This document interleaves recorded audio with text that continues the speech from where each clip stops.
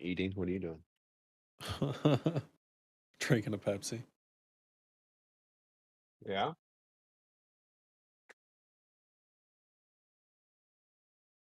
Yeah, but you should look.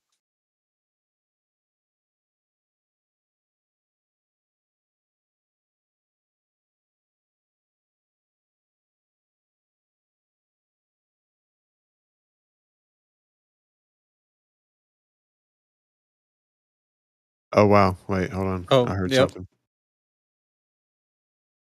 Yeah, we should be good now.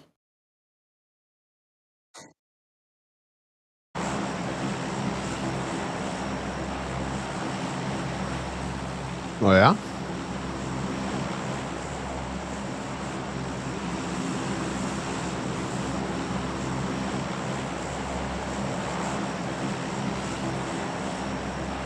Oh yeah, it's about. Yeah, there's a. I can hear myself. I heard it just while ago. Oh look. Oh, it's nice little delay. Oh look, Yeah, I can hear the dude, sound in the video PUBG, though. bro. Come on, man. Now you're just tugging at my heartstrings.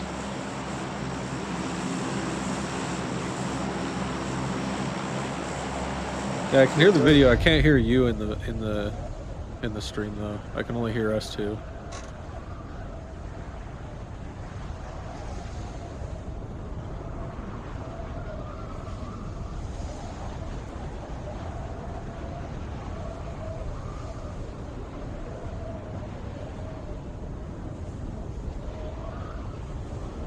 Light delay.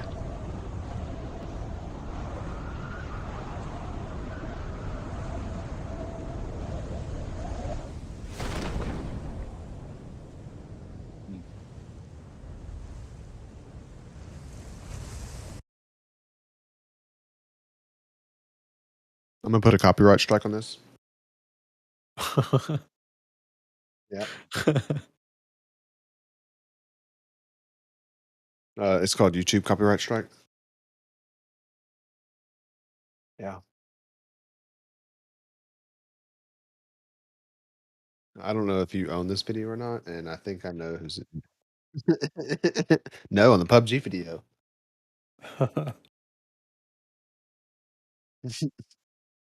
I don't think so. It's yours. I No, couldn't hear you still. you're still very much muted. I didn't hear you at all on the Yeah, I stream. don't It's hear like you anything. were muted.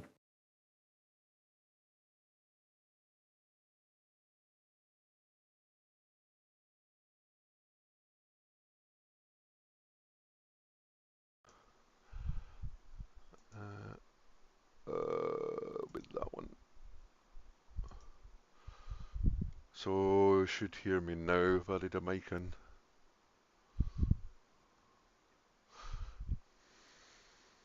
Keep it in this loading page though. So I'm gonna have yours open. It's Yeah, kind it's of like going a to be a react, bit like a react. annoying with this Discord. Because the thing is, they said you can do a watch along, but you have to have like community interactivity. I think it was interactive community engagement. Is what they said. Which You means can't do make it a basically, reaction video. yeah, but that would be after, wouldn't it? I mean, they'll probably be fine with if somebody's a variant and they record the event and then just go through it and do a reaction. I would guess that would be okay. But I don't know how. I suppose that is interactive community engagement. Yeah, yeah. Reaction video as it's happening because you have a delay on, right? So, Yeah, I do. Not by well, choice. I'm I think saying it was because you, just default settings. So no, how? because like the. Oh wait, no, you're capturing it immediately. So, well, we'll see a delay. Remember, because you're streaming it. Yeah, there will be a delay from the actual source, but that's just Yeah. like I think that's the default on OBS. So how's the audio now? I know it's probably going to be a little bit annoying for you guys because you're going to hear yourself, you're going to hear us on Discord, and then you're going to hear it again on the stream. I don't think you can really Oh, change and that. that's how it is now. Is it And you can really also just annoying? turn. No, man. If you turn it down, you're good. turn the Discord down a little bit.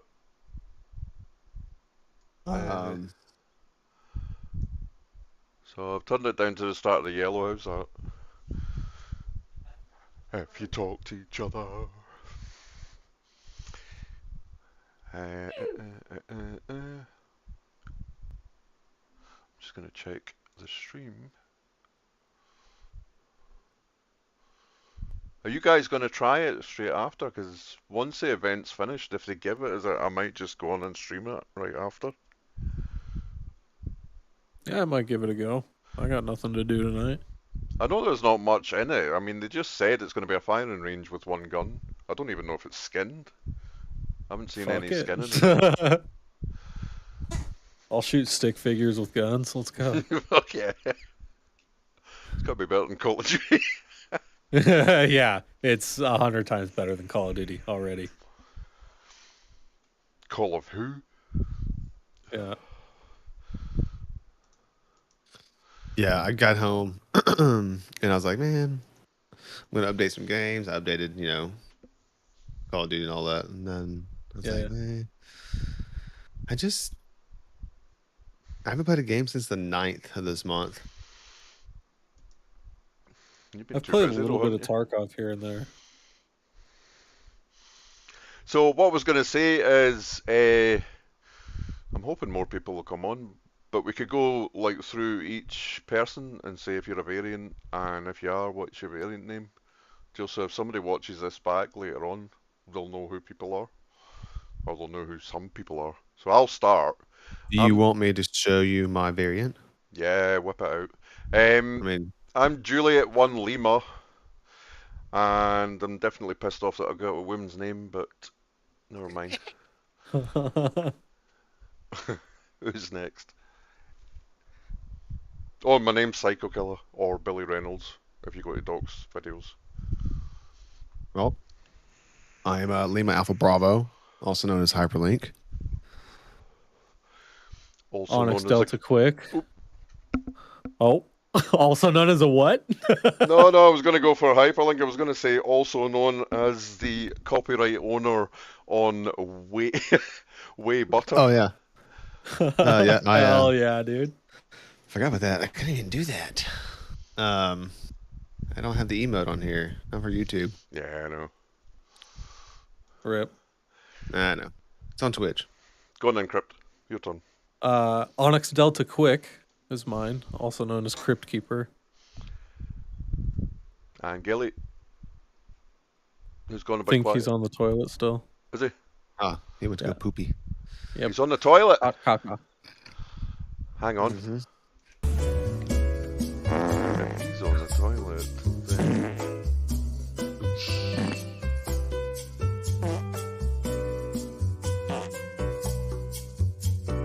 I kind of saw her layers. You got a nice T-shirt with that condom purchase. Hell yeah! I saw that shit. What the fuck?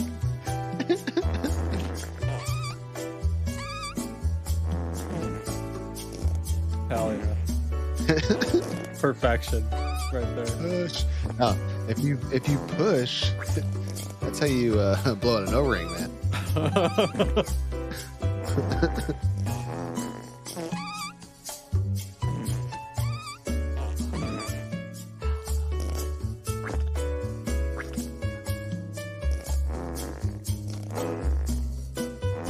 Done for just using that. It's copyrighted material. Especially with Doc's face. That's a big delay on there. Oh, yeah. David, it never hits the corner. I've seen the whole thing. I think they did it on purpose either, as well. Fucking bastards. They made sure it wasn't going to touch the corner. Do you remember watching that on Twitch? It never. Like, corner. No. Mm-hmm. That's the funniest thing. See that animation? He's actually stood in front of a camera and made all those faces for about 10 minutes. The dedication. Yeah, go him, dude. It was a huge loop. I was watching, because I was talking to Hav about that one. Like he said, some of that stuff that he does is like he'll just record and he'll send like a stuff out. He's like, all right, take the best ones or whatever, and this is what I want. But yeah, oh man. Earlier, I guess it's probably like, I guess 30 minutes ago, Doc arrived in LA and he's wearing the old school black vest. Oh When? hell yeah! Did you Mhm. say 30 minutes ago? I think it's about 30 minutes. Maybe it's like 20, 15, 20. I don't know. I thought he would have stayed overnight. Because he wasn't streaming yesterday. I mean, he could have stayed overnight and just kind of had a meeting with everybody. Who knows?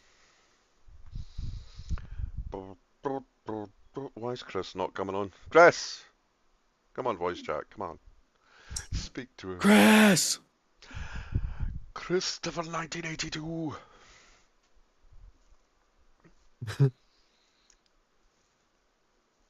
So, well, we're just waiting. What do you hope is in the game and what do you hope is not in the game?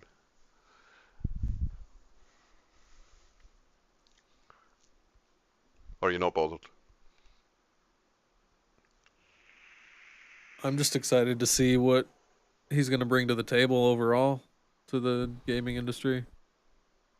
What differences, what similarities, just all of it. Have you all And the good submitted a audio, of question too? course. What's that? Did you all submit a question on the page? Uh-uh. Have you not seen the page? I haven't. Hang on. I've messaged you already, haven't I? Yeah. Yeah. So See, the first one I I'm, sent you, the Founders Live thing.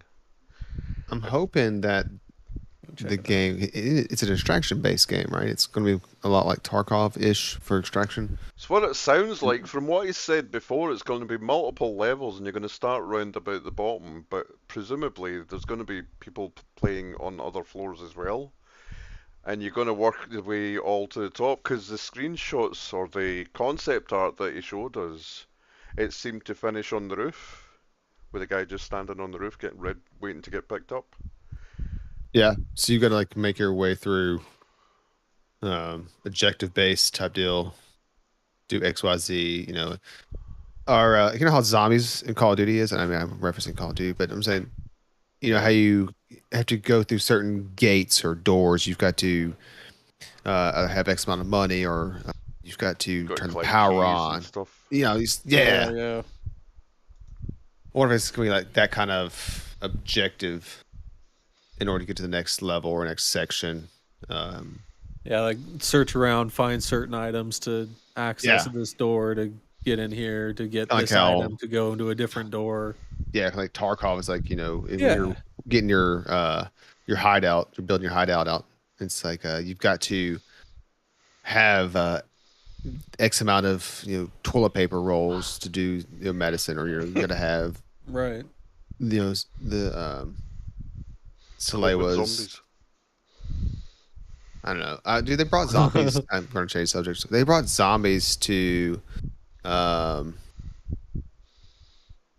Rebirth Island. I was like, really? Like, you're just like reintroducing, rehashing old content. That's Call of Duty. Yeah, Yeah, I mean, it's That's what 100%. Call of Duty does. Like half of it, yeah. like they'll release a new game and there'll be like 4 maps or something like that, and then they'll just redo all the old maps and bring them all back in again. Oh, nice. It's the recycled Yep. content. So, have any of you ever play Ring of Elysium? No, I I wanted to. haven't. Yeah, I've heard good things about it though. So, there's a bit of that I think might be in the game. So, when you're playing, it's a typical BR. There's a ring, and then it closes and closes, and people die, and then you've got the final people battling at the end. But the way you either kill everybody and you're the last person and you win, or there's a helicopter that comes and it's got a big rope ladder that hangs off it. So if you climb up Yeah, that rope ladder and get in the helicopter, you're part of the 4 people that get carried away. Because there's right. 4 people that finish it. Like there's 4 seats in the back of the chopper. So I'm wondering if they're going to do something like that, like some sort of way that you can get from your floor to the next one you're going to be going to without having to kill everybody. If there's going to be some sort of special way to, Yeah. like, some sort of elevator or something like that, you can Yeah, actually it could just escape be it. like an elevator with like a key card that's a legendary loot spawn at certain places in the map, something like that. We've got a new member here. Introduce yourself and tell us if you're a variant. What's your name? Wait, Psycho, is that you, dude? You, Joe. Psycho, what's up, bro? How you doing? What's up, man? Is this a is this a So, variant only hang? are Okay. you a variant? No, I'm not. Is So, It's okay. that's it fine. variant only? That doesn't matter. So, Are you sure? what are you looking forward to in this game? Or what do you want to see in the game? Ooh, that's a good question. What am I looking forward to in the game? I would say maybe just whatever.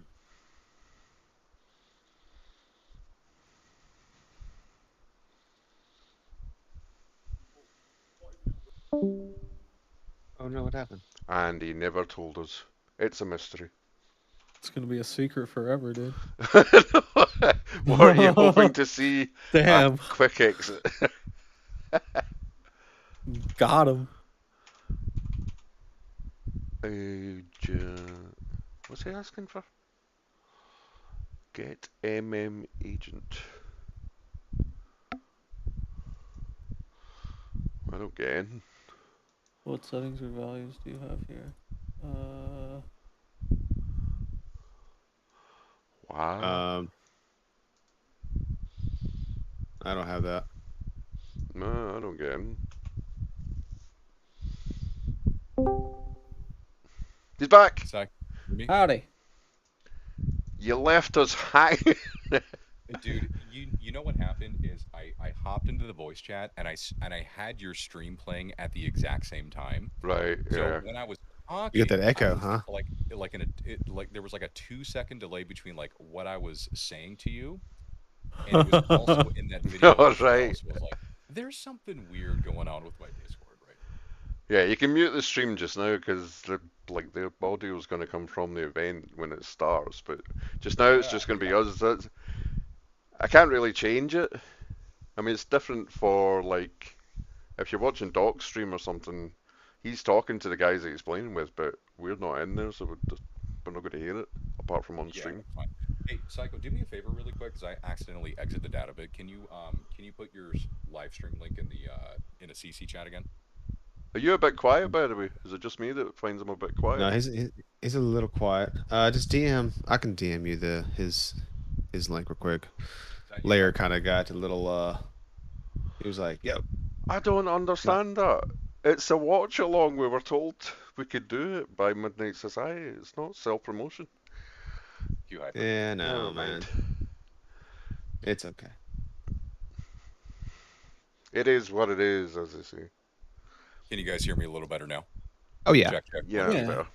Yeah, Check, check, 1 2. Check, But- check, 3 But 4. Mike, Psycho, check. to answer, Mike, check 1 2, baby. But Psycho, to answer your original question, I think the first thing that comes to mind for me is like we obviously know how incredibly creative Doc is when it comes to design, when it comes to game and stuff like that. So seeing that in an actual playable game, I think that's the one thing that I'm looking forward to most is like all the ideas Yeah. that Doc has had in his head for the past couple of years and like seeing that on wax, if that makes sense. Do you know one of the most annoying things for me would when they first announced it? There's the obvious like Bitcoin comparison because of the way that they're doing the early releases. But people were trying to make out that it was a con and they were just going to run off the money, even though it's Doc, it's 402 who used to head Call of Duty, Right. and there's He was other at like Halo too, people wasn't that used to run Halo. It's Yeah. not as if it's a couple of fly-by-night dodgy folk. Sure. he? No, no, it's 100%. People are like invested in the gaming community. You know, I mean, these people are still in the gaming industry. If they did something like that, they burn every single bridge that they had. It Mm-hmm. just And I boggles the think at mind. the end of the day, one of the problems is like people have never seen this sort of application of NFTs before. Hmm. So I think once Benign Society is able to visually show you this is what we're doing with the platform, I think a lot of those qualms and a lot of those criticisms are going to go away. Well, You know what I NFTs mean? before were just for ownership. It was like art or gifts Mm-hmm. or stuff Hmm. like that. It's Mm-hmm. never been really integrated into something else. And with this, it is. It's your part of the game, It's basically. something new, and everybody's like, "What is this?" You know, and everybody's I afraid don't of the like new it. thing. Yeah, It's it's not different. People don't like I norm. don't Everybody like is it. afraid of the new thing. You know, but not having a fresh take on gaming is what got us in the stale pattern we're in now. Exactly. Yeah. Recycled crap. Hyper, are you saying that Fortune's Keep is not good enough for you? I think Fortune's Keep is probably one of the worst things that COD did. Really? I actually like it. I've been enjoying it. I absolutely. I mean, I'll play it because with like some of my friends, Hmm. but I don't think there's no originality to it. It's just another small map, right? Yeah. Oh, we made it where there's gold instead of money. Oh, Money, cool! right. You changed the recall icon, I just for had to Google it. I thought it currency. was another game. It's a Call of Duty map. You know. It's just Is that the latest one? The one they just released like a yeah, little while Fortune's ago? Keep. Yeah, yeah. I think what did it for me for COD is that they nerfed the snipers to the ground pretty much. It's like, well, this gun's only viable at 100 meters. What? You're telling me that Excuse you? a 7.62 is only viable headshots at 100 meters, or it's like 250 meters? Like, even then, are you saying that if you got hit by this, you're not dropping? But I have an AR that has zero recoil, and it's like, So what are you after doing? 100 meters, the bullet just drops like a dead bee. I still think, and I will say this for a long time, that PUBG has the best weapon mechanic than any game out. Well, besides Tarkov. Tarkov is extremely accurate when it comes to um, like weapon characteristics. And by weapon Um, mechanics, are you talking about like how the weapon acts and how it shoots when you like yes, attach different equipment on it and stuff? yes, yeah. Like you put on certain things, certain attachments, the recoil changes. Like so, there, PUBG, you have like a vertical foregrip, you have like that little thumb foregrip, and it all changes on the recoil pattern and how Yeah. it feels. Um, But the that was the flash first hider. weapon. That was the first game that actually had attachments, wasn't it? Because I don't think the Call of Duties at that time had it. No, yeah, you had like Infinite Warfare and like Advanced Warfare had like build on attachments that would help it out, As in damage. but uh, I think it had like a slight damage increase. Like you had certain things would work, like Blackout. I think Blackout in PUBG, which was that was Call of Duty's response to PUBG was Blackout. They did the same thing where the attachments actually messed with the gun and how it reacted in the environment. A silencer would actually hurt your distance shots. It would actually, Yeah, it always does. yeah, it's supposed to. But I was the gonna say that PUBG was the first one to actually where you had to adjust your mouse, like pull it back to try and kill the recoil. But Counter Strike had that as well, didn't it? Like there would be Counter Strike different did as bullet well, yeah. patterns. But that's Counter Strike. That's kind of weird, and they just I always remember the AK in Counter Strike having it drew a 7 on the wall if you just held the button down. yeah. So you had to try and reverse the 7 to keep it in the same place. So what What parts of other games would you want to see in Project Moon? I mean, I don't want to see other games. I want to see something original, right?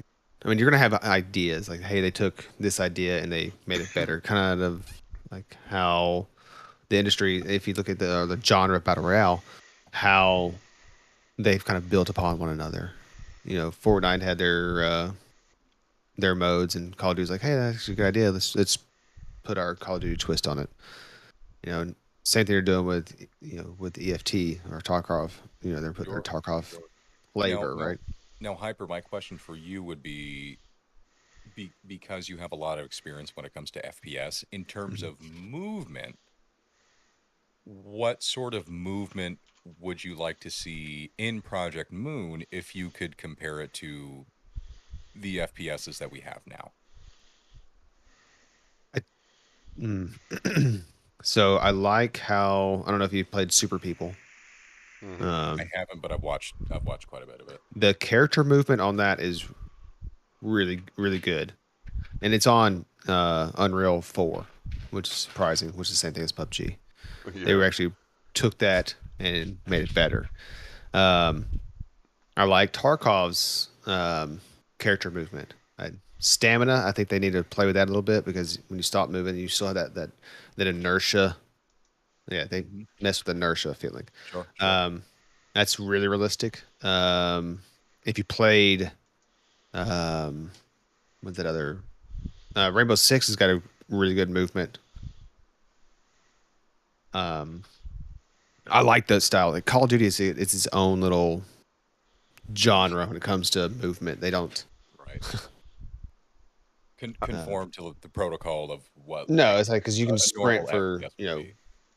for days, or the whole like slide canceling. I mean that's just a glitch if you think about it. It's an exploit. I'm sure Dog Um, said something about that with the movement. He wanted it smooth, so like mantling and everything. He didn't yeah, want it it should to be. be separate animations, all sort of glitchy.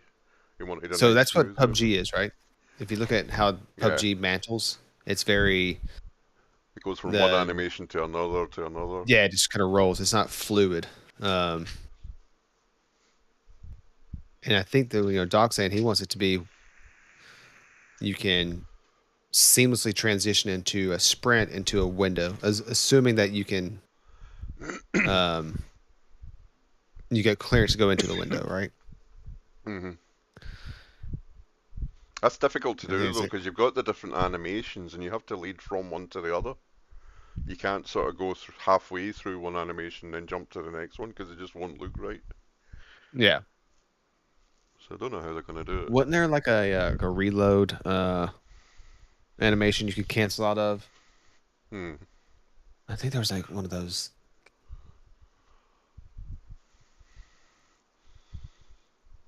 I don't remember, Do but you? Yeah. um, I want to see a lifelike reality movement as much as you can, right? Um, where it just feels natural, like a natural movement, Mhm. and not Kind of feel, gimmicky. And I I kind do of feel think, the same way too. yeah, I do. Yeah. I like the whole like leaning left, right. Make it where it does. There's a skill gap um, introduced, right? No, Call of Duty does not have a skill gap Hmm. Yeah, I at agree. all. So what I think movements for do you me, want in it as well? Do you want lying down like prone? Do you want leaning left and right? Yeah, I definitely want leans. Yeah, lean left, lean right, prone. Um, I don't know if they I can think do yeah, prone in this game.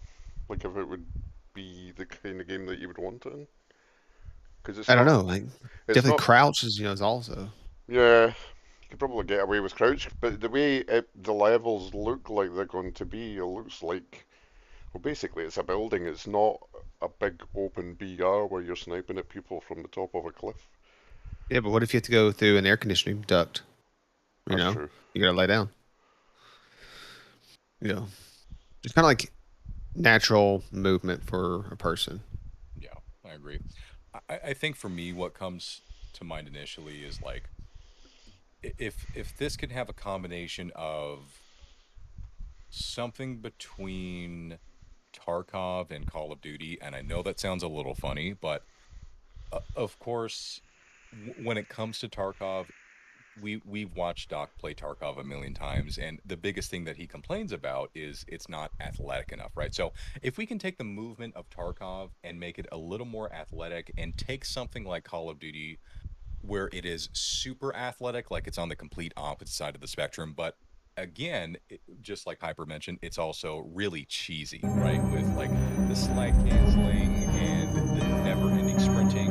If we have something kind of in the middle of that, I think that's kind of the sweet spot, right? Where it's like it's athletic, but it's not super cheesy at the same time. So the stream's on a countdown just now. I'm going to change over. Let me know what's going on with the volumes. Okay, let me mute myself. It's quite ready for that name.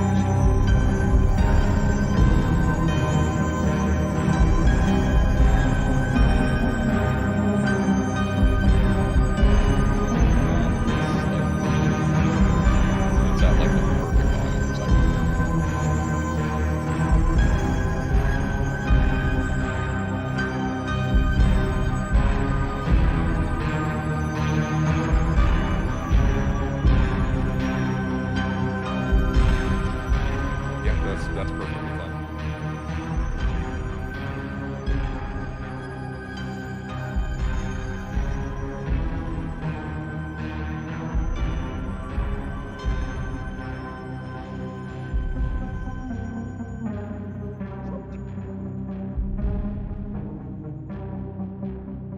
Yeah, I don't have any more audio on my end.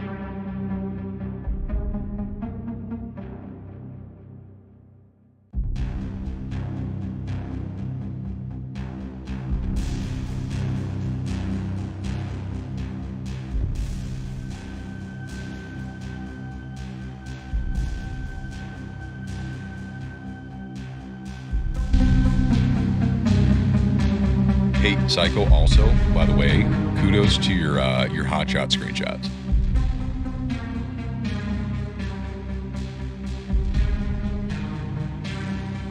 Your hotshot screenshots, man. Yeah.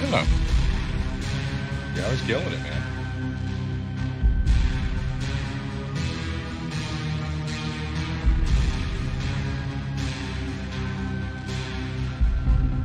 Let me refresh it. Hold on.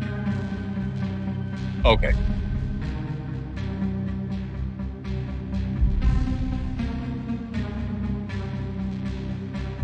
Yeah.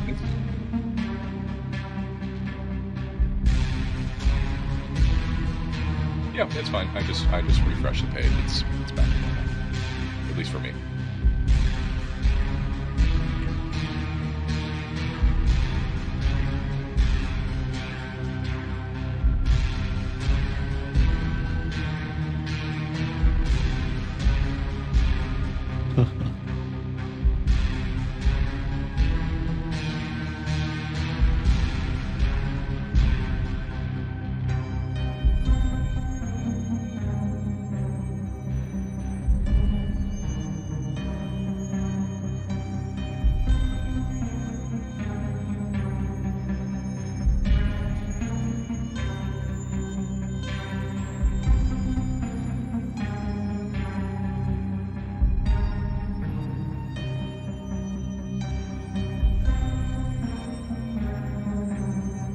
Oh, dude, they're in the phase warehouse too. I forgot about that.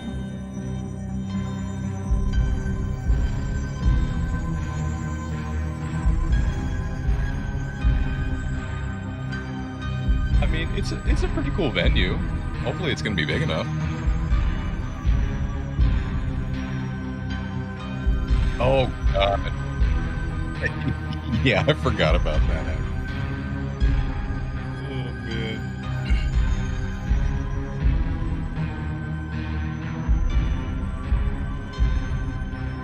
What was his name again?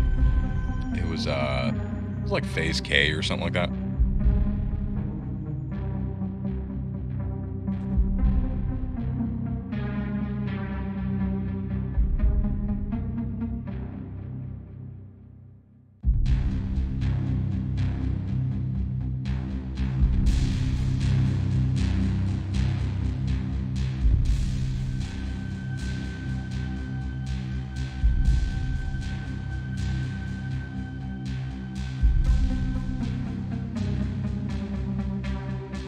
what time is it over in Scotland, dude? It's gonna be like what, 1 or 2 in the morning?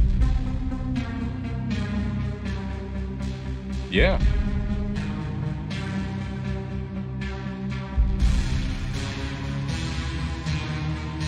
Did you take a nap, or you just?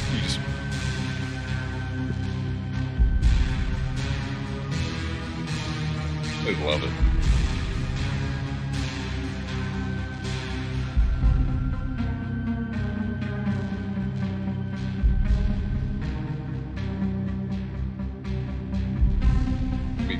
Then you'd be kind of screwed, right?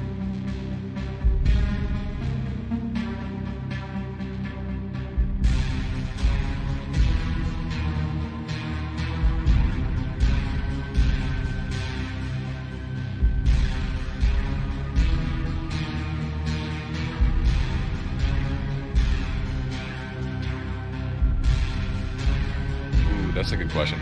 A couple of days ago, I kind of asked myself, I was like, what am I expecting going into this? And I was like, at the end of the day, I think it's better to go into it with no expectations whatsoever, because you don't want to let yourself down. It's going to be something super simple. No, I hope it's RNG. I hope it's RNG. I don't want to do loadouts.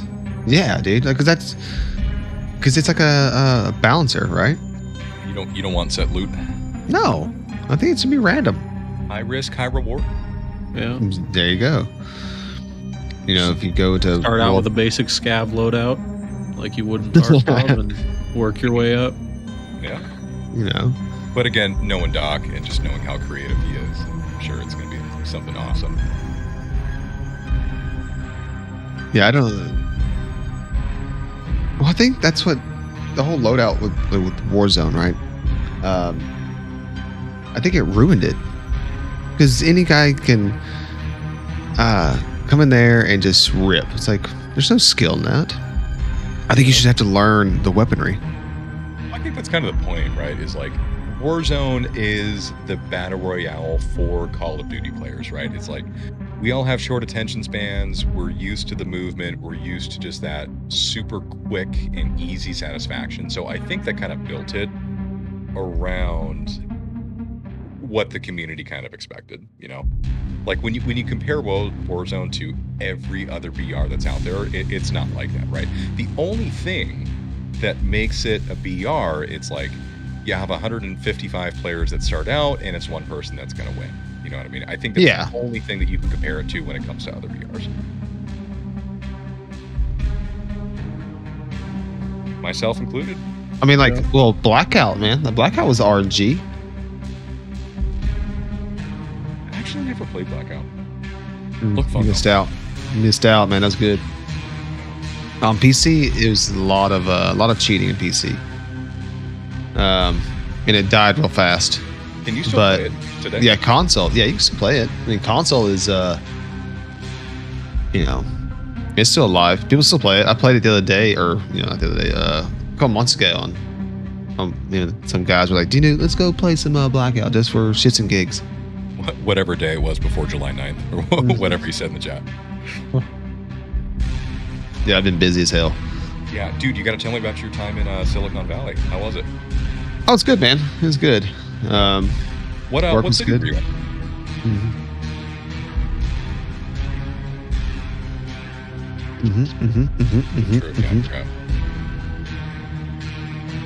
I mean, was the weather at least what you were expecting? Was it like too hot or too cold?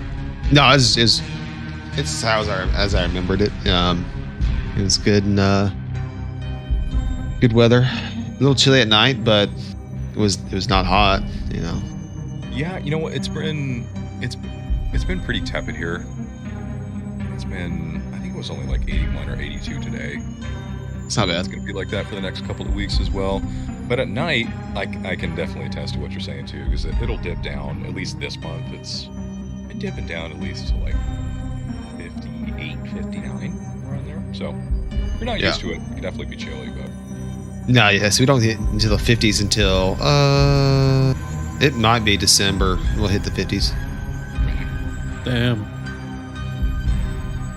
Yeah, it's hot here, man. It's always hot. Do you get snow down there or no? We do, just not often. Like right now it's 86 and it's 6:45. It's humidity. It's probably humid as hell. It's like 80%. So like we'll get like our weather, it'll say like, oh, it's 95 degrees and it's like 75 to 80% humidity. So it feels like, 110. Yeah. Like last week as we were going through Dallas, it was 115, but there's no humidity. So that was good. So the funny thing is, Hyper, I'm looking at my weather app right now. We technically here in the Bay, we have 53% humidity. But my question is like, at what percentage do you start feeling the humidity? Because like if I walk outside right now, it doesn't feel humid whatsoever, even though it's saying 53%. Yeah, I'd try to say you're close to starting to feel it when it gets hot. Yeah. Like 70, 80%, 90% humidity. Like, so if you're technically if you're at the beach, right? If you're sitting on the sand, feet in the water, you're 100% humidity. Right? That's because you're literally looking at water in front of you. But you have a breeze. Like for us, like in the Gulf of Mexico, we get 100% humidity at the beach, but we have they call it a Gulf breeze, and that cools off everybody. That cools off the air. But that makes sense. But it doesn't feel that bad because you got that breeze. But when the wind stops, then it's hot as hell. Hot as hell, man. Like we'd go out and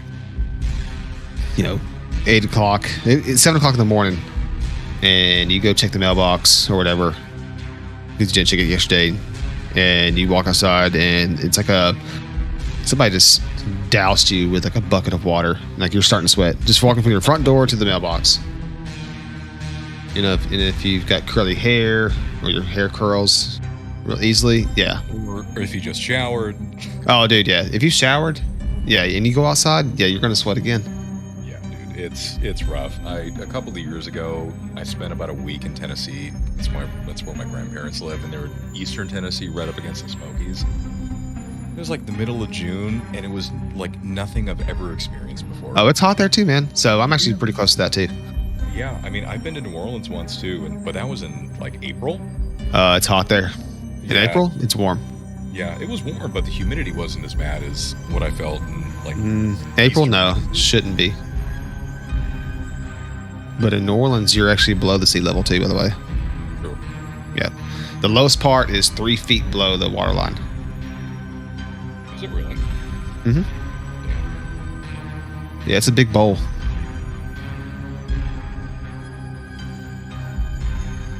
Yeah, that's when it floods, and you got the levees that keep all the water out, and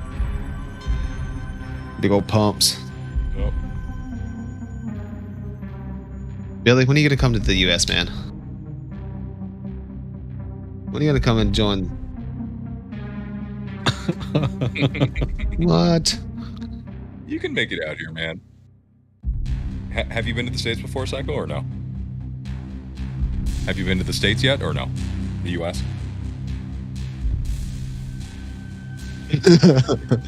Cancun is a 5.5 hour flight from where I live. It's like going to Hawaii. It's like that's the same time.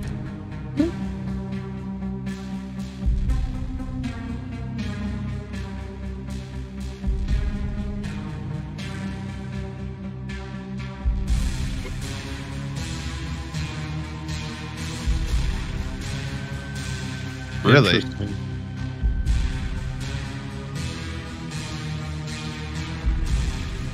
That's how Hawaii is.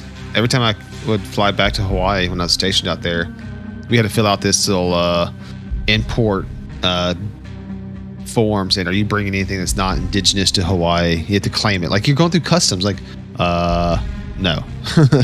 Any fruit from Louisiana that we don't need here? You're like, no. No. So we had crawfish bowls out in Hawaii, and there's actually a law. Like first time we tried it, they said no. They don't want any live crawfish because the live crawfish there, the type that we have here, eats the algae and it would mess up their ecosystems. They freaked out. Yeah. So we put a ton over dry ice and had it shipped. That's how we got around that. So it arrived, quote unquote dead. They were just sleeping. Yeah, I like how shipping it is fine, but bringing it up. No, they don't do crawfish there, man. No, they freaked out bad. They were not having that at all. Hyper, what branch of the military were you in again? I'm in the Navy. You're in the. Oh, are you currently active as well? Oh, I'm reservist now. Reserve. Okay. Yeah. Yeah, man. I got a Marine Corps younger brother that got out 2 years ago, and luckily he's dialed down quite a bit now. But like, from the point that he got out to like a year ago, he was still like Mr. Gung Ho, and it was like such a pain in the ass to deal with. Like super serious, didn't want to joke about anything, like just a complete like 180 of what his personality was before he joined the military. Yeah. Oh, my unit's pretty cool, man. I'm not saying that it's the same with you, but like in my experience, at least with the military and what the Marine Corps does to a person, it's like nuts. Yes. I got a lot of Marine friends.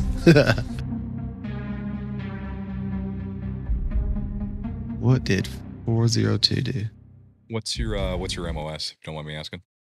Hold on 1 second.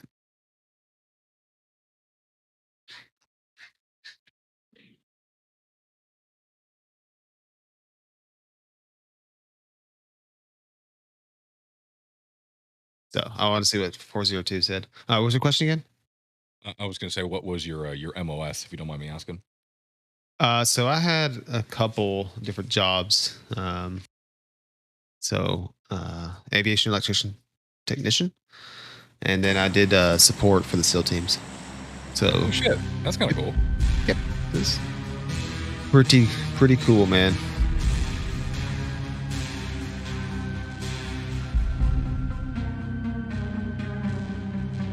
And then now I do cyber.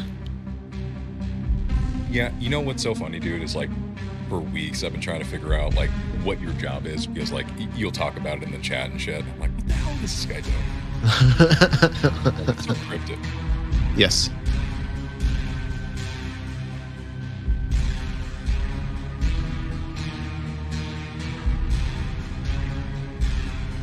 So what? It's still loading for me.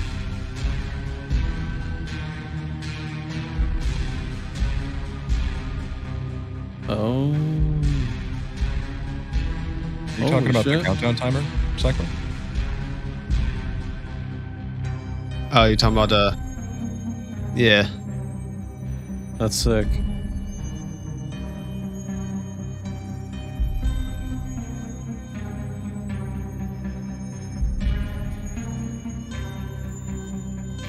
No, it looks like they're about to get into some sick club in a warehouse. That's yeah, the Phase warehouse. Yeah. Wait, what channel did you put that in, Psycho? Oh, it's in the main CC.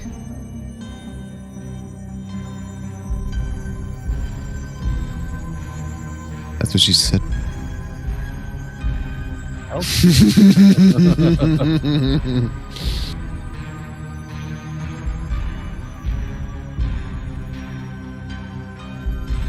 Getting voice chat back.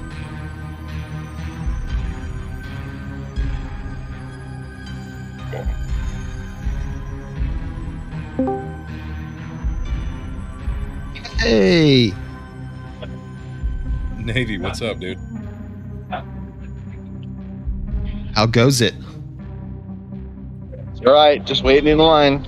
There you go. There you go. How hot is it, dude?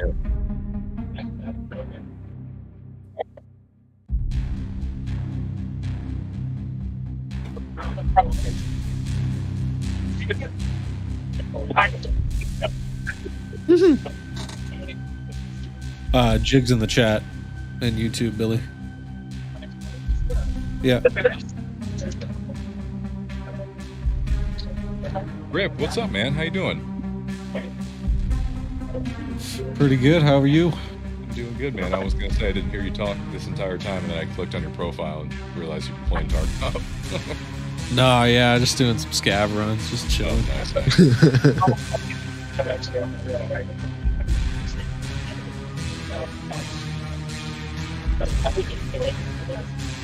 Nice.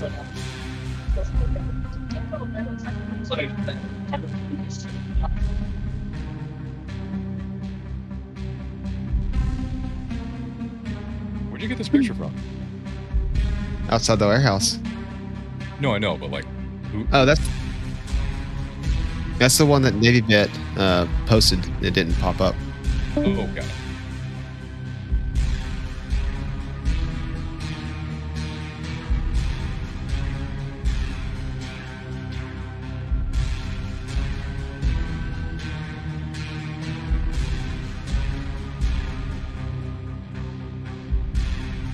The queue, you mean the line?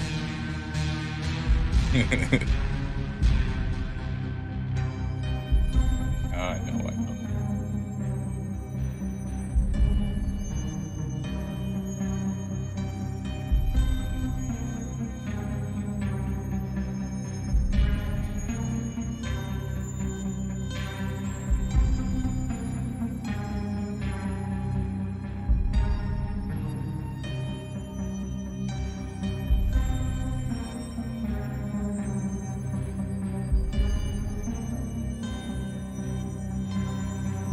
Uh-oh. Oh no. Are you on your laptop? Someone has to bully Lair into getting in the voice chat. Okay. You're taking that responsibility. Hyper. I mean, is he gonna ban all of us? You better we not. just all tag him.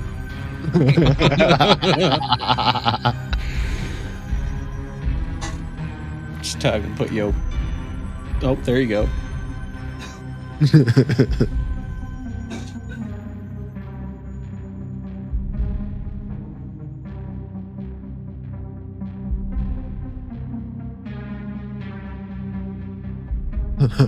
No, I'm not afraid.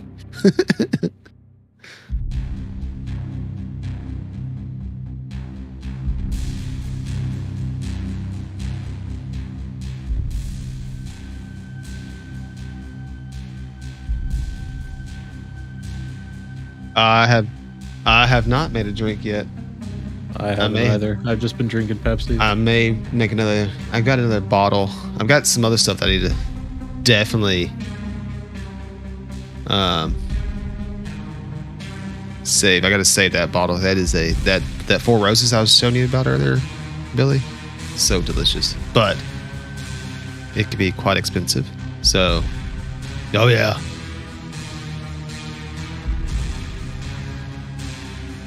No. My wife bought it for me, so I don't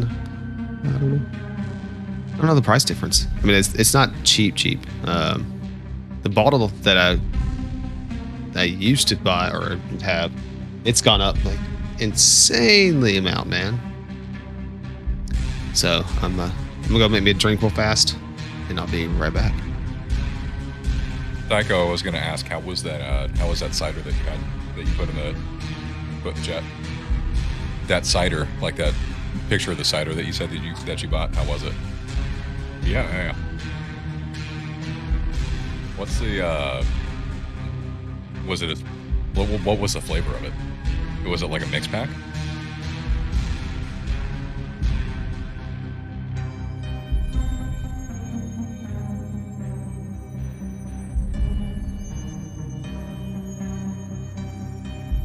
Yeah. You guys have White Claws over there too? Like all the hard seltzers? They're really what?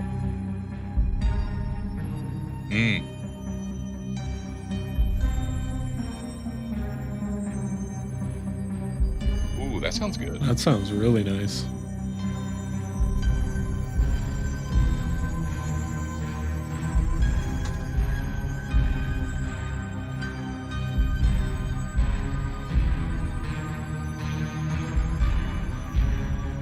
Yeah, you can make yourself like a summer shandy.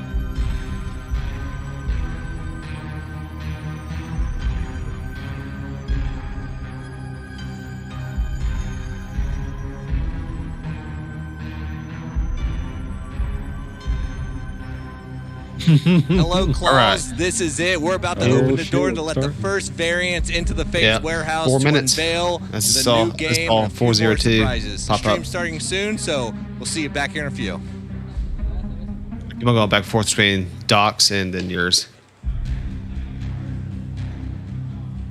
Oh, was Doc actually streaming one? It's on the Midnight Society page. Got it.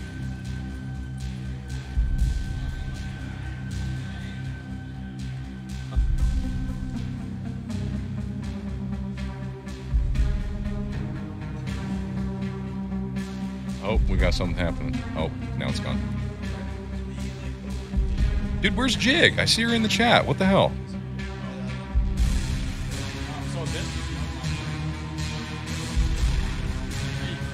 It's because we were tagging him. We were saying we were going to tag him to get in chat.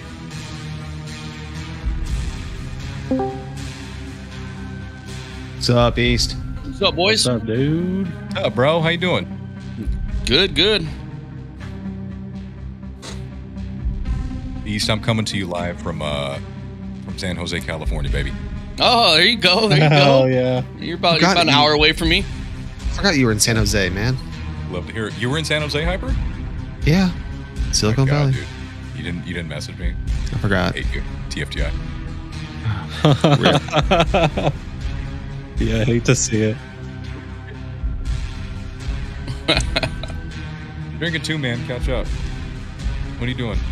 Yeah, I stayed. I was actually in Sunnyvale. Dude, I live 10 minutes away from Sunnyvale. Damn it. My dad Your lives in Milpitas. Oh, yeah. Wait, Also Crypt, you South said Bay? your dad lives in Milpitas? Yeah. So Oh, I go God. out there so often. Yup. Next, I'll be out there, Joe. I'll be out there again next summer. Okay. Hey, man, if I'm still around, don't feel pressure, but send me a message, man. Let's get a beer or Where something. you? Yeah, I'm all about it. Where you gonna be next year? You gonna move? I don't know. I've been, It's expensive out there, man. dude, it's insane. My girlfriend and I were in a 2-bedroom, 2-bath, and our rent this month is like $3,400. Jesus. God, yep, that sounds about right. No, Holy we actually shit. priced out.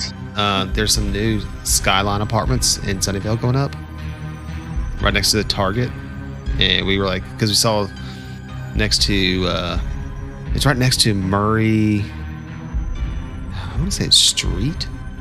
But it's like an outdoor, like all this little bunch of restaurants. There's a pub out there as well, and it's right next to the Target they're building. And dude, I think it's called City Skyline Apartments. I think that's what it's called. And the rent is stupid high, man. Like, stupid high for your area, or are you talking about this is something that you saw when you were in the Bay? Yeah. It's, when we were out there. Oh, okay. Let's see. City Line Flats. That's what it's called. City Line Flats, all right. I'm Googling. Me too. That's the only thing you can think about. I mean, the East Bay is a little, I'm deep East Bay. I'm probably like 30 minutes from Oakland, but it's still nutty out here though. Like, Are you like, so east, are you like hella east of Oakland? I'm like, you know where like Concord is? Yeah. Yeah, I'm close to there. Okay, got you.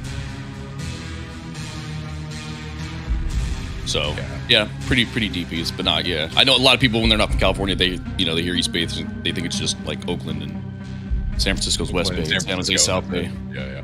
Oh, dude. What? Wait, Hyper, is it the flats? Because I'm looking at Yes. Yeah, the flats. Yeah. It looks nice. I'm looking at it right now. It looks nice. Dude.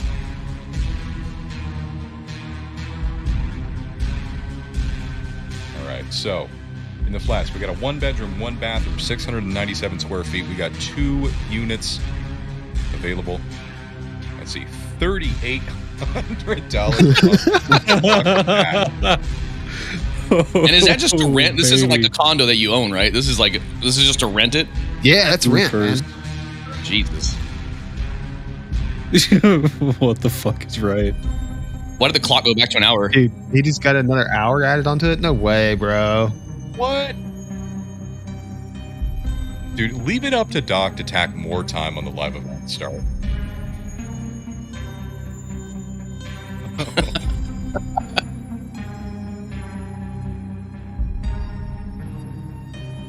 Oh my Yeah, God. they gotta shuffle everybody in. Dude, Hyper, so I'm looking at the website right now, Hyper, and for this apartment, like pretty close to what I have right now here in Campbell, which is like 30 minutes south of this place, is $5,400 a month.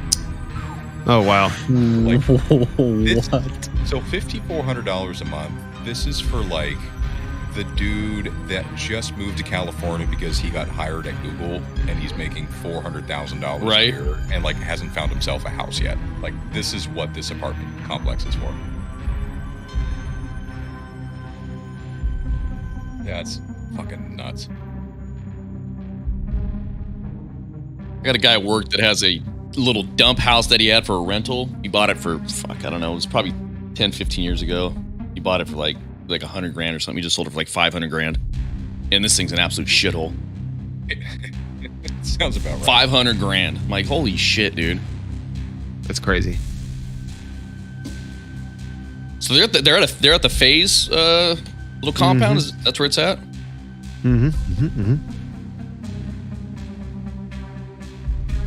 See, we all could have drove down here in like 5-6 hours. All of us that are in the Bay, you know what I mean?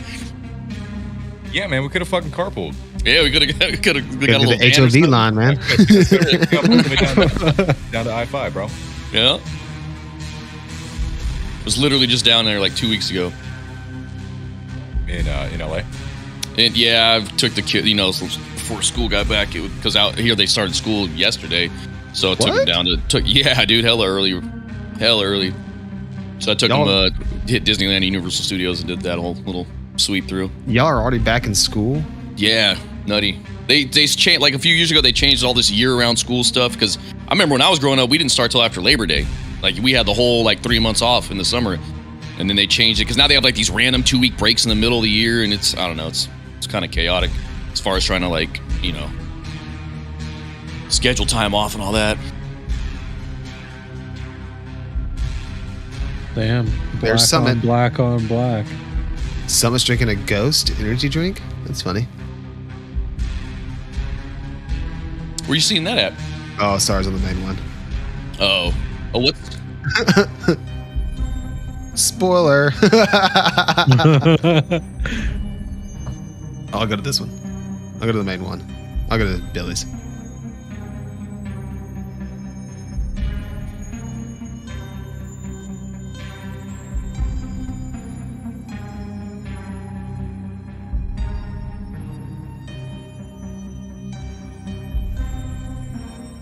Short sleeves with the mohawk? Yeah.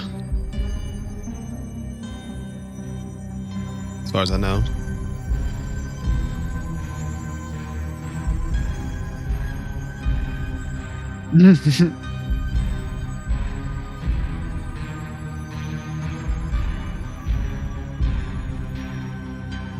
That's what I get for missing my chance at the Founder Pass. Watch it from home when I could have just drove down.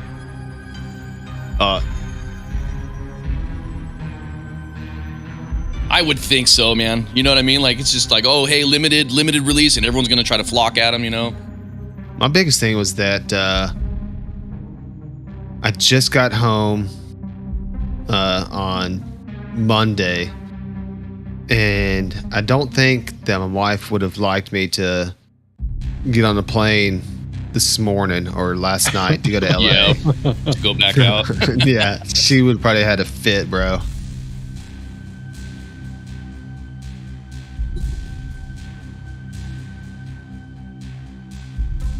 Dude, there's so many people streaming this. When I looked up Midnight Society, there's so many random people streaming it. I wonder how many people is doing on.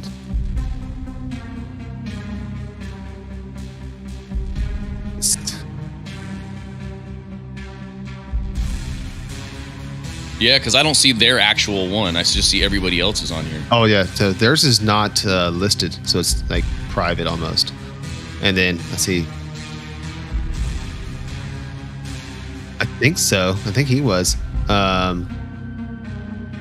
I don't know if Bobby's doing his Halifax. I don't know. Vision. I know more than Binary. So Binary's streaming his right now on Twitch.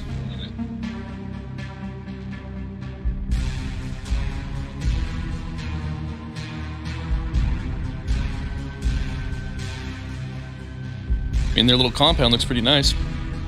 Yeah, that's what scams get you. They got the drinks flowing and everything. Would you say that's what? That's what scams get you. You're right.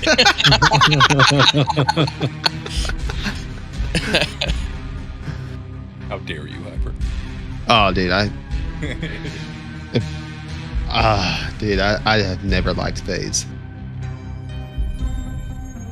This is okay. Nah, they seem kind of shady in the early goings. Mm-hmm. But look what they got. That nice compound they have now. But it Did was somebody cool. post something the other day that they're like a publicly traded company or something like that? I think they're going bankrupt. Yeah, they went public earlier this week. Oh wow. Yeah, they Who were would going invest in bankrupt. that? Like, what's your return on investment for that though? You know what I mean? Like, You get it's all based on like the esports side of the house. So if they're doing good on esports, then you're doing good, right? I guess, yeah. Because it's the only source of income, right? Them winning stuff Yeah. or merchandise too, I guess.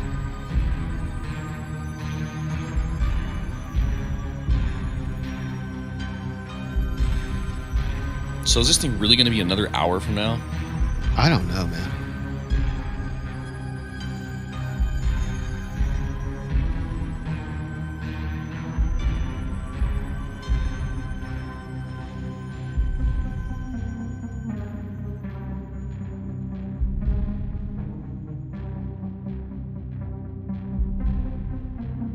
That's what it looked like. Yeah.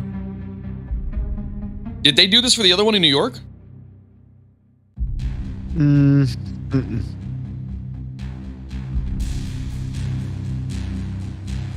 Yeah.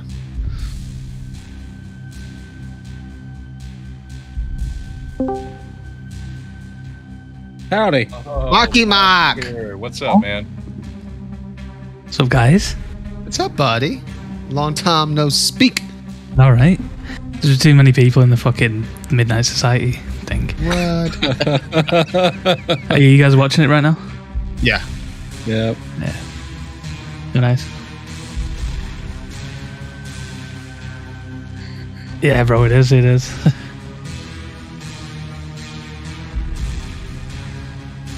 Yeah. That's why I joined this, because you don't usually see people in this this call. So. Yeah.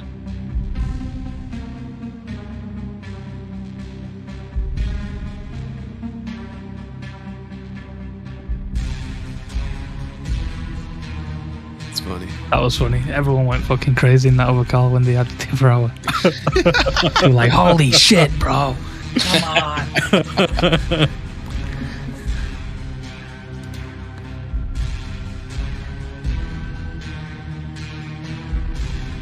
And how man? Well, it's 1 a.m. for us right now. So. Mark, are you in the Mark, are you in the UK? Yep. The United Kingdom. What did you say it is? 1 o'clock in the morning right now? Yeah, yeah. Each.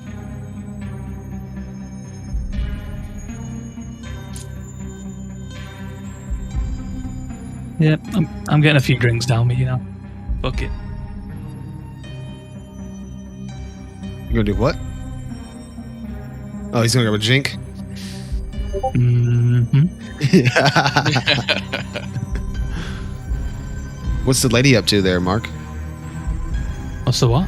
How's the lady? She's good. She's sleeping. That's the best way. I can do what the fuck I want. Mm-hmm. There it is. Let's go, baby. Did you say someone's streaming it out of you guys? Yeah, Billy Yeah. is. On what, sorry? You dropped me the link. Thank you all. Because if you are all watching it, might as well watch it at the same time. Because I did the 2-minute speed glitch, so I'm on 49, 12, 11, 10. I'm probably ahead.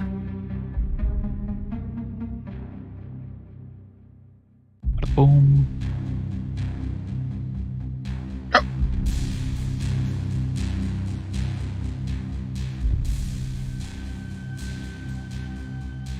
Yeah, they were all asking these questions. I'm pretty sure you can just stream it on Twitch, on YouTube. Yeah, or you can do whatever all of the it. fuck you want.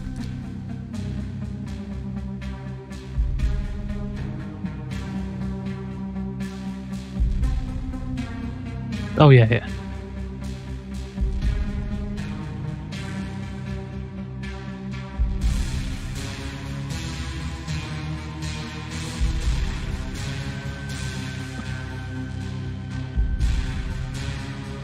Yeah. So do you think like outside people can use this? You know, like Jake Sucky or whatever can use anything yeah. on this to make videos? He can, obviously, because it's just airing for everybody, huh? Yeah. Yeah. Oh, he is a variant. Yeah. Even if you're not a variant, you can probably just take the stuff and just like repost It's probably public content, right? It's on YouTube, so it's like you can just cut it and use whatever you want, right? Yep. It's all publicity at the end of the day. Yep. Yep. Yeah. You don't want to just extend your publicity to just the variants. You want everyone to be able to talk about it. Re-put it out and make stories Yeah. of it. Yeah, because it just keeps. Even if promoting it's the not the brand. greatest, it's still publicity. You know what they say, you know, like even when Doc was ranting the other day about the dude's articles, like even bad attention's good attention because just people are talking about you. You know what I mean? Yep, Especially especially in this day starting and out, age. yeah. Yeah. Dude, that story that he was talking about when he was playing college basketball, and he had that one teammate that was like, "How do you?" And he asked him like, "How do you?" Oh, yeah, yeah. to them, and he was like, "Don't care." Don't care. Yeah, don't care, mate. That was so good.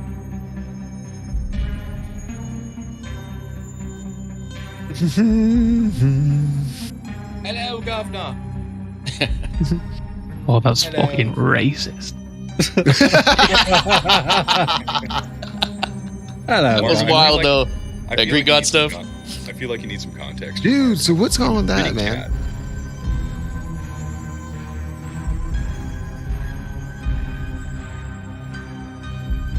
It's not though. Me, It's Psycho. not. It's the insane Sicilian in your chat. Dude, Did you see that though, Hyper? That clip from Greek God? A lady got banned from doing like the Chinese talk or something like that. Oh, that's what it was shit. over? Oh, man. So. Yeah. good That's why thing that- I made the comment earlier in Discord. I was like, well, that, you know, like if I do like an Australian one right now, it's okay. But if you do that, it's like, no. You know what I mean? It's, I don't know. It wasn't even double it wasn't standards. even an Asian family. But also, I don't like Greek God. He's a little leech, and his takes are weird. I've never He's trying to watched be this- anything of his. I He's just trying to know be who he super. is. He's trying to be super edgy on Twitter, like all the time now, and he's just Yeah, changed his persona ever since he's lost weight.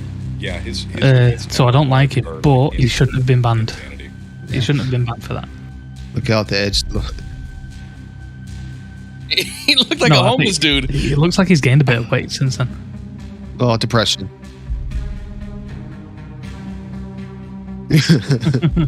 Friday night bender. Jig said, "Lovely to hear your banter again."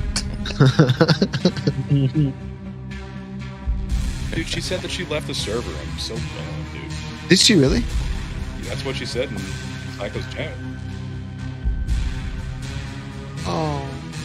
Who's left what? Left the server. Like the entirety of.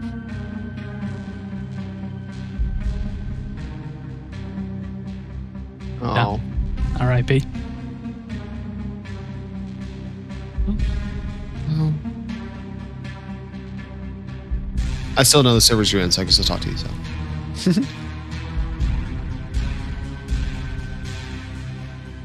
What kind of mic do you got, Hyper? He said, "Never mind." I have a Audio Technica.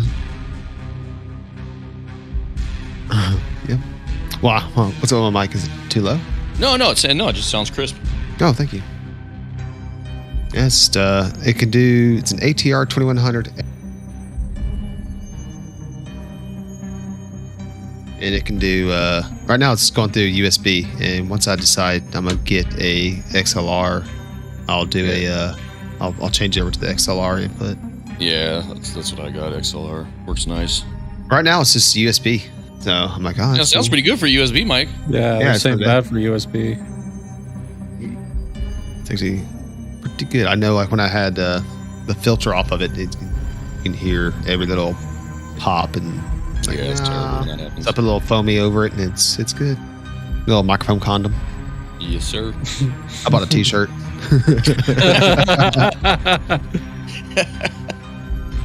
Got one of them fancy T-shirt condoms. Yeah. Bought a condom, got a T-shirt. You know, whatever.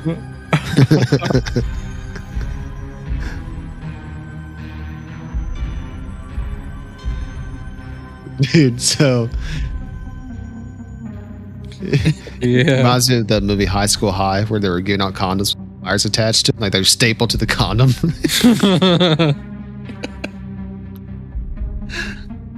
It was like a little flyer said, it's like talking about birth control or teen pregnancy, whatever.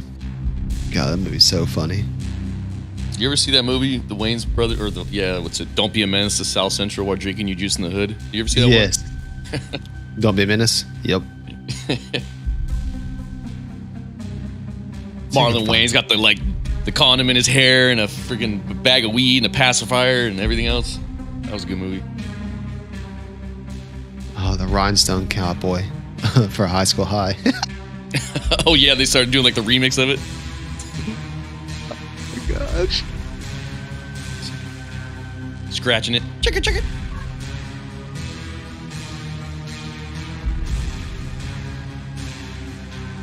Yeah, right. Chicka chicka Slim Shady. What if this goes another hour after this 43 minutes? Then I better go get food. Doc's just trolling everybody. Well, yeah, literally. Or a 24-hour one, like his comeback stream. Yeah. What's going on with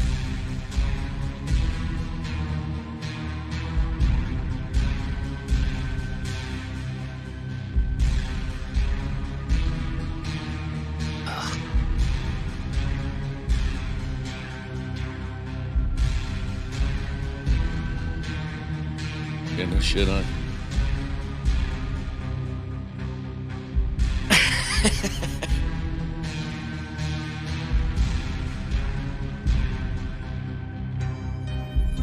There you go.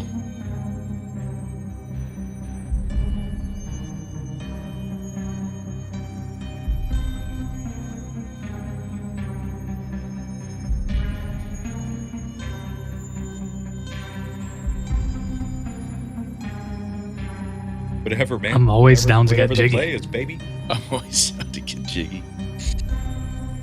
Nah, nah, nah, nah, nah, nah, nah.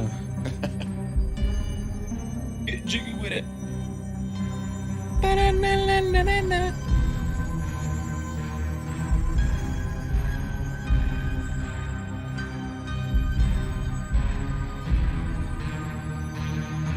You know what? I'm gonna stay ahead of the curve. I'll be back, guys. I'm gonna get something to eat, and that way, by the time I eat and get done, that 41 minutes is gone.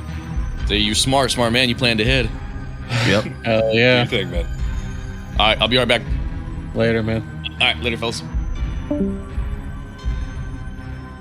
Oh, see the Optic Boys. Mm-hmm.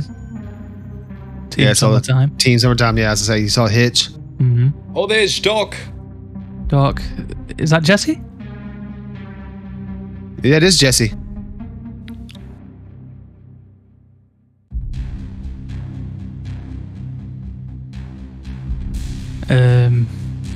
I'm pretty much. I've kind of taken over Thorsten's role, and I'm doing I'm doing 2 jobs at this moment in time, which kind of sucks. It just came out of nowhere, but it is what it is, I guess.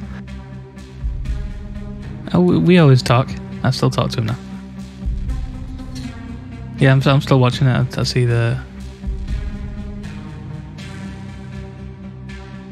No, it's fine. I can bring that shit up.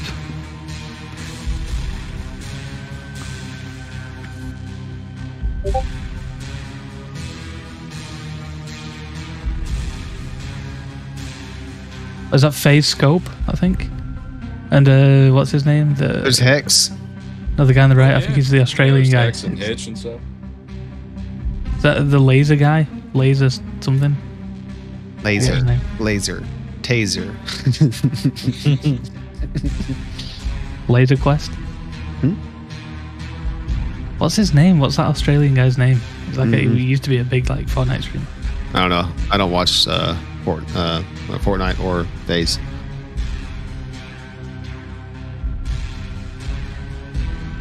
No. He's called Laser Beam. 20 million subs. I think he was there then with the Optic guys. The only reason I know of him is because he did a Sidemen video a few months ago.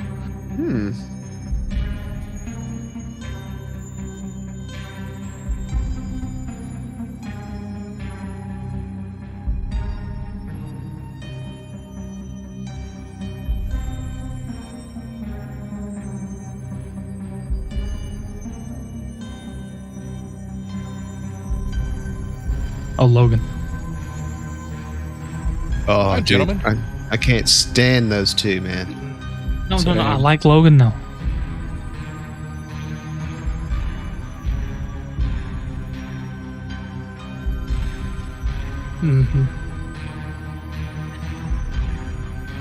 Can't stand Jake or Paul. Logan's okay though.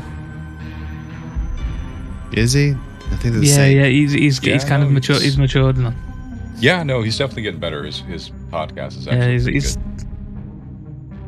Yeah. That's Logan Paul. His brother Jake, the one that thinks he can box, and he's never fought a boxer up until like when did they do the fight? Yeah, the one that gets all of his fights mixed for him. Yeah, he's fighting a natural boxer this time. Oh, he's actually like a true legit. But he broke his back, I thought. Didn't he like in the hospital for breaking his back? No, I don't think so. No.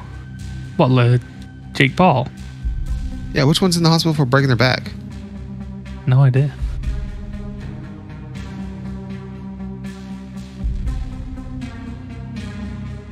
It's Logan Paul. He's the one that's in the WWE, the older brother. Yeah, and then Jake Paul is the guy that's doing boxing that thinks he can fight.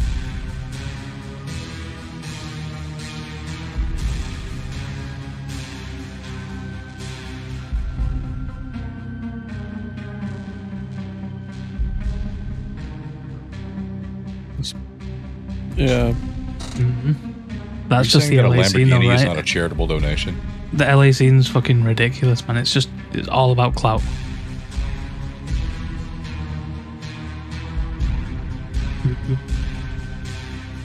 And the gambling streams and shit.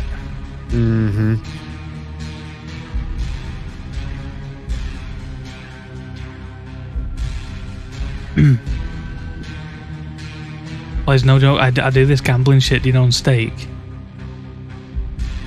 That's what all the streamers use. I do it every now and then. I put $200 down a month just to see if I can win anything. Sometimes I win, sometimes I lose. But last month, bro, I was doing $1.50 bets. This was a base game hit as well. $11,000. Oh crap! And I just paid off my taxes. I was sensible with it. I paid off my taxes and paid off Jess's debt. Boom. And then the money was gone. Fuck, yeah. I cried to myself for a bit, but I thought it was a sensible thing to do. Yeah. Look at you being an adult. Best thing. Yeah. I nearly cried though, bro. I was on the verge of crying because I could have like saved up towards a house or whatever. But then taxes just fucking kicked me in the ass.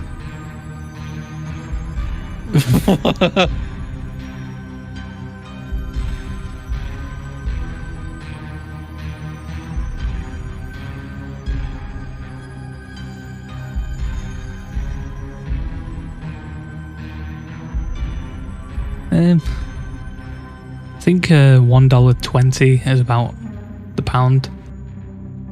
I think. Let's see. But then the dollar is pretty much exactly the same as the euro right now, which is crazy.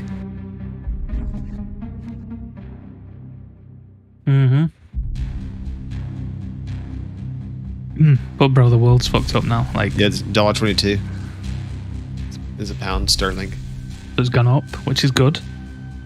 Bad for us.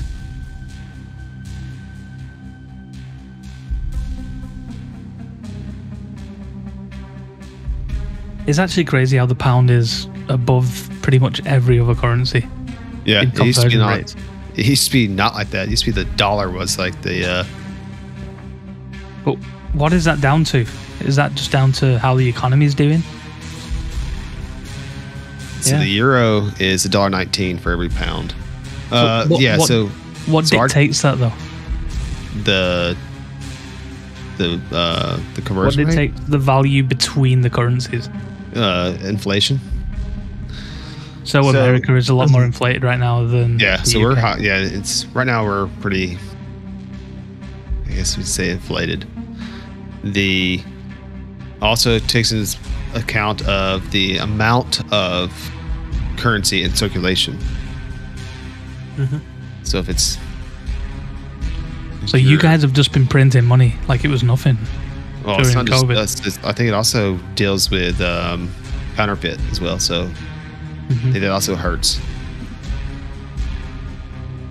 But people still take the dollar everywhere you go around the world. Like they're like, oh yes, U.S. money. Yes, get it.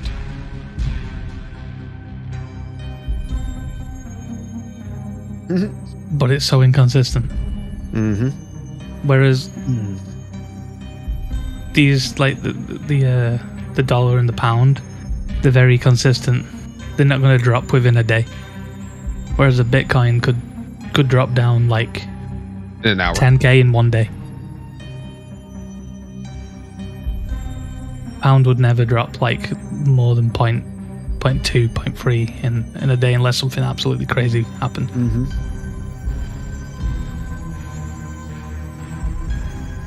Yeah, so I'm not based into all on this the- crypto bullshit. Yeah, the economy, depending on how the economy is, will be also dictates the exchange rate. hmm So if the U.S. goes, so if the U.S. goes to war with itself, then obviously our money just goes to. Like, Dude, it's not. I'm slightly retarded. Okay, so I don't understand money. Like, I don't understand how a country can't just print unlimited amounts of money without any other country knowing. Like, where does that value come from, and how does another country know that one country's not just? So the U.S. money printing is money. backed by the Federal Reserve. Yeah. It's like it's based on gold. hmm So that's like a government issued note saying that this is equivalent to a portion or a percentage of a gold bar, right? That's crazy.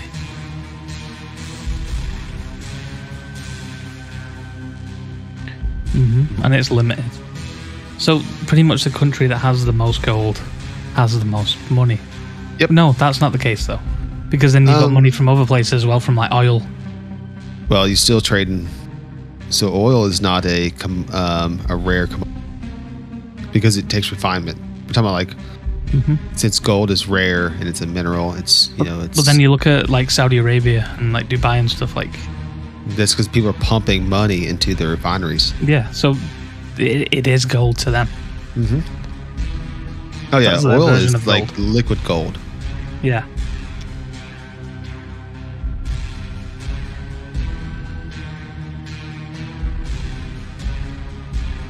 So Look how fucked we are, bro. Bro, Yeah. if the prices in January for like gas and electric and shit are gonna fly through the fucking ceiling. So Jig asked a question After about how Christmas. did we decide gold is valuable? Because it was shiny. It's back- shiny and it weighs a lot. Yeah, and back in the medieval days, before technology and all that stuff, it's like rare metals is like something like, oh my gosh, it's super rare. We've never seen this. It's got to be valuable. And So we pretty much play Minecraft. yeah, pretty much. Now we just Fuck pump up. electricity through small little rocks and play Minecraft on that. Bro, if you just take a step back, you have to like just realize how fucked up everything is, right? It's just like even though we're so advanced, we're still so primal in our thinking. Yep. Yeah. And I don't think crypto's the way. Crypto's not the way. Crypto's the way to just make rich people even more richer. So that's almost like that's what the big thing about crypto is. It's not tangible. You can't touch it. Mm-hmm. Even if you go to the bank, hey, I want to take out X amount of money from crypto. It's a religion. You just have to believe in it. And if you believe in it, more people believe in it, the more money, the more it's worth, right? Crypto is very dangerous. It's very dangerous. I will never ever invest a lot of money in crypto. Maybe short term, but never long term. Yeah, bro, they probably put their mortgages on it and shit, and like, Mm-hmm. and they've been fucked.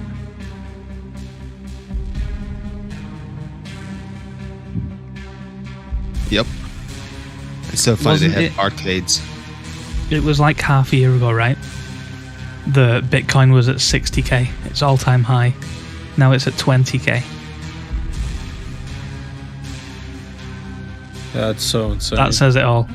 That actually says it all. Fucked. It's like the stock market, man. It's like you're Mm-hmm. you're messing with non-tangible entities. You know, a bad press release could tank a company. Mm-hmm. They may have great products, but think about like your public image, and that's what you're trading on is public image. Like that doesn't make sense. Yeah. I think probably the next step would be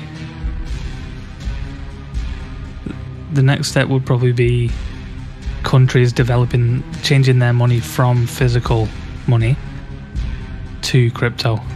If it was to go any further, I feel like that would be the next step. I could see that just for easier digital transactions and shit like Yeah, that. digital currency. I mean, you still have that online banking. You still have that now, but Yeah. you're still going to have something based on, and it's still going to be based on gold or the note. Like the pound is based on gold. Mm-hmm. So it's a sweet M button you got there, champ.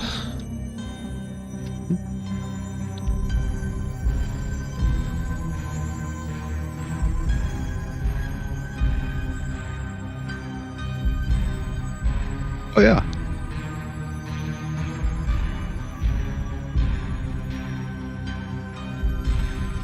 So anytime like the world economy starts having like any issues, so like COVID, right, is a hit on the world economy. You saw prices skyrocket.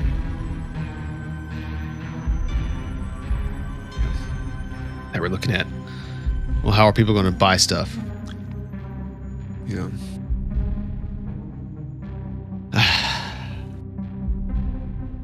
It's gotta, stop letting people be greedy.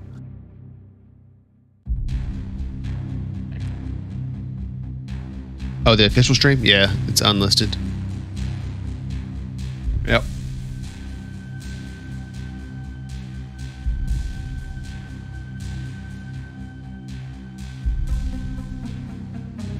Mm-hmm.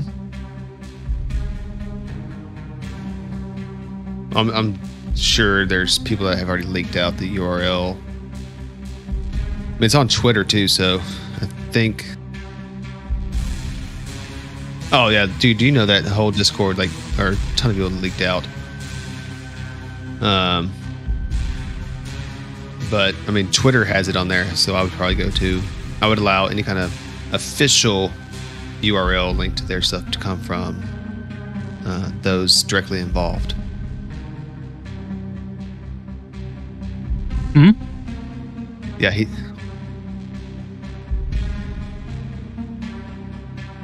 For what? So, sorry, I was sending a message.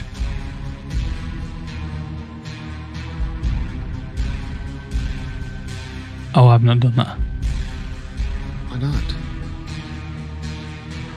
I don't need to ask questions, bro. I know it all. No, I'm joking. I probably know a little bit more than you guys, but not much. I don't even know what the game's going to look like. Yeah, you're not.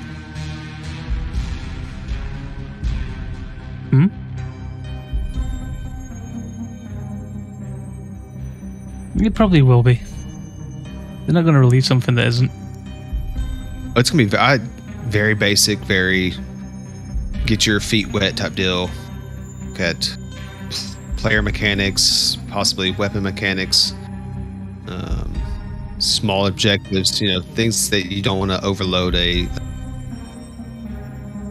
Maybe you do. You want to see what it breaks, what can this do, what cannot, type deal.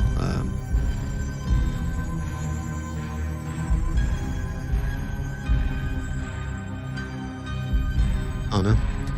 I'm surprised they don't have a security analyst. That was really, because I put in for that. I was like, you know what? Let's see if they'll bite. Nope. I was like, wow, no security. Yeah. Because I was.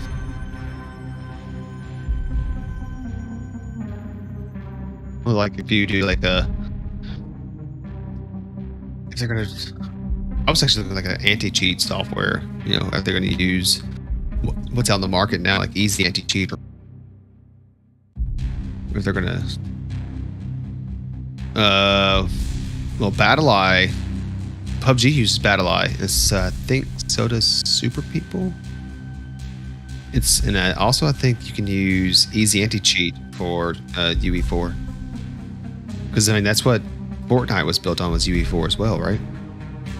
Or is that their own like Fortnite engine? Fortnite.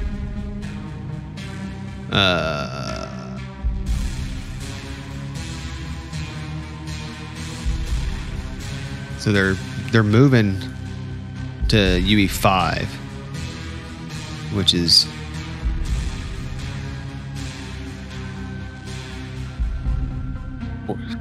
so chapter 3 is on UE5. Yeah, so if they're on chapter 3, it's on UE5 now,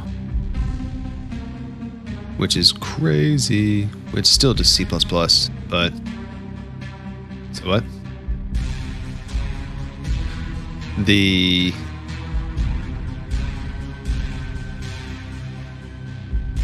It doesn't look any different, but it moves better.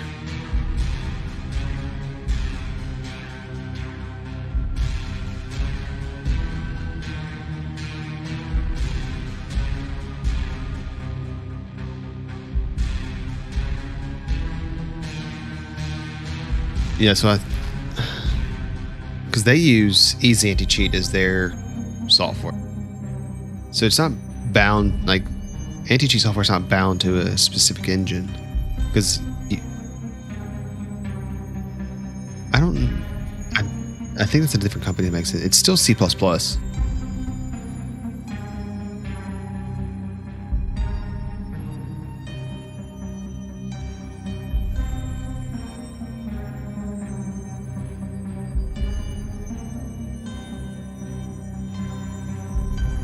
Yeah.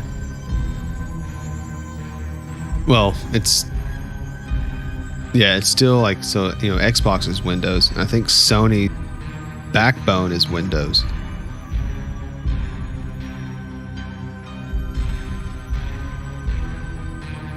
But servers, if I was to run a server, I wouldn't use Windows. I'd run Linux all day. Well, man, they've got good, software, but like an enterprise section, Linux all the way. It just handles it so much better. But it doesn't matter. Like, you're still looking like, what's the base code for the file running, right? So C++, C#, Java, Perl, Python,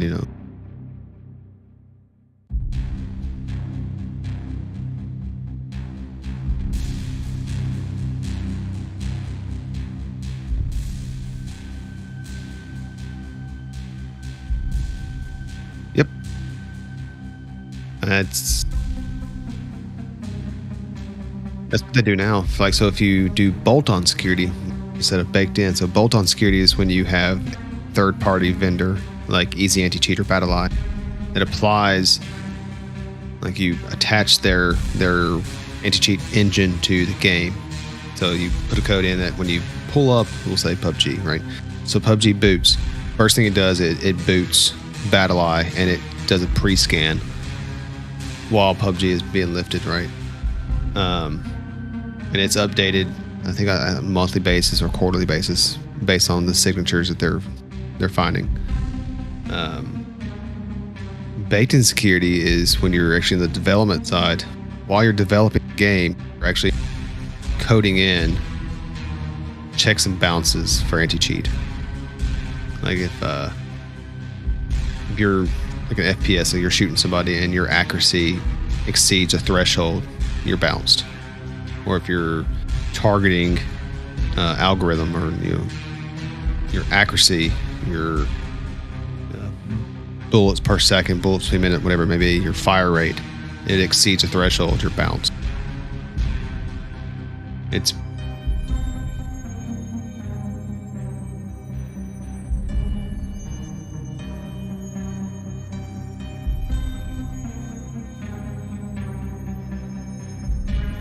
yeah.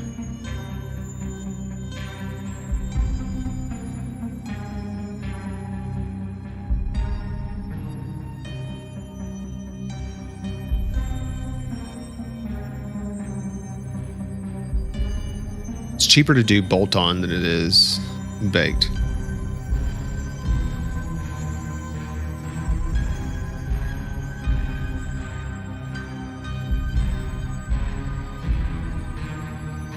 Yeah, but you look at antivirus stuff, like, you have so many vendors for antivirus. Yeah, they should. Most of them do.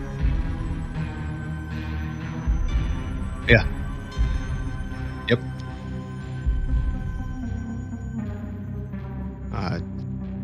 Still a moneymaker. They just like, no, we're not doing that. Like, I thought, maybe they would possibly have an anti-cheat with it. That'd been fantastic. And they may have one. They may have easy anti-cheat. They may have.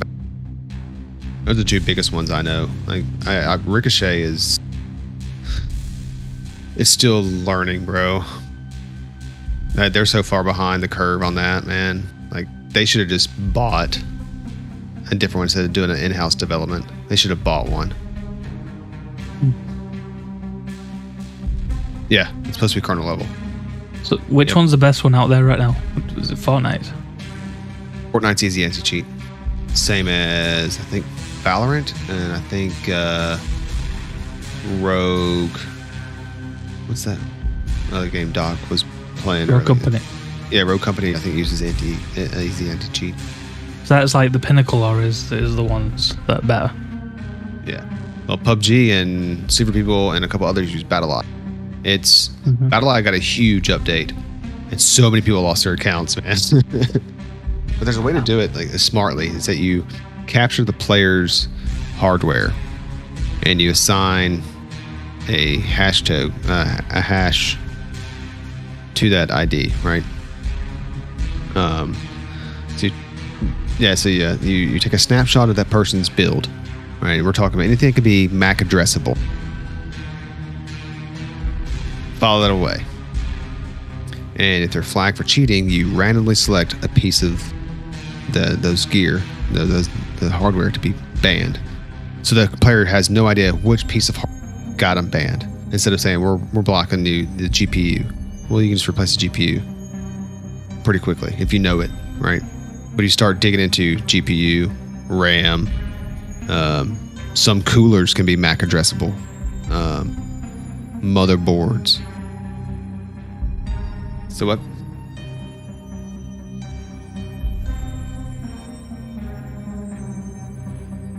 Well, Call of Duty doesn't. You just gotta do is make a new account, and it's back online. It's based on the email address and that's associated with the account. They're not going full on hard ban, which I thought that's what they say they're doing.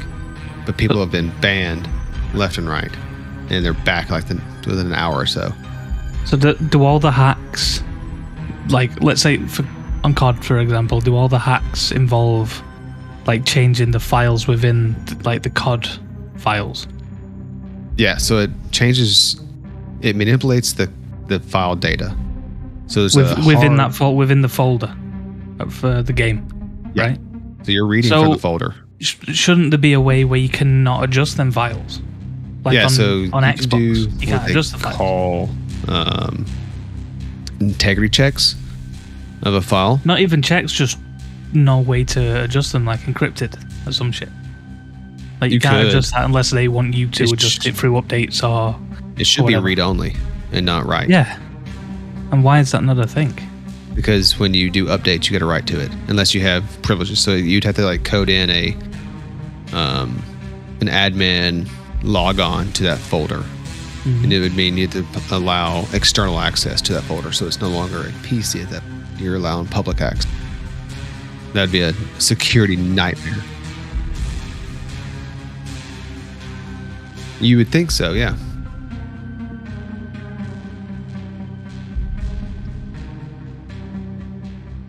You would just do it over the. I would do an integrity. If I was going to do it, I would do integrity check. And when you open up the game, so based on the snapshot of what we released, there is a signature there that says that this, or based on every update, right? So you call out to the host file from the main server, right?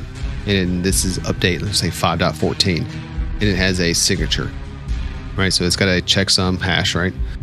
And you compare it to what you have installed, and any changes that you do, a new hash is generated, and that integrity check would return false. You wouldn't be able to open it up. But part of it is when you can go into the file folder and you can actually change how much graphic percentage is used or how many cores is used, because sometimes it gets it wrong. Like I know early on they had like 10 core applications were only drawing 6, and you can actually bump it up 8 or 9 or 10, and you can actually change how much graphic power is being drawn in the files. So that one I would say needs to not have an integrity check, because that's like a user level. But like to game files, I would apply integrity checks to. That is probably one of the cheapest way to verify, because that's just probably less than 10 lines of code.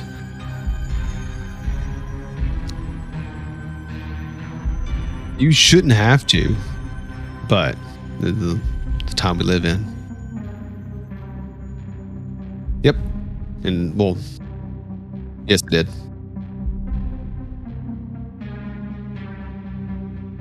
Oh my god, it got down to like, what was it, 20? And now they've added an extra 10 on. Well, not 10. 7. Thanks, Jake.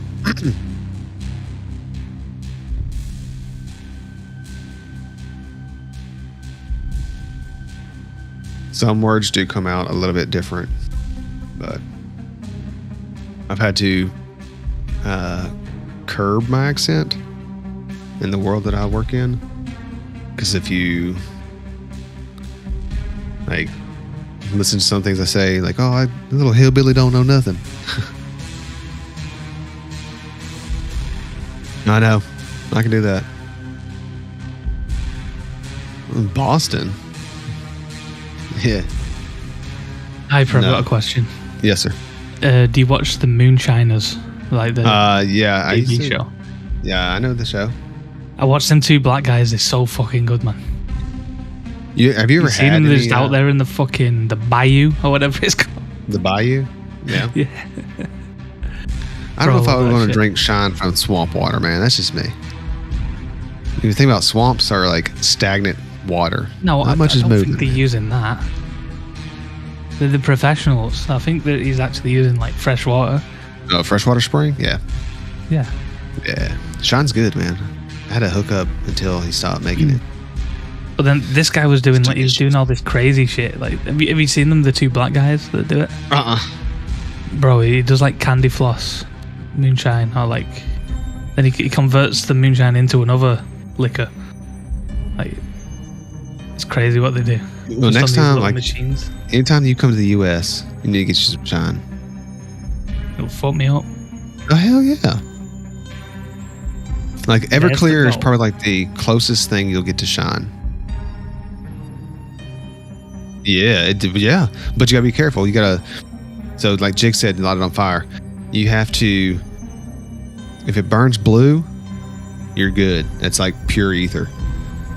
You know, or ethanol. That's good. If it burns orange, there's impurities in it, and it will jack you up. It'll mess you up like medically. You can go blind. Jesus. Yeah, it's got a lot of impurities. So then, Yeah, pretty much. Yeah, pretty much, man. them two guys that were watching on that show, once he's made it, he like shakes the mason jar, It looks for and bubbles.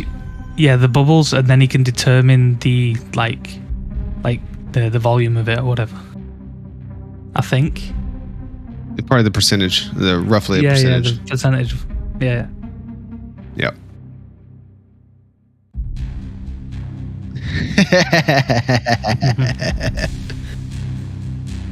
I actually kind of like that music, though. I ain't gonna lie.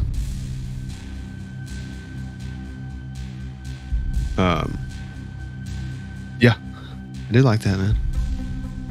Also like Zydeco music. Pretty good too. Do you like a Yellow Wolf? So what? Yellow Wolf. What is Yellow Wolf? Yellow Wolf is a rapper, but I think he's from like that kind of area, that kind of world. What, Backwoods? Think so. Oh, okay. No, never heard of him.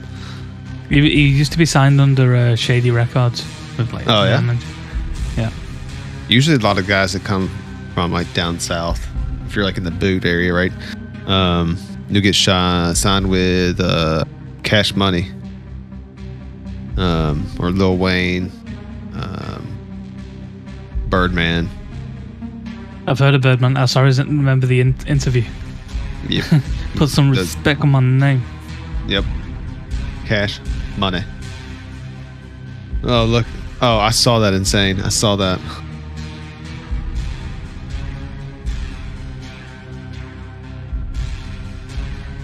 Oh, having fruit soaked in China is good. You can do it. Same with Everclear. You can take a watermelon, take a plug out, put a bottle of shine in, and let it sit overnight, and it's just like mush the next day. Yeah. Yeah, got line at 4:34. Holy, moving slow.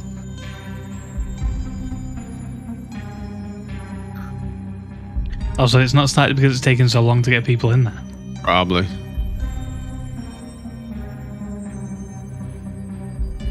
There's a couple of people there. Everclear is illegal in New York? Are you serious? That's wild. I want to see if we can get it. I'm assuming we can. What? Everclear. Oh, Everclear? That is, Everclear UK. is it exportable? Or importable? It has to be exportable. Oh, I can get 48-hour delivery on it. It's all good. Yeah? Mm-hmm. Oh, wow. Everclear is illegal? That's wild. Not many booze is illegal for us. I mean, moonshine's illegal because it's not taxed. That's the only reason. That's the...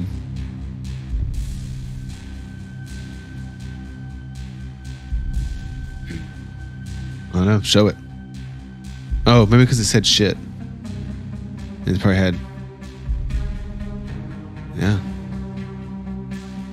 I don't know.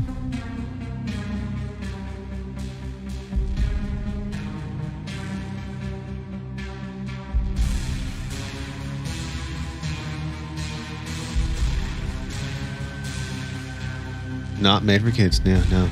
Good. Ooh.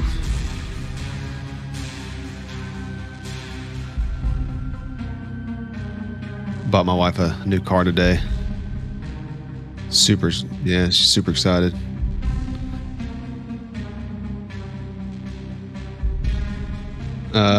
Which one? I see the college boyfriends. Had a friend from Jersey would bring it in. Yep. That's what I see. Shit will put you in a ditch. That is contra fucking banned. I don't know. I told you. I'm just saying. You've got some like filter on there, man. Yeah, it doesn't let me send a second message. It makes me wait like 20 seconds or something. What? No, he's got. Oh, so it's probably changing now. Slow mode is turned off. Never mind. 100%.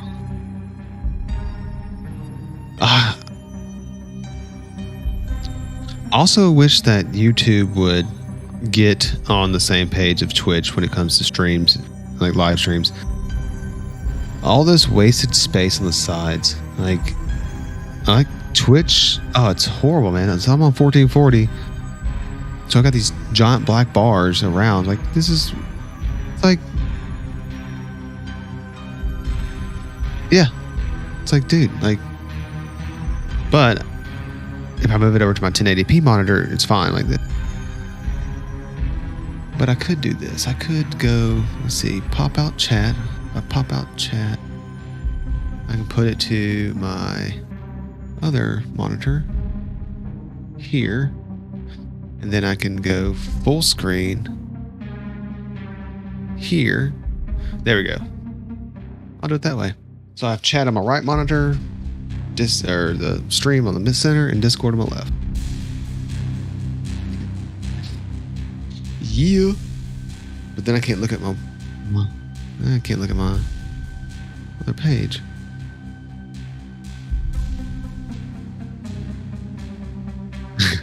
It's just wearing your head on.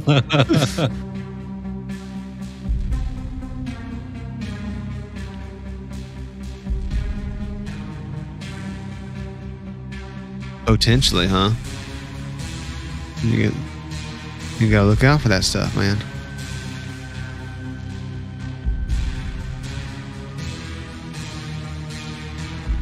Some sass.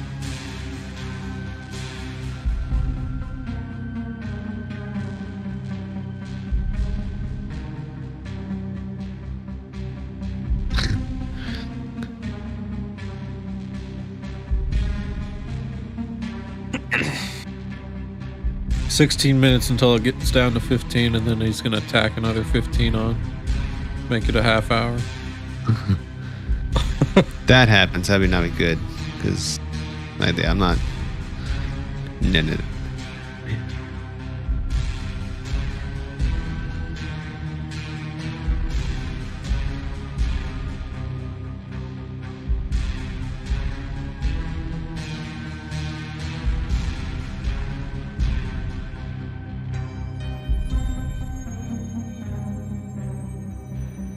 Pizza? You're a pizza eating man, bro.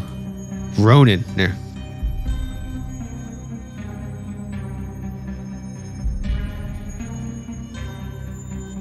That dude puts down the food, man.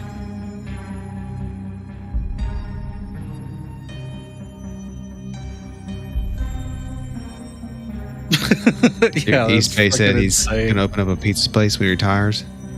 Awesome. I can't eat too much pizza. Gives me heartburn. Who? Oh.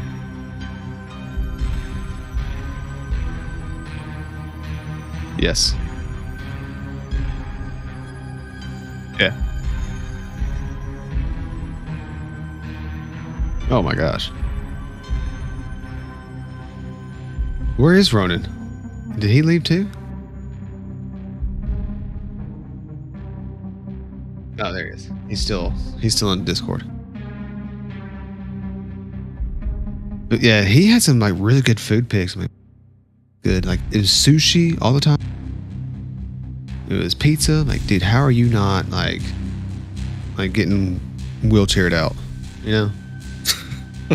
Where's your food comas at? When does that hit for you? Yeah, no joke, man. I had a burrito earlier. So we went to dinner last night for my mom's birthday. And I got this massive burrito, and it thing is freaking huge. I hate the rest of it today. And after I got done eating it for lunch/dinner, I was like, I'm gonna take a little. Hell yeah.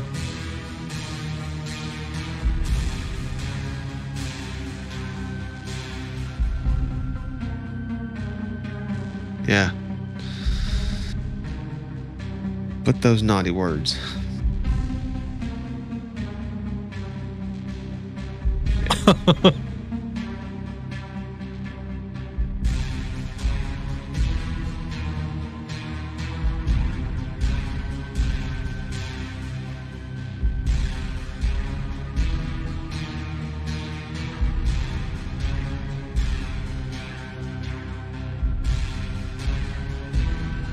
Yeah. I've got no fucking idea.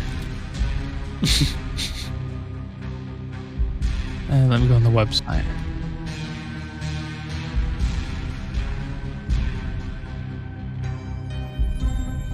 Same answer. Mine is Nomad 3 Gamma.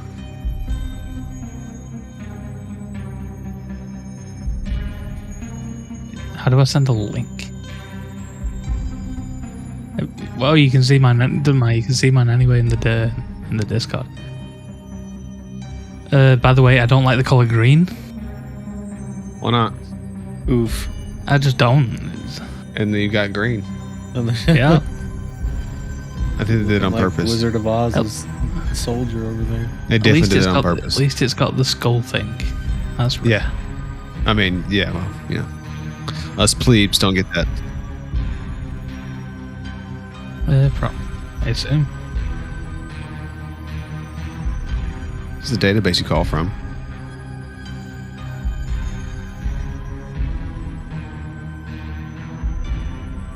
Hmm.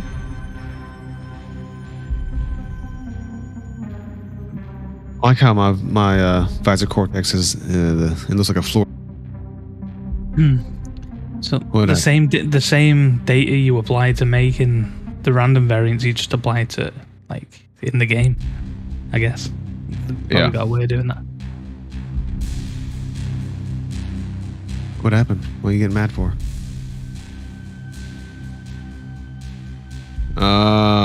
You got like some like nanny filter on there, bro. But it's only for you because like I'm seeing my comments. They're not going away for me. So I don't know.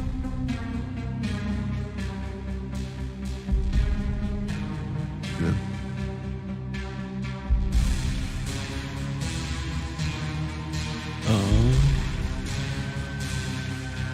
It's his Nana, his little nanny filter he's got going.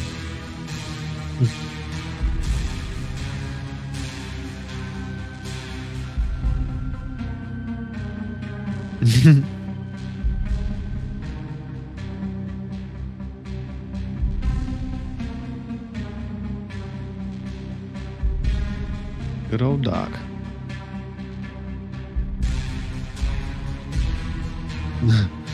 Why are you talking to me?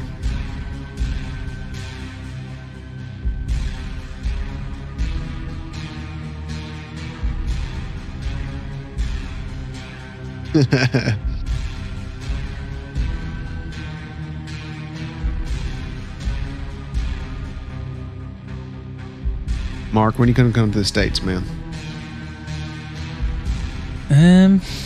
I want to do it soon. Probably next year or the year after. All right. You're not moving, are you?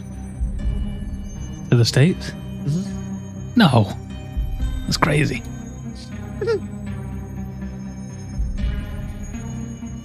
It's not the land of the free. No, it's not. No. If it was the land of the free, I would move there. If it stayed true to what it says about itself, but it doesn't. About 10 years ago, it was pretty good.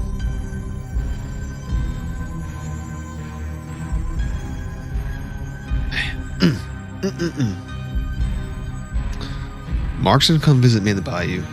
Take care. Well, you can make some moonshine. I'll get you some moonshine, and we'll go gator hunting. That's crazy. What? And I would love to do that. What I need to do is get you to go noodling. Noodling? Yeah. Oh no! What's that, bro? That sounds filthy. Sounds It's disgusting. pretty filthy. Oh, you will be wet. Okay. And nude, I assume. No. No, I won't be nude. No. You gotta be this in public, man.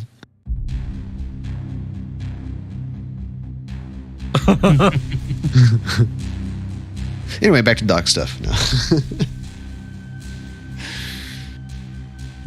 Yeah. What?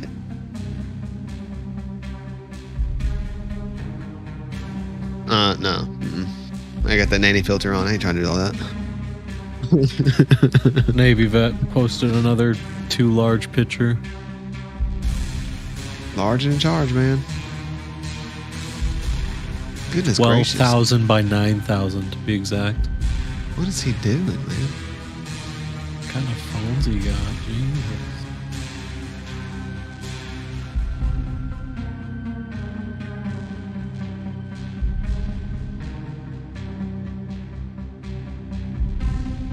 Yeah, you might want to do that again. It's like...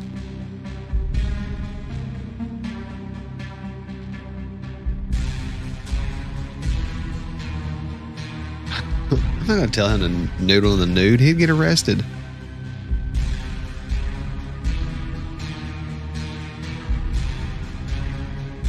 No, it's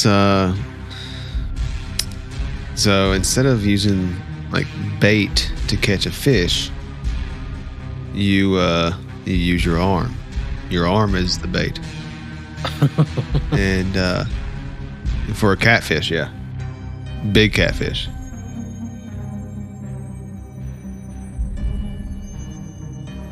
Yes, they can. I've got a few catfish before.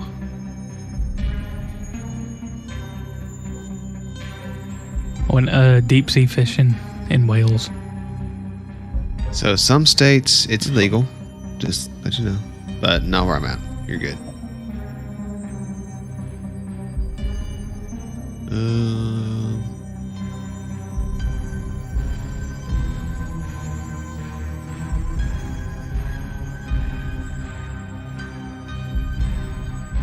But it's insane, man. Having a big old catfish chomped on in your arm. What does it feel like? Like a fish is trying to take your arm off. No, but like obviously they've got different teeth, so it's like They have no teeth. does it have like small teeth? Or no teeth, so it doesn't feel like anything. Then. Oh. Feels Oh yeah. So like they're well they have barbs on the ends of their fins, so they can get you there. The their mouth is like got rows and rows and rows of teeth, but they're not. They're they can break skin, but it's like based off friction, right? And they're So the more you pull, the more you get fucked up. So a fish can't like go out, like their food can't get out. Goes So you in. let them bite you. 20 minutes, Once boys. they're on your hand, you just repeatedly twat that on a rock. And then when No. it's dead, No, you can don't just kill take it. it You on just that pick it out of the water. So you let you get it to bite your arm, and you shove your arm into farther into the mouth, and you go out one side of the gill, and you pick it up. Yeah. I've got catfish before. Catfish are the ones that are like one side on the skin, you stroke on one side and it's soft, the other side it's rough, right? Yeah, it can be rough. Yeah. Yeah. I've got a few. Yeah. Got some sea bass, mackerel, I caught a seal one time, but obviously Sea bass has I didn't pull it up. teeth, man.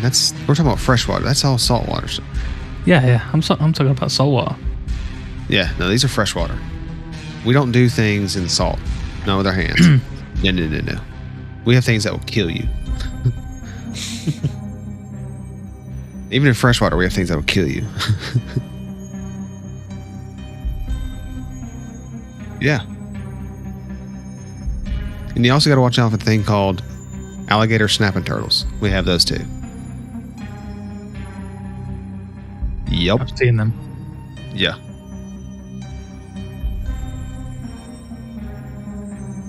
Dude.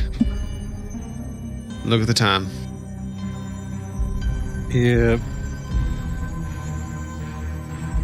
All right. I'm going to mute myself for a little bit. I'm going to go spend some time with Whiffy.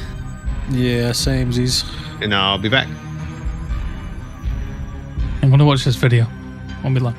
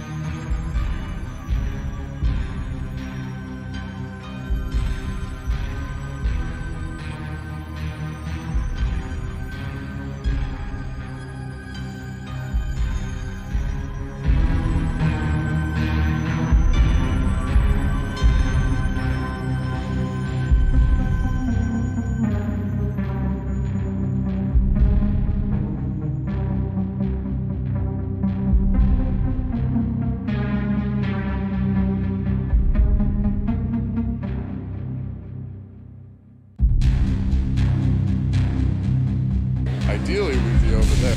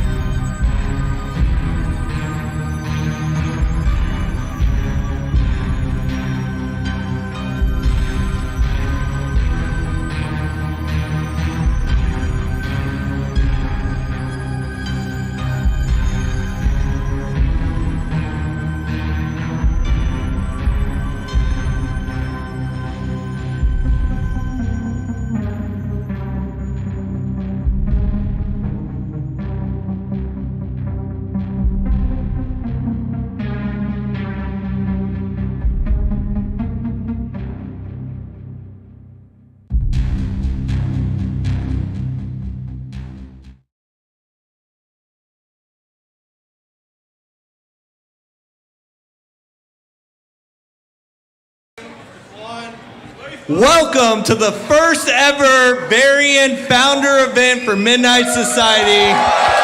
Live at the incredible FaZe Warehouse. It took us a long time to get here. Building this incredible team, which you are all going to meet later throughout the night. The dev team for Project Moon. And we are expanding every single day. Not just expanding the team, but expanding our Variant founder base, and everybody here is in that first group. Yeah, this live stream though. But why? Super loud. Why are we here? We're here to build the next best first-person shooter, and it starts with the first snapshot. Up until this point, we've been referring that as Project Moon. I'm back. But who's ready to know the final name of the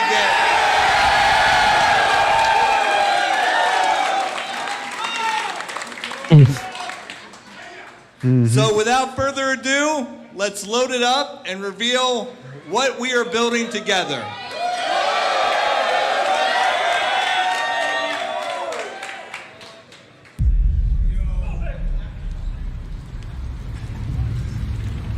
Here's the final name.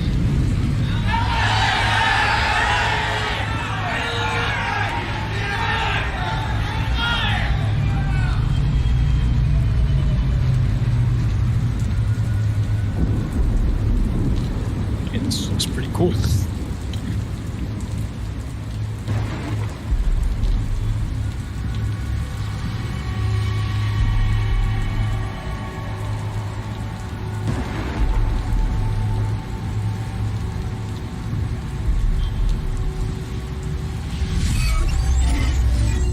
It's a little grainy.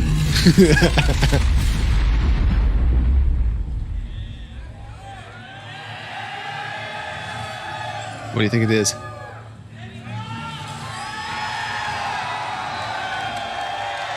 Oh, yeah. Dead.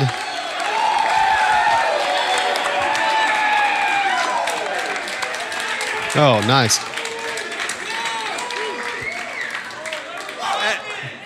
Yeah, we're dropping Dead drop. right after this. We have PlayStations set up over there. PC PlayStations, not actual PlayStations. To test the build, what's going to happen next is after this, we want everybody to cycle through, play, watch each other play, talk about it, grab drinks. We're going to leave this stage, mingle with you guys, talk about it. As you get off the build, come find us. Let's chat about it. Let's start this process. Then we're...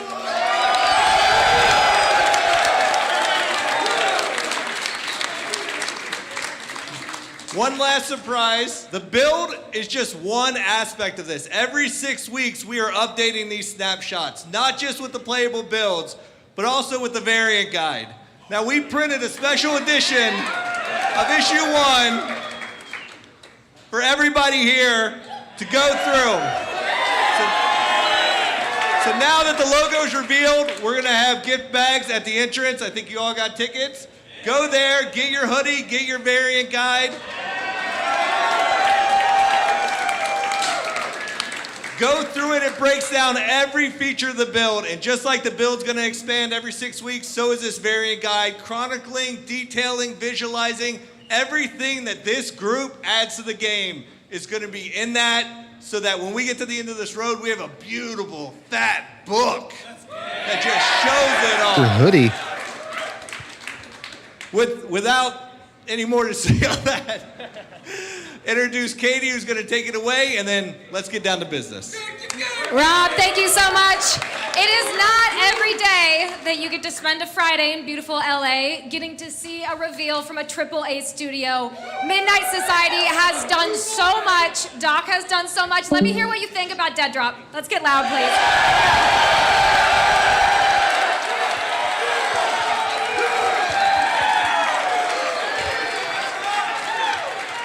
All right, we heard it from Rob. You have PlayStations. You're going to get to see some of these founders, the people who believe so much in Midnight Society, trying out the first snapshot of many for this game and for this roadmap. We're also going to be going throughout the crowd, getting interviews, seeing how people feel about Dead Drop, their first impressions. Make sure you look out for it, for Doc, for Midnight Society, I like and for all the action. logo Don't go animation. It's anywhere. pretty neat. Yeah, the name's actually. Yeah, it's gonna be vertical. Yeah.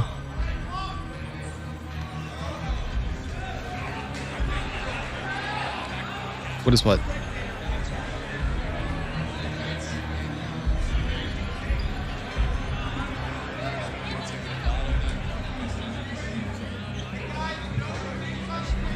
Yeah, I could have used the stairs. What? No way.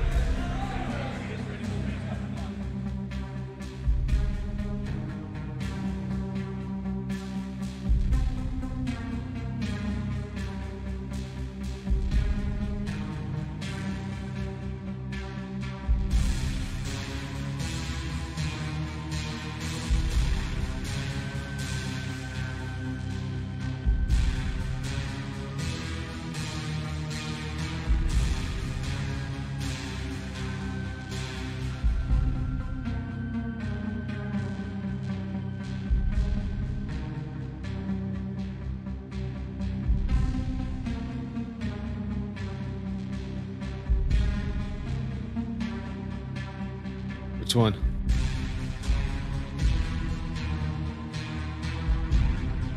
Oh yeah, it's not available yet.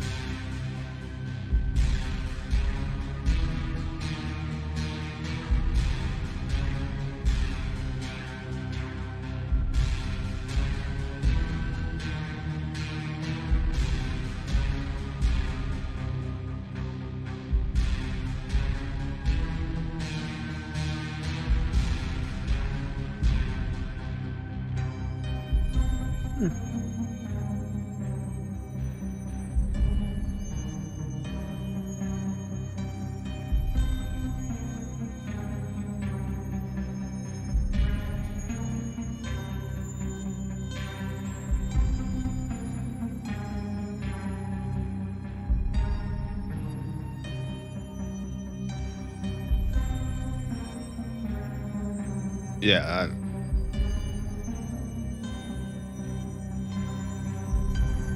Interessante.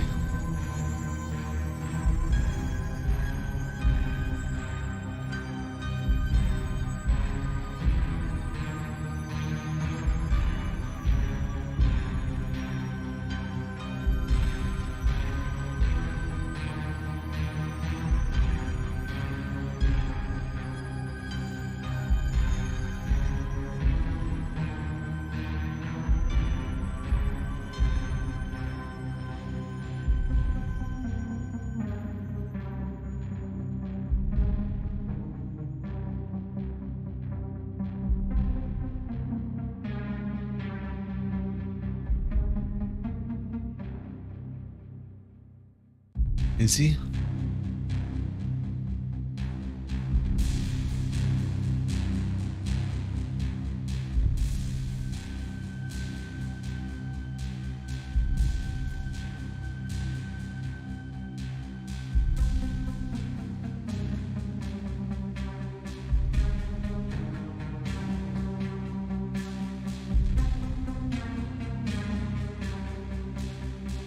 Oh yeah. Yeah.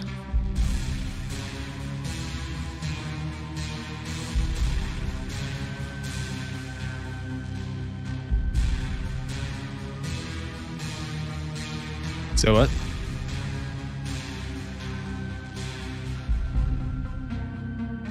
Yeah.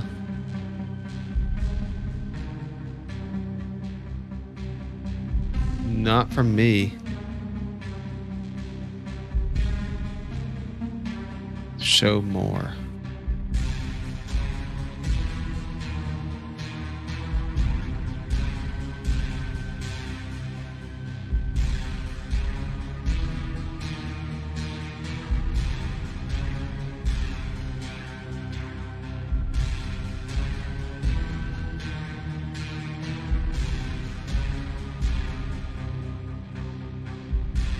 thought Jake Sucky was at the event.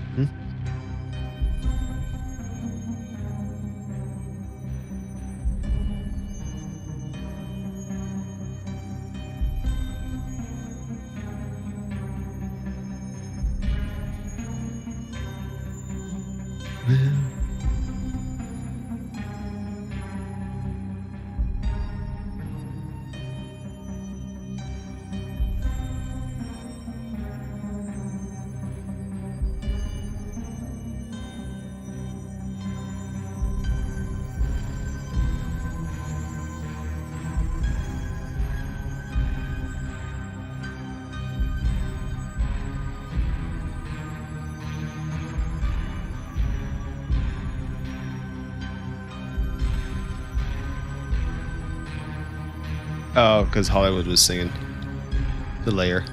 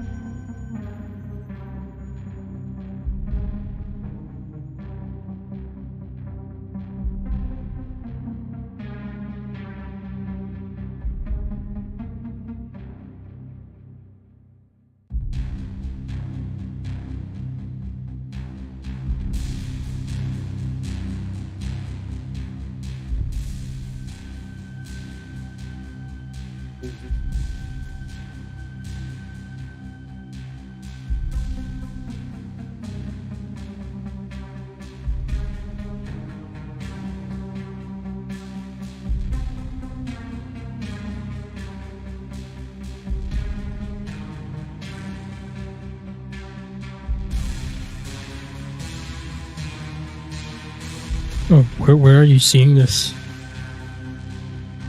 Oh,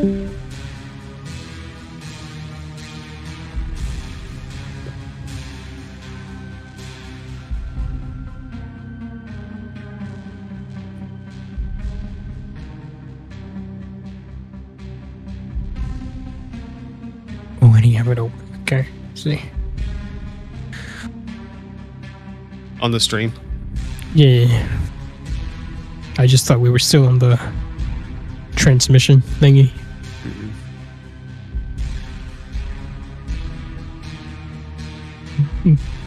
I think after the stream ends... Go ahead, sorry, I didn't want to interrupt you.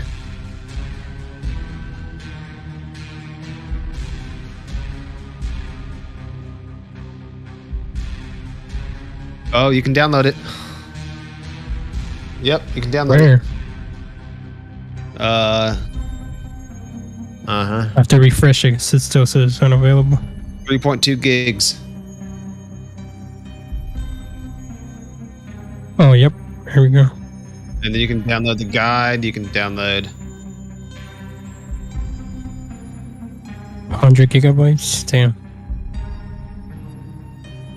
No, I'm kidding. It's only 3 point something. Ooh, let's get it.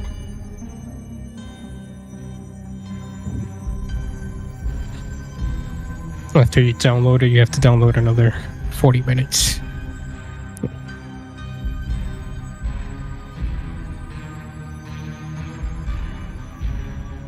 See what the guide is.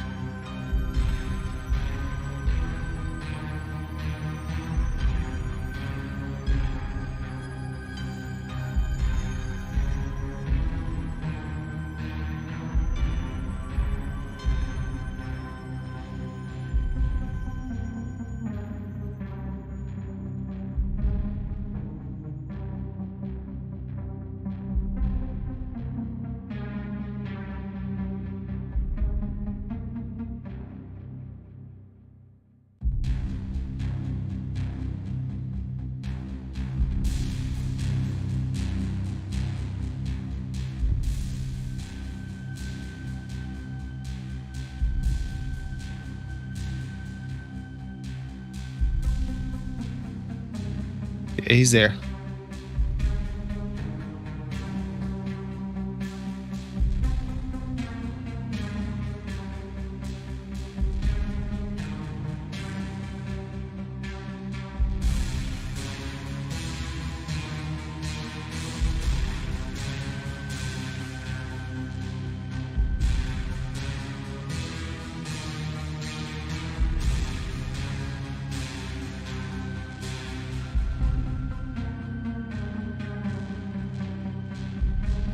And the skins looks seems pretty good to me.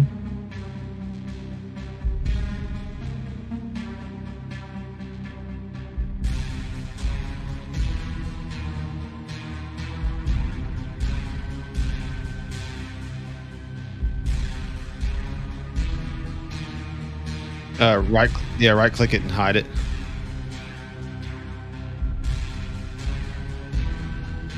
As far as I remember, you can't do that. Yeah.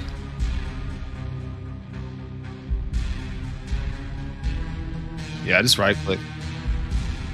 And then, or just click the eye to hide it. And then you can just delete it after that.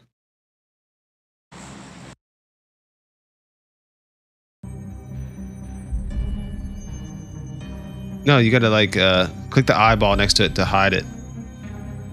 And then you can right click, delete it. So it's running on Unreal Engine.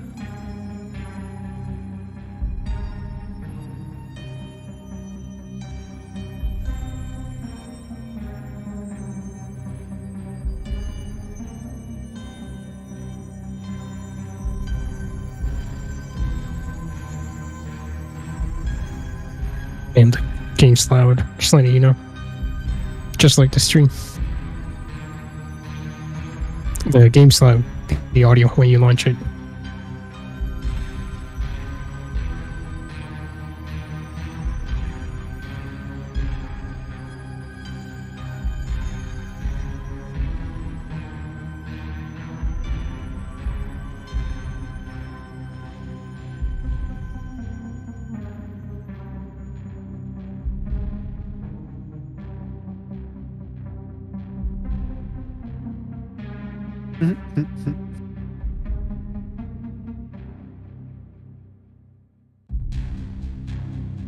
Surprised Courage is not there, or Timmy.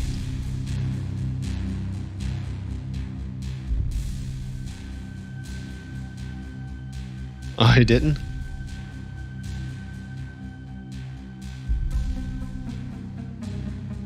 Huh.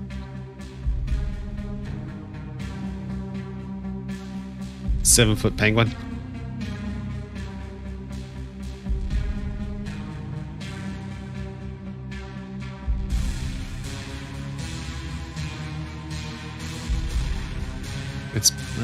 Is that Paco? Yeah, it's Paco Disrespect. Oh yeah, look at that. It's Ace and Paco right there.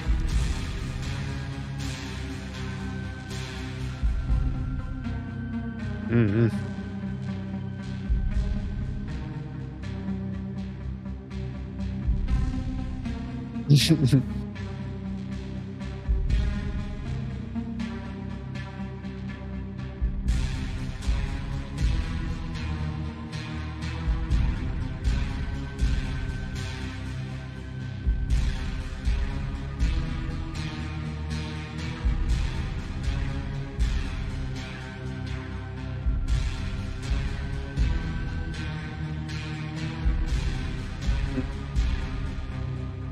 Probably real soon.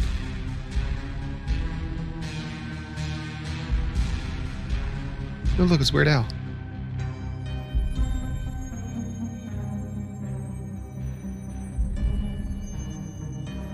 Wow.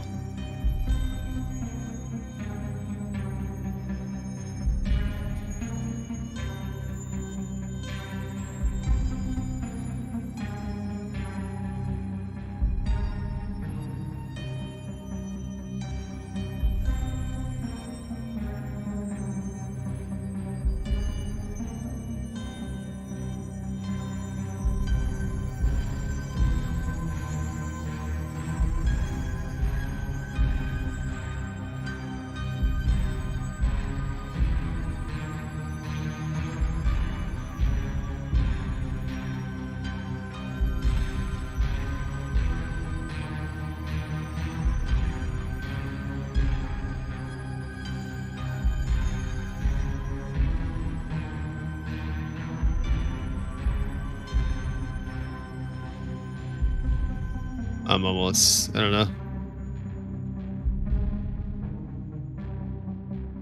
Yeah, I'm still. I'm still downloading. I have like 10 seconds left.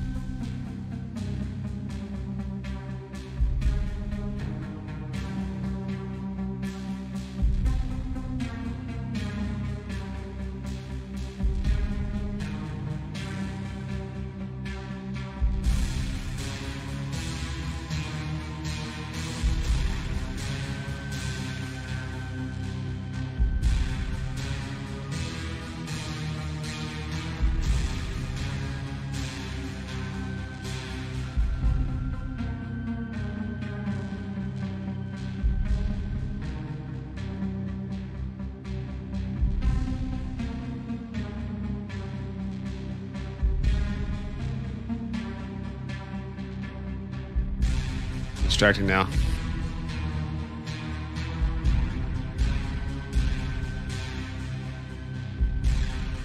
Oh, yeah.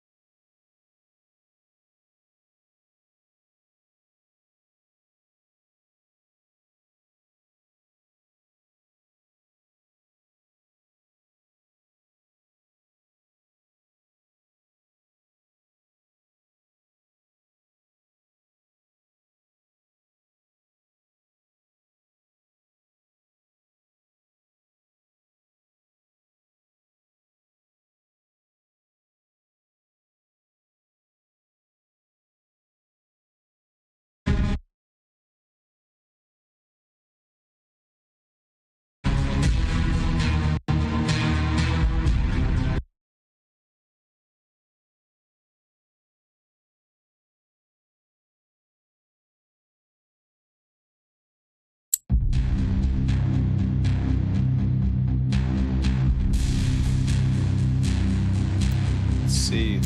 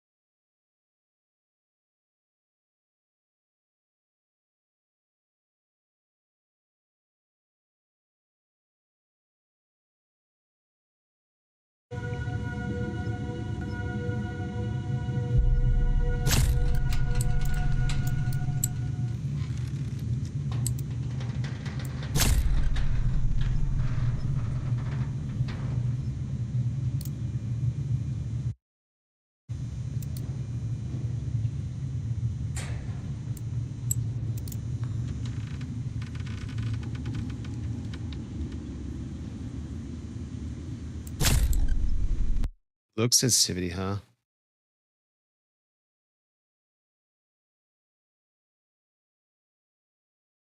Ooh. 40 frames in here, man. Oh yeah, I'm in it. It's like 40ish frames.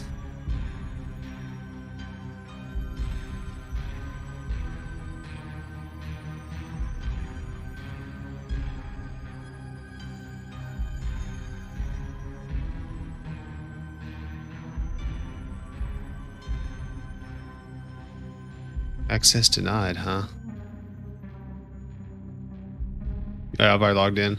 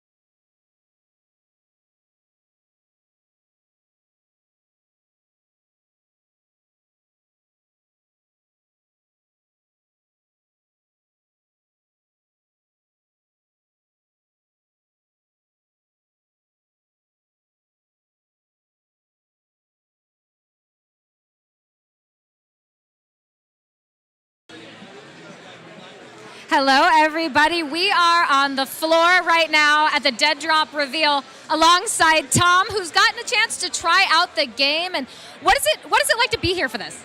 I mean, this is amazing. The amount of people that showed up for this, the fact that they've got a playable build here for everyone to try out and give like the responses to the dev team about what they felt. Like it's nobody else is doing anything like this. Certain things. It's just so refreshing to see in the gaming space that a company is taking the time to do something like this. Now, you mentioned this to me off screen, but I want you to say it again. How did you feel when you first sat down with the game? Were you surprised? What were you expecting, and what did you get? Okay, so this is the first playable build that they've let anybody see or play, and it looks amazing. Like, the art style, the graphics, it is top-notch, and this is literally the first time they've let anybody see it or touch it. So just for the dev team to be this far along so early, it's crazy. Like, just imagine what it's going to look like when the game's actually done. Now, I gotta ask, we get the reveal, right? I mean, something like a name reveal from a brand new AAA studio, that's a big deal. What do you think of Dead Drop? Dead Drop, guys. So that's the official name that Midnight Society dropped today. And I mean, there was goosebumps through the whole building. Dead Drop. Like, they've got a good name, a good studio, a good dev team. They're gonna do big things. I believe it. Certainly they will. All right. What else have you explored? Have you gotten to tour the whole building yet? What are you looking forward to? I have not seen anything yet. I'm trying to walk around, meet people, instead of having meet the other fellow founders and variants here, talk to Doc a little bit. I'm just going to have a good time. Like selectable awesome, Tom. Thank you so much, and go have fun. Have a good time. ADS. All right, Russ, get over here. Howdy. All right, we picked up another one. This is Russ. Welcome, welcome. How do you feel being one of the founders at the first ever founders event it is for sensitive. Midnight Society? Oh my goodness, it feels amazing. The energy here is great. Dead Drop was an amazing game to play. I can't even describe in words how excited I am. Okay, and you have been able to do the play test, correct? Yes. All right. What were you expecting, and were you surprised when you sat down and loaded into the game at what you got? To be honest, I came in here with an open mind, and it really blew me away. Just Dead Drop looks amazing. The lighting looks amazing. The pacing looks amazing. I'm really, really hyped for this. What were you expecting from this event? I mean, did you expect a name like that? How has the whole experience felt so far? I feel like the event right now, I really didn't expect this many people to come over. I thought it was going to be around a few 200, but it seems like there's thousands of people here just really wanting to play this game. Awesome, Russ. Thank you so much, and go enjoy the rest of your night at the Dead Drop reveal. Thank you. We will be back throughout the night with even more interviews as everyone gets their chance to get their hands on the game and listen to the devs from Midnight Society as they continue to talk more about their plans for Dead Drop. Oh, well, you gotta lead the target a little bit, huh?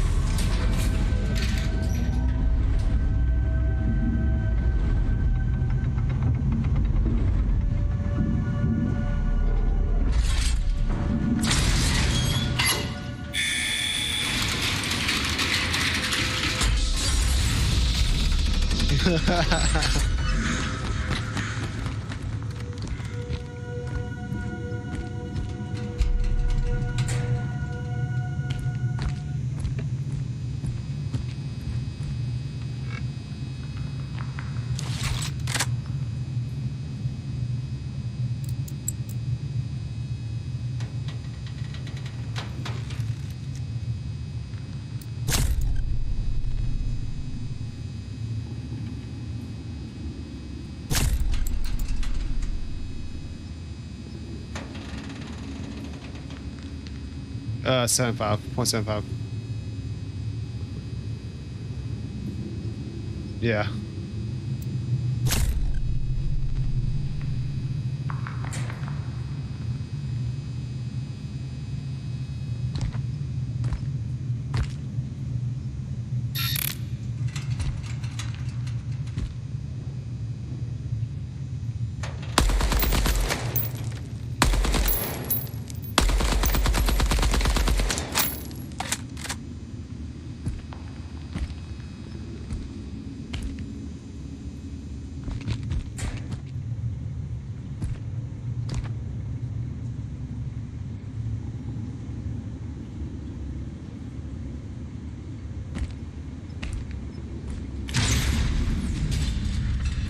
I'm in full screen mode. Right now I'm getting 60.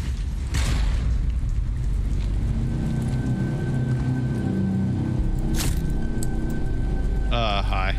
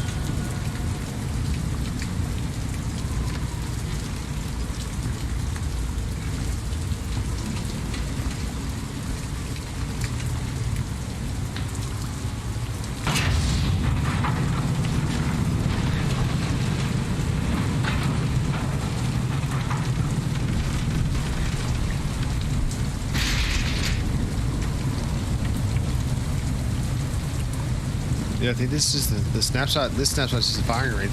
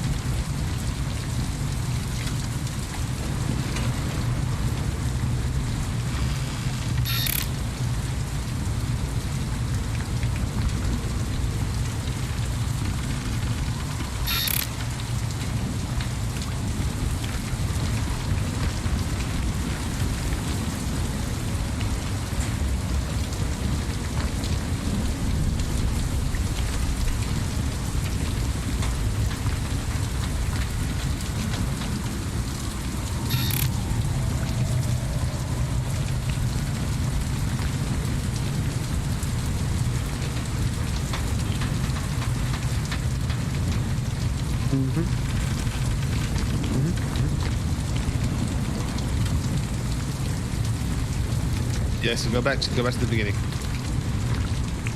Turn around and go back. Yeah. No, so those you can't go through. Only the ones that have green on it. So go back to where you first started at.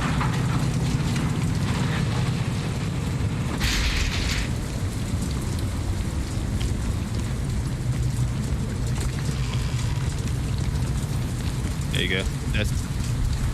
That's the timer. Turn around. No. Go walk forward. Yeah, on the bottom.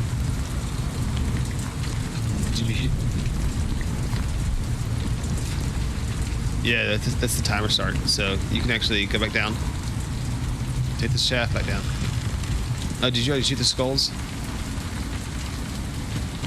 Go back down. Yeah, so stop doing that. Go back to the lift.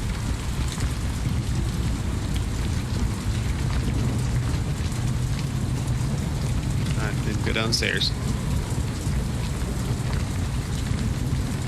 Keep going.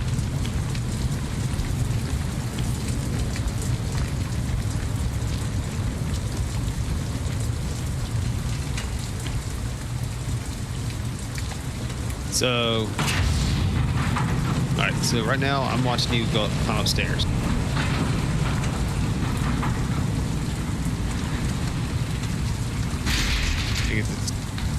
Yeah, that's the timer.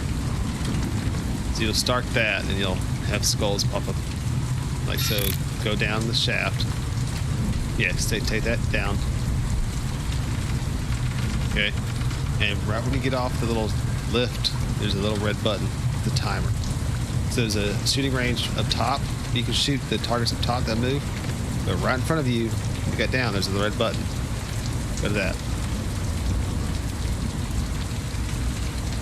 Yeah, so we'll walk forward. You gotta walk forward. Yes. Yep. So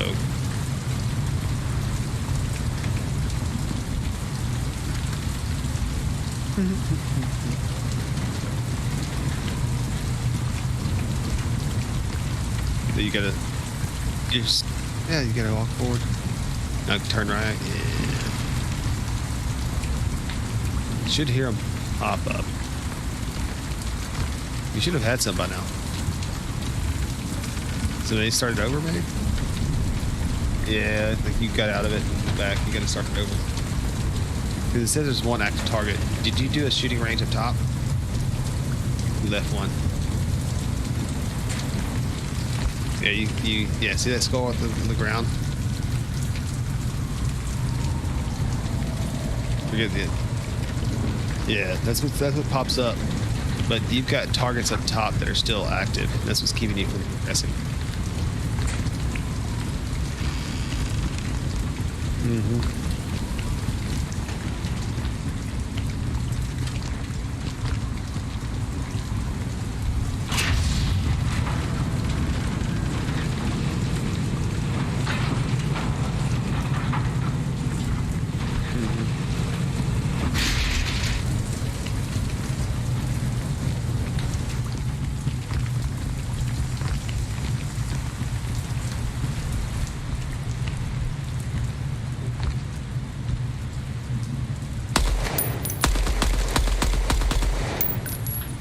Oh no. I'm also behind your stream, so you're going to give me a second.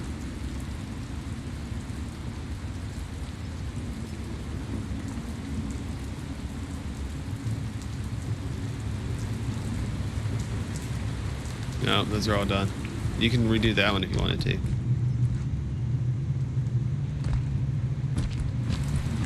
Yeah, it's not old, it's a toggle.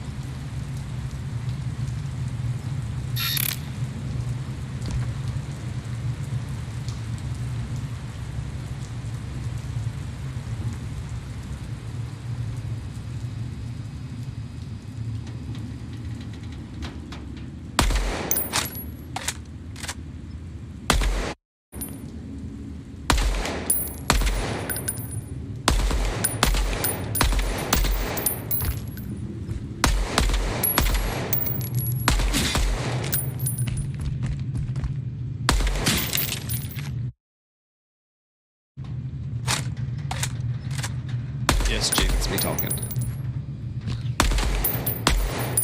So you might be the target, maybe on the outside. Yeah, the one at the outside gun range where you hit the targets.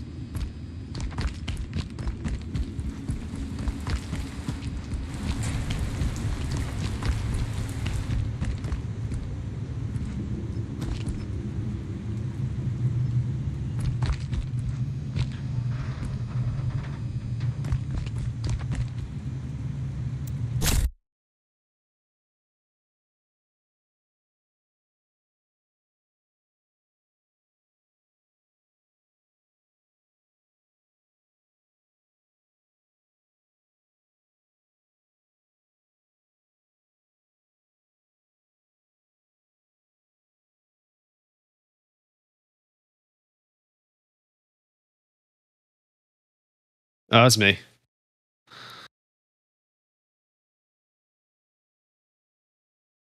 Yeah. Yeah, I played it.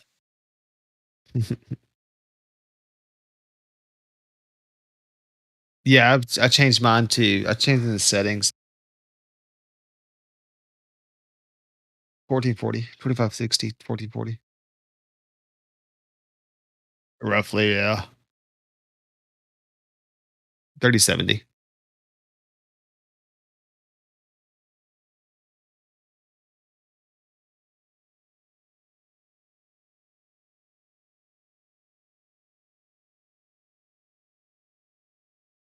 Really, she likes to lay in her.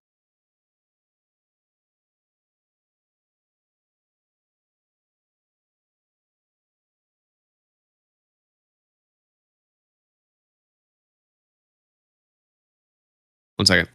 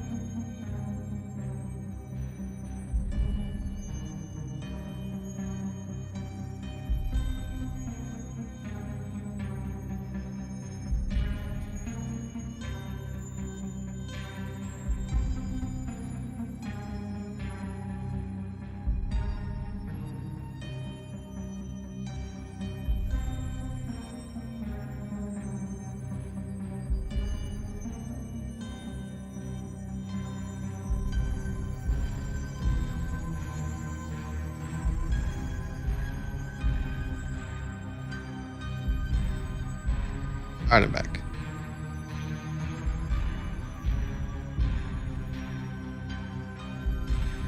Who Hallie is? Oh, he's in the stream. Yeah.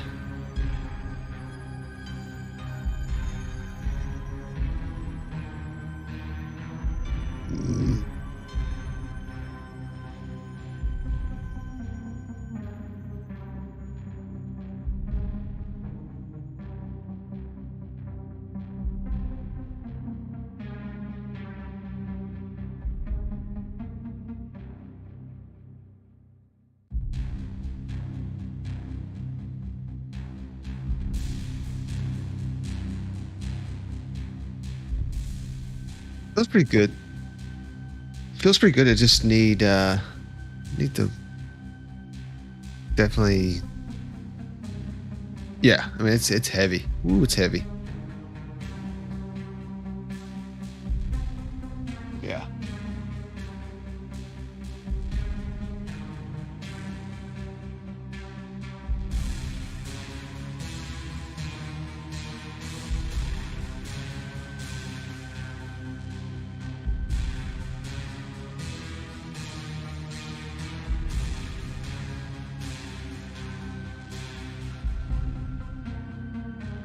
Yeah, I noticed that too.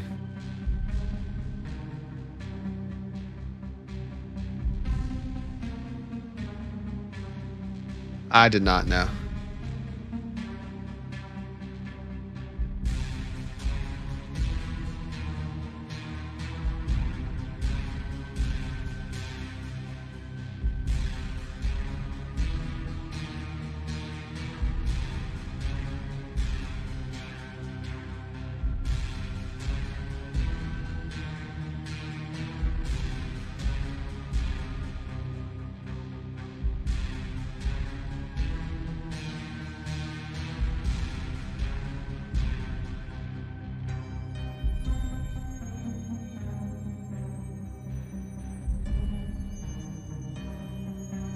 Some of the stuff you can, not all of it.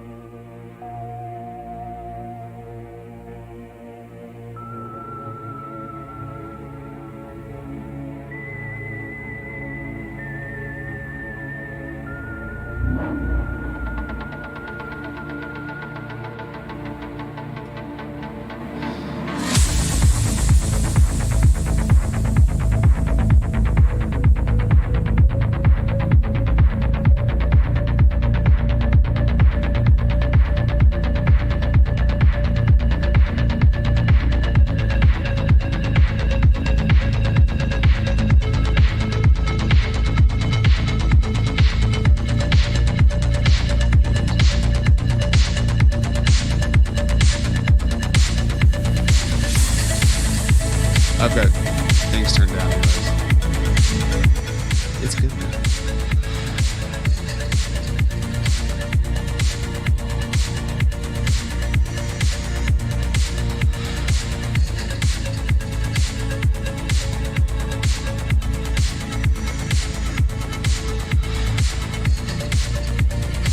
What Twitter's like blown about.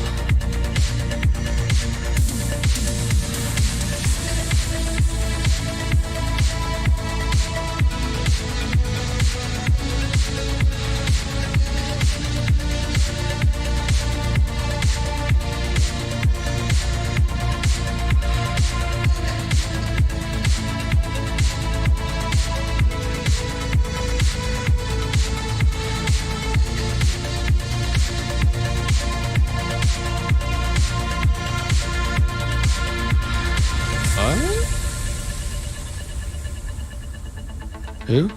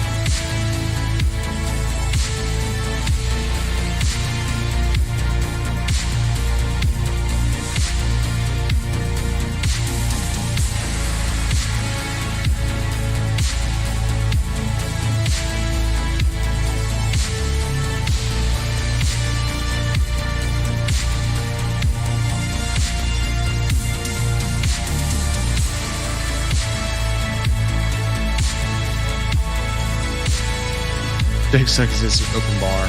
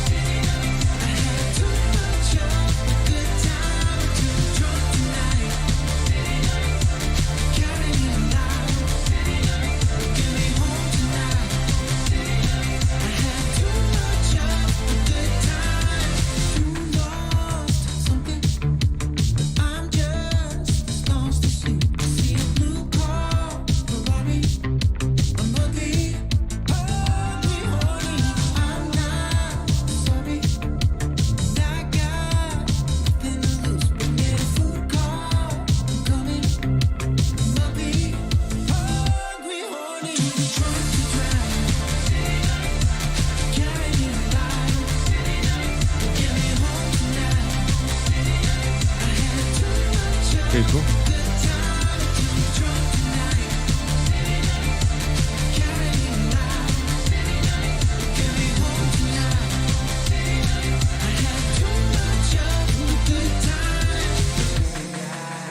Will we get to 0? I think so.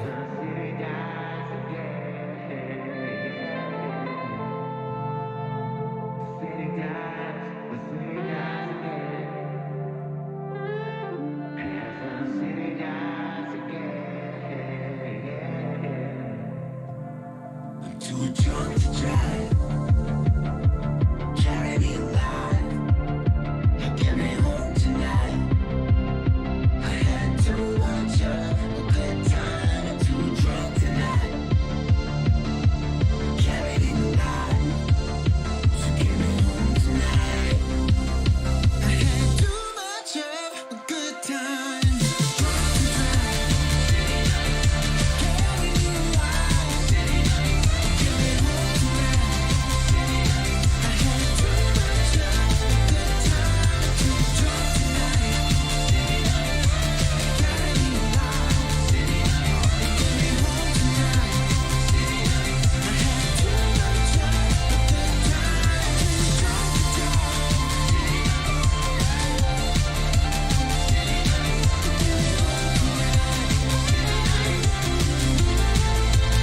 So Dead Drop already has a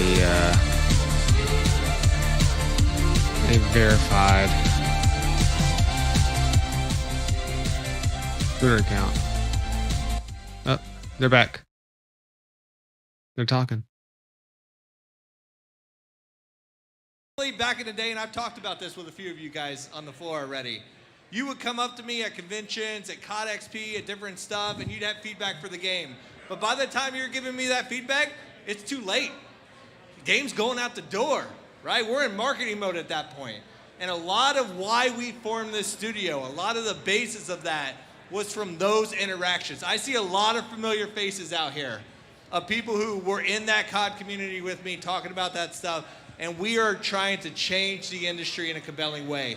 And how we do that is by snapshots like this, right? This is our approach of every 6 weeks delivering new builds.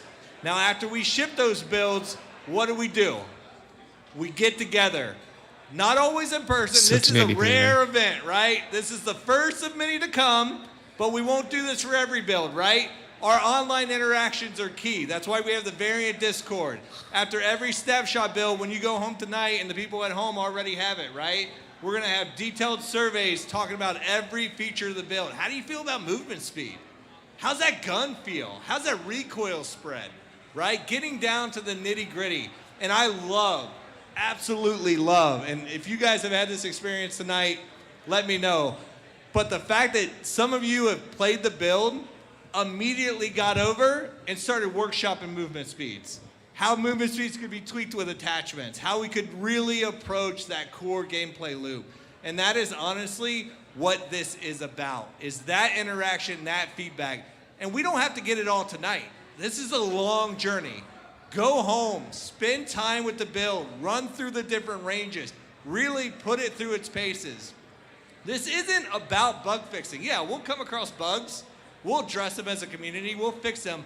It's really about the nuance of the gameplay and building that. And so I would just like to spend some time, if we don't mind, talking about what it's been like to build this. Because up until this point, getting to the first snapshot, it was about laying the foundation, introducing the first weapon, introducing the player hideout, that first space, right? But from this point on, I've said it a few times on Twitter, we do everything together. Now that the build's out there, now that it's in your hands, now that you can play it at any moment of the day, put time in, right? If you have an idea, if you come up with something, if there's something you like or don't like, or you're inspired by something that happens to you emergently in the player hideout, get on there, let's have those discussions, right? Because we're gonna start scheduling these drinking milk from the carton happen online throughout time, and we take that feedback, we incorporate it into the build, we iterate on it. Almost like coconut and then we water. Do it again, right? Next build gets bigger, gets better, gets tighter, gets faster. Oh my God. I love it. Then we play it again. We inspire more, right? These snapshots keep growing and growing and growing. So I would love to just hear, maybe Quinn, you could kick us off on just like, what has the experience been like of building this game in this manner, right? It's very different than how we've been building games for a while. It's like, how do you feel knowing that instead of 2 years, in 6 weeks, people get to see what we've been working on behind the scenes each time? Well, that's a serious question, Rob. I'm a serious man. I would have to say there's a lot happening right now inside of me, and honestly, a lot of it is there's nervousness because we're all here together. There's also excitement because we're all here together. But when I really think about what this process is going to be like, every 6 weeks of dev time, we're us as a team, we get together, what do we want to make? We're going to get better. This is just the beginning. We're learning together as well. We're forming our relationships. And I love to see not just us, but everyone here, we're all forming relationships too. How many people that I've been able to talk to and learn names just tonight. And I've seen other people here get to know other people here, other variants, exchanging variant names. What's your attributes? What does your variant look like? People that are making friends right here at this event. So for me, that is like the most exciting thing because I've done plenty of games in development where you go dark and then you hope you have something at the end that people really like. Think And here so. we're flipping on our head, and that's why we decided to create and found Midnight Society, is so that we could all be here together in this room and to learn from each other. You guys get to play it. Tell us what you like, what you don't like. And I've said this to a few of you. Don't blow sunshine up at us, you know? Tell us if you don't like something, because the game's not going to get better if you're just telling us that something's always great. So for me, that's one of the most exciting things about this team that has formed, and we're still growing, looking for more people. And we have this build here, which is exciting, but it's just the first step. Love it. That's a really crucial point that you just touched on, right? We, this group, need to be the most critical people of this game before we finish it, right? Before it gets outside of this inner circle of the greater I expected of gaming, less, we actually. are the ones who need to beat it up. And actually, We are the they ones that need to hold it to task, they delivered right? more than Because what so I many of expected. us have been in that situation where we are emotionally invested in the game. Yeah. And it's just not hitting the mark for us, right? For whatever reason. But there's nothing we can do about it. We're doing this because now there is something we can do about it. And it's only gonna work if we all call bullshit when there's bullshit. If we all point it out when something's not working, right? Because everybody in this room, you flew here, you drove here, you walked here, you waited in the sun for hours. We did that because we all have a common passion for getting this right. Because we want something to play, we want something to love. And so that's the focus of what we are doing here, is like make sure that we're getting it right, because it's on us. It's not just on us, right? It's on all of us to make sure we're identifying the things that matter and iterating on that. So I love that. Yeah, and that's something that's great that Rob said, is when he's saying us, he does not mean us. He does not just mean, Praz or Ryan or Sumit. Sumit's a tough critic. We all know Doc, he's a critic, right? Right? I mean, he's thirsty. He's so thirsty for something new in the industry, right? He's Midnight Society's biggest fan. I mean, look at him, right? He wants something fresh too. So we are our tough critics, but we need all of you to be tough critics as well. Because we don't just want to make another cookie cutter kind of game, another shooter that is just going to fade away into foreverness, right? So that's why all of us are tough critics, but we need you all to be tough critics too. Yeah. And so this first snapshot, what we are focused on now is introducing the first weapon, introducing the first player hideout. That player hideout is going to grow over time. If you've had a chance to play it, I'm sure you've noticed there's a lot of locked doors in there. There's a few open ones. There's a lot of locked doors, right? The conversations we need to go home and have tonight is, where does that expand to? What is behind those doors? What do we want to see in this player hideout, which is essentially our pregame lobby, right?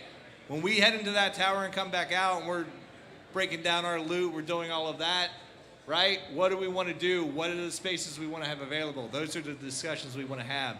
Speaking of the first weapon, Praz, you want to talk about the weapon a little bit? Is it on? Hello? Test, I have one that works. test. Yeah, I hear you. Yeah, the first weapon is the X1 rifle. It's the first of many to come, and no one else more to say. Yeah, no, I got you. So, that's it. That's all Praz got to say about that. Hey, Praz made it, so give him a break. Yeah.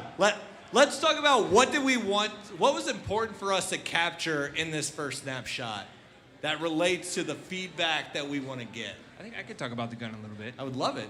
Okay. So I think typically, this is kind of an interesting thought I had about studios in general. Typically there's this relationship. I'm an engineer, right? So typically, Hey, speak into the...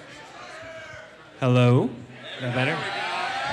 Oh, cool. So, yeah, this is how we make this work. Thanks, guys. So typically you have this relationship with engineers and designers, right, where you have a spec for a game, it's supposed to look a certain way, do a certain thing, these are the mechanics, right? Engineer makes certain things that the designer can use to basically fulfill that spec, like live up to exactly how the game is designed. For us, that doesn't really exist yet. We're still trying to figure that out. We're figuring that out. You guys are helping us figure that out. So I think the challenge with the systems that's really interesting for me and I enjoy working on is I'm not just making things for Praz to use to make a very specific preconceived idea of a weapon, kind of making things in the most generic, iterable way possible so that these things are flexible and they're not set in stone at any point in time. So I think so far what you see with the gun that is in there is what Praz was able to express with the tools we currently have. So whether you guys like the gun how it is exactly, or there's even more expressions that you want to see with the guns, like attachments, things that you talked about, that's the kind of feedback we need too, things to make available so people like Praz can basically make those things come true for you guys. That's honestly probably like the 20th version of that weapon. So like, At least. bring out 21, 22. Let us know what you think. Yeah. Awesome. Do we want to take some questions? So what? All right.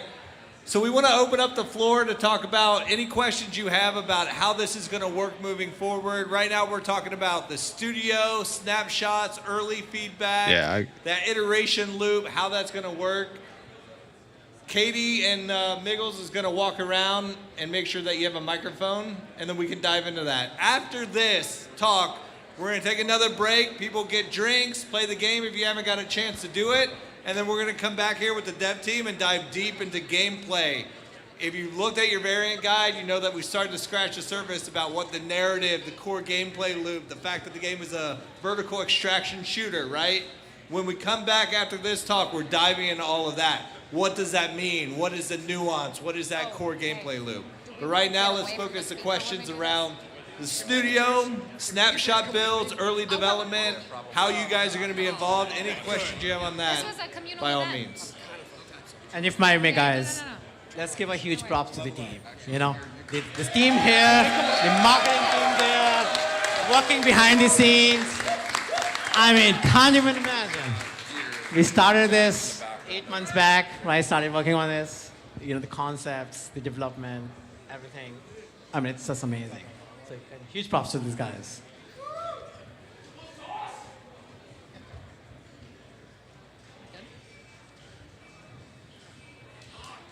All right, gentlemen, anyone who may not know you, and shame on you if you don't, please introduce yourselves.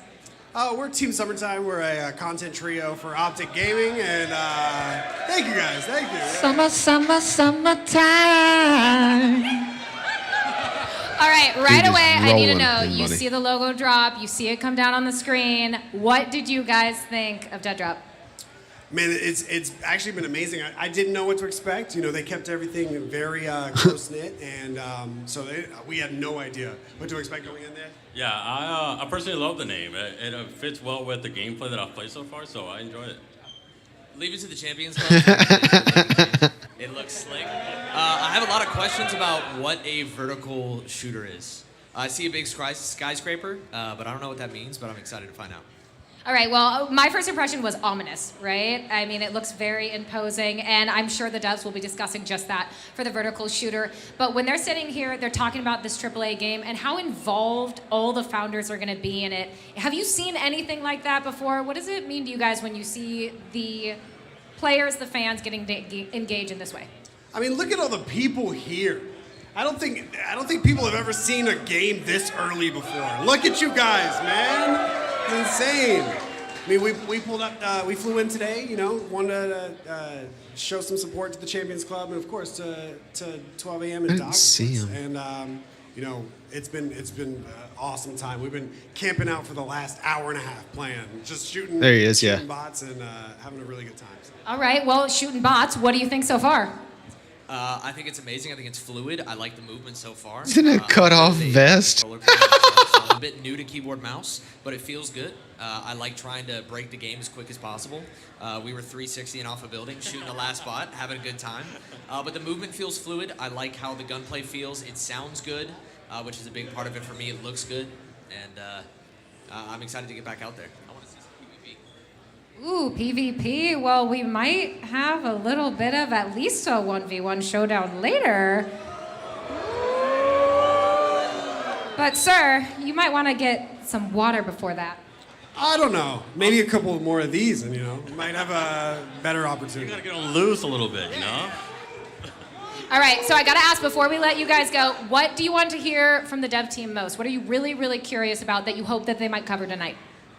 That's for you guys. I still go back to the vertical. I just want to know what are we playing? Am I gonna be, taking stuff out? Am I gonna be collecting M16s and taking them home and building toilets?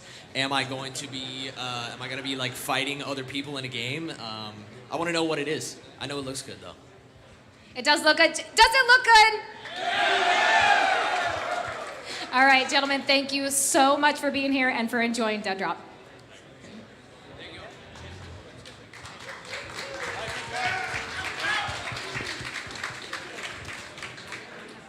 Okay, so there was a lot in there. I think one of the questions was, hey, what is this? What is a vertical shooter? What does that mean? And am I going to be, are we going to be taking stuff home and building toilets? I don't know. That's pretty interesting. It's up to you guys to help influence that. How much do you want to take materials back and build toilets, right? These are the things we want to hear. But for us, a vertical shooter, especially in this, a vertical extraction shooter, you saw the tower, right? If you've played the build and then you saw the name reveal, you see that daunting tower in the distance.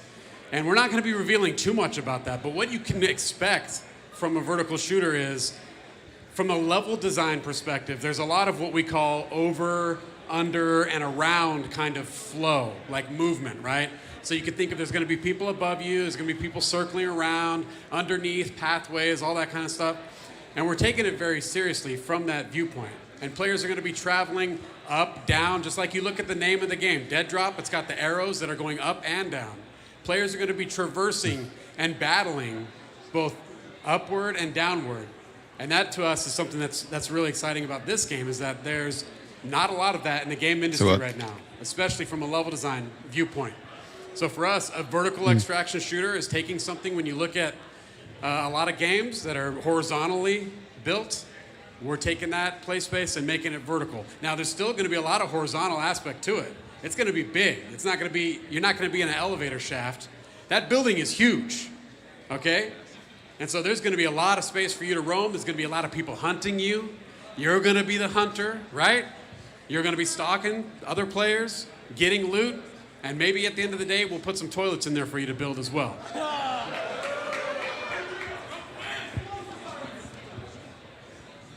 All right, do we have some more questions? All right. Wave down Katie and Miggles. Are we? All right. Not that one. All right, welcome. Please, if people do not know you, give us your name. Hey, everybody. How's it going out there, crowd? Can I hear some noise, huh?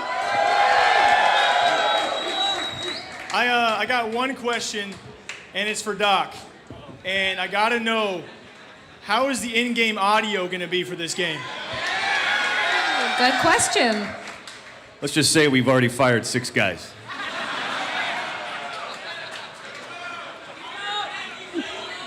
How did the audio sound? Deep answer. I liked it. Anything else? Yeah. It's working. It's been great to see a crowd out here. Great to see everyone showing support. People are looking a lot like Doc out there, but not quite like him. There's also been, to be fair, there's also been quite a bit of flack and heat out there. I am curious how the team up here on stage. Obviously, a lot of expectations have been set for you guys for good reasons. It's a good group of guys, a good team out there as well. So how are you guys responding to those expectations that have been set before you? Yeah. Our approach is straight simple, right? We don't give a shit what anybody says. We don't give a shit what anybody thinks. We are going to answer every critique with builds. Playable builds every 6 weeks. Somebody has something to say, we're listening, right? And we're building. We're answering through action. We're not answering through talking or responding or trying to appease everybody. The only people we're trying to appease, this group right here. This is it. The people in this room, the people in the Discord, the Variant Only Discord at home, those are the opinions that matter, because we know collectively we're going to answer the need, right? It's not about us. We're here to execute on this, and that's what we're going to do based on everything anybody says. Anybody can have an opinion, right? But until you play it, that's when it matters. Thank you, thank you. We do certainly know that Twitter has a whole lot of opinions, and hopefully tonight, most of them positive. Anything else? One last one for you guys. You know, it seems that competition is primed and ready. It seems like a lot of people in the gaming space want to make their own games too. You got OTK, you got 100 Thieves, and you got Doc and his team too. So how do you guys compare yourselves to all the competition ongoing right now? I haven't heard of any of those. Have you? Look, I mean, I would say one thing is, you know, honestly, we are not trying to compare ourselves to anyone, right? We are who we are, and I look at this group, and this is just a subgroup of the developers of Midnight Society, and this is a damn good group, all right? And we're not thinking about anyone else in the gaming industry. We're thinking about us and you guys, all right? That's what we're thinking about. We compare ourselves to what you think about what is on the screen. Because us, we have a saying, on screen is king, right? Like, you could do paper designs, you could do all sorts of stuff, but until it's on screen and playable, which is what we have here right now, it doesn't matter, okay? So for us, we're not comparing ourselves to anyone else. Yeah. I just want to say one thing real quick, right? We got in this to change the industry. We expected it to take a while. The fact that people are already starting to do what we started 6 months ago, I love to see it. I want more people to copy us. I think my response would have been, open up their games I'm not early. I want more tracking people to compare myself to someone else. I want someone else We're not to compare trying to themselves corner to the us. market on that. Like we're the We're standard. trying to You know what I mean? change the industry so everybody does it. So I love that those other people are following in our footsteps. Let them do it. They're going to make a different game than us, and that game's going to be better because they did what we're doing now and opening it up. All right, I think we got another question for the incredible dev team. All right, guys, we've heard a lot of people, you know, there's comparisons everywhere. You say you're doing it better than anyone else, but we hear, oh, this is kind of like Tarkov. This is kind of like CSGO. This is kind of like Call of Duty. But what is making this game the next level? What is making this, like you said, that no one can compare, that people are going to try to copy you? Okay, well, for us, again, the proof is in the pudding and what we're going to be putting on screen. But the way we're looking at this is we're trying to take the best of all of our knowledge. This team is made up of a lot of veterans from all sorts of games and big-time games in the industry. And there's things that we like about those games, and there's things that we love about those games. So we're taking what we feel is the best of those, and how do we make something new? And that's tough to do in the industry, right? There's so many things that have been retread before. And for us, it's also not just about the idea, it's about the execution of those ideas. And some other studios, they could do something, but if the execution isn't there, then it's not gonna have people playing it. And so for us, the big game changer is the execution. We need to execute on these ideas, even if those similar ideas in the industry. It's the execution, and then again, the other big game changer, we keep coming back to it. We sound like a broken record, but seriously, the other game changer is everyone in this room, right? If everyone does their job and speaks up and lets us know when something is lame or when something is genuinely good, that to us is how we're gonna get something that everyone else doesn't have, and maybe they'll wanna copy us and be like us too. Thank you for that. We have one more set of questions from a different angle, perhaps. This is Goj, my co-caster, and someone from a talent perspective who looks at a game like this and says, there's some very interesting prospects here. So, Goj, when you look at the dev team, what do you have? What's on your mind? Yeah, no, it's a incredible product. Yeah, I want to know how they're I'm gonna really excited about the roadmap forward. deal with My the question comes from the competitive standpoint, right? incoming There's or a lot that outgoing can be said features. about public lobbies and how a game can execute for the casual player base, but we all know the competitive player base, specifically esports level player base, can really change the way a game is looked at. So give us a little bit of insight, if you can, about the competitive level that Doc, of course, is going to be playing at. Yeah, I would love to, right? So, and I've talked about this with a few of you guys out there already, right? How we look at it, and we've said time and time again, that you don't build an esports game. Esports chooses you, right? So we are focused right now on that core gunplay, making it feel good. And if we do that correctly, if we make that feel smooth and tight and feel competitive, like you feel like you can compete at it, the teams are going to respond. And this is a great question because it speaks to how we built this group right here.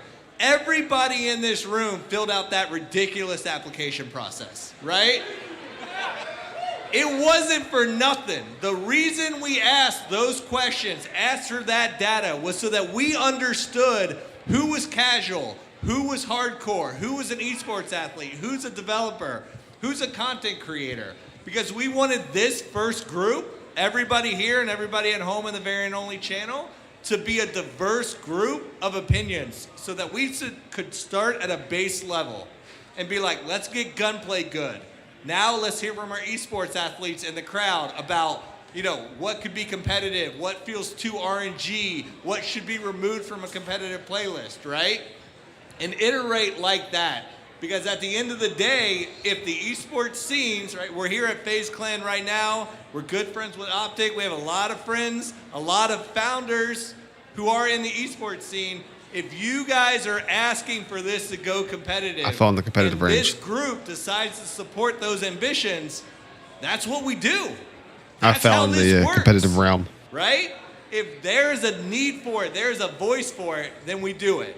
And so we are going to listen and we're going to build towards what this group wants to do and just diversify that way. No, like the demographic Are we wrapping it up? or the gaming. So that leaves I'm not a it for casual this player. portion of it where we're talking about the studio and the setup. Please, if you haven't already, get some time in. If you've already got some time in, grab a drink. No, they said that the demographic they were reaching out to. Talk to the dev team. Like casual gamers, content creators, and all that. We want to have time with the actual build as possible because when we get back, we're going to dive into the actual deep dive of the gameplay questions. Talk about gunplay, talk about features, talk about where we're going, what our thinking was in those. So spend some time on it, talk to us if you see us, and then we'll be right back here in a little.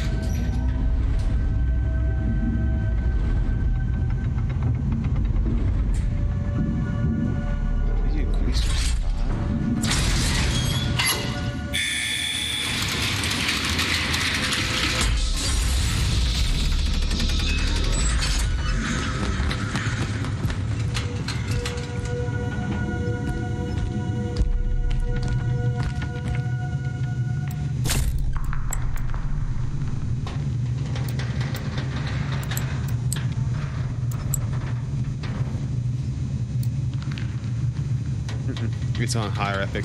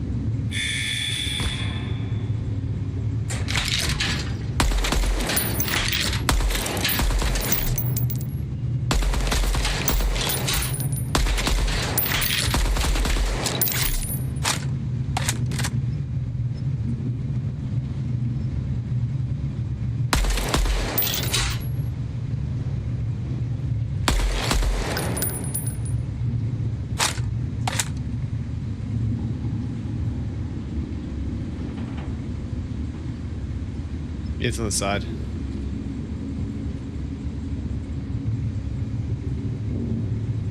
Correct.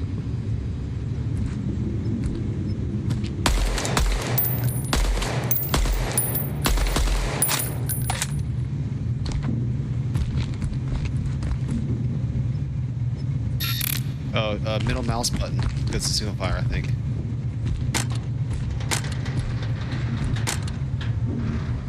Mm-hmm.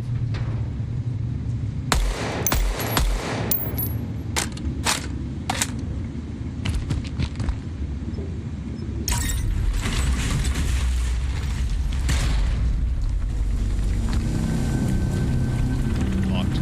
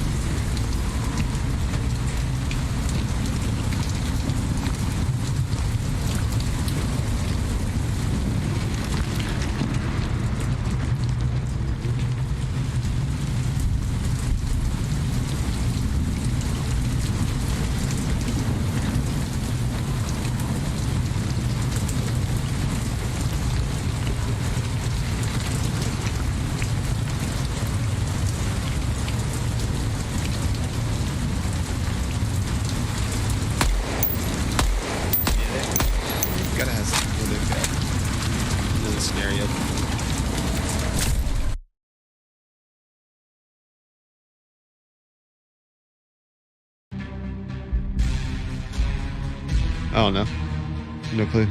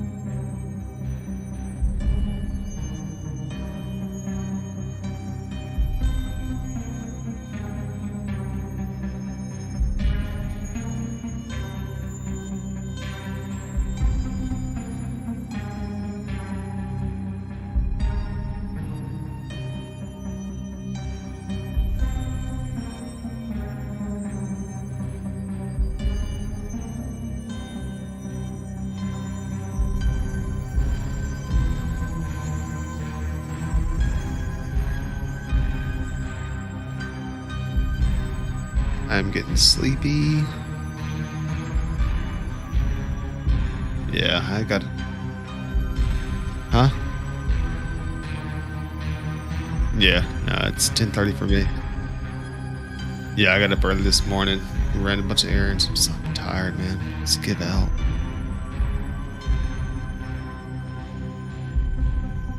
10:30. Yeah.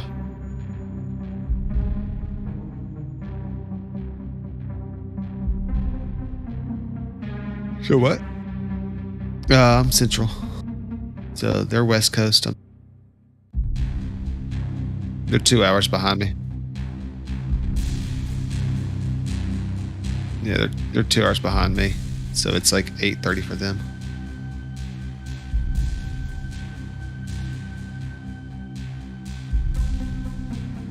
Yeah.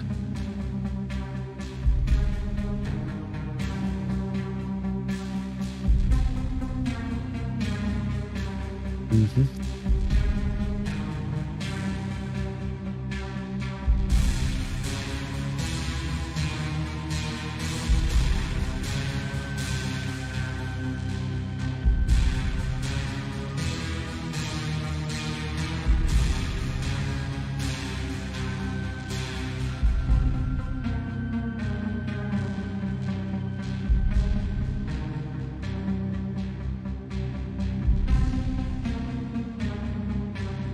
Yeah.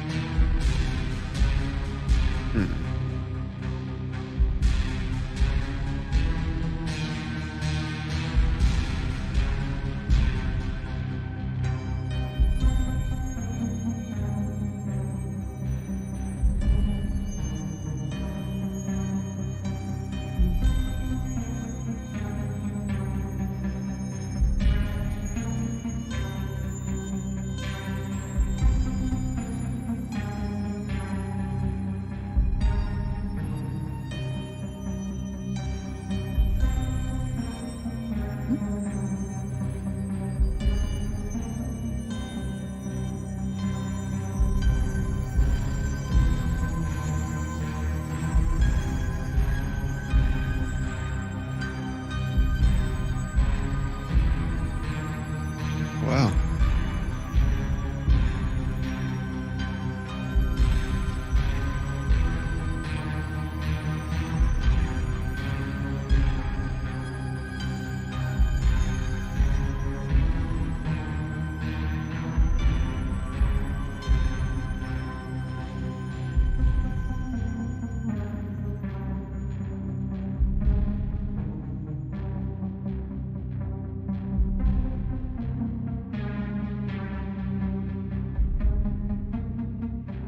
That's about right.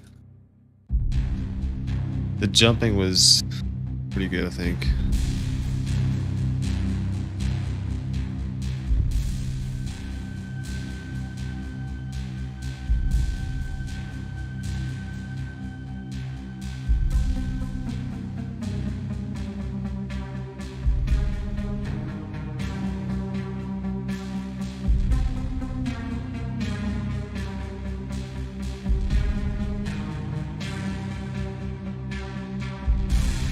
There's a few people that no, I saw some people talking about it really killed the FPS.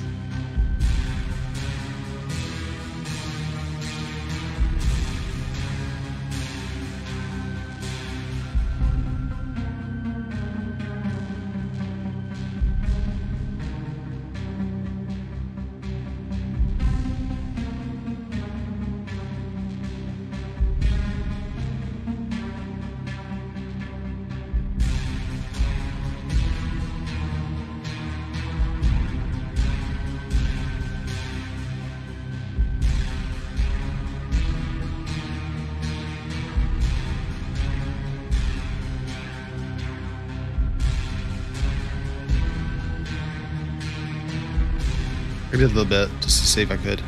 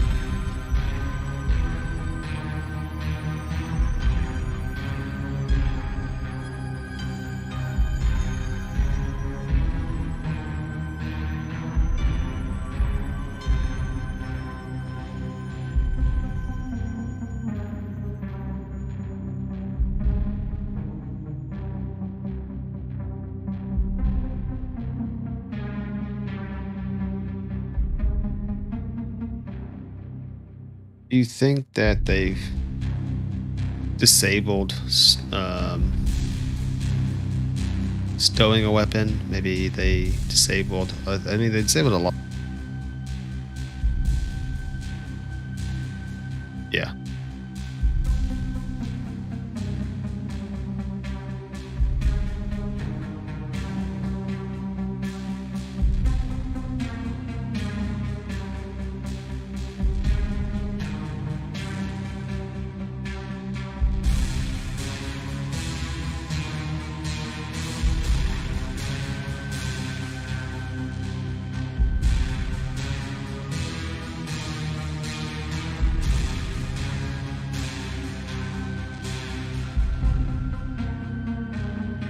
What was the other thing we talked about?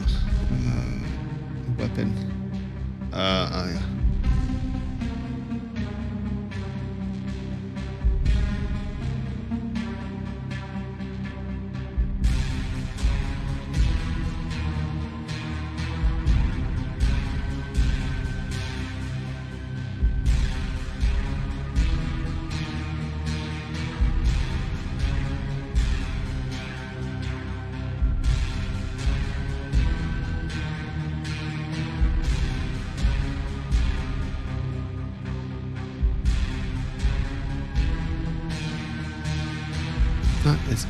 Is that considered toggle ADS? Or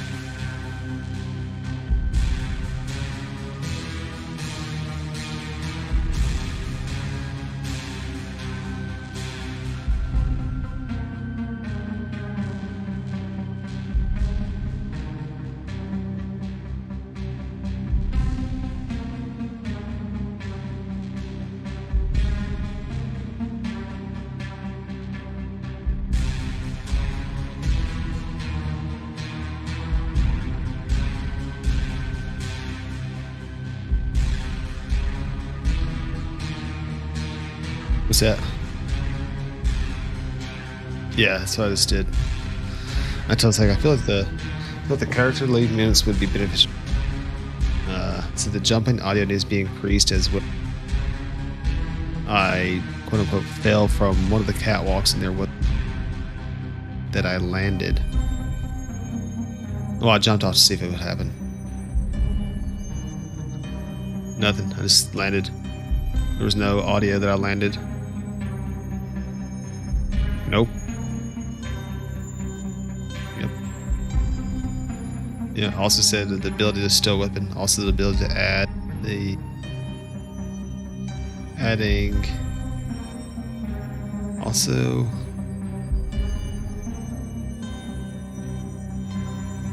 the ability to hold right mouse versus for ADS.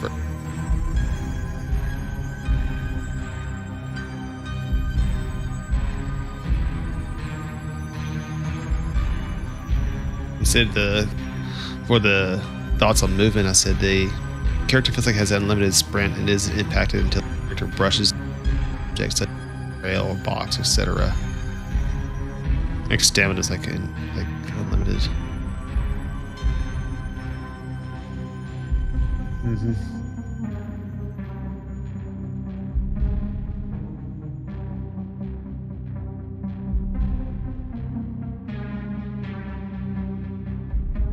Next, let's see. How fun was weapon you had? Pretty good.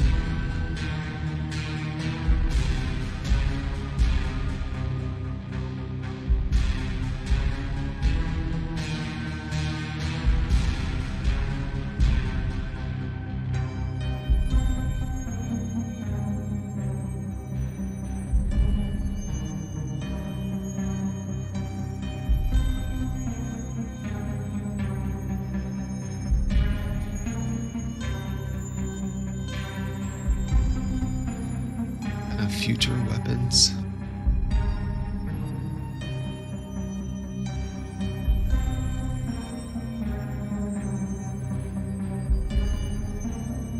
Is it?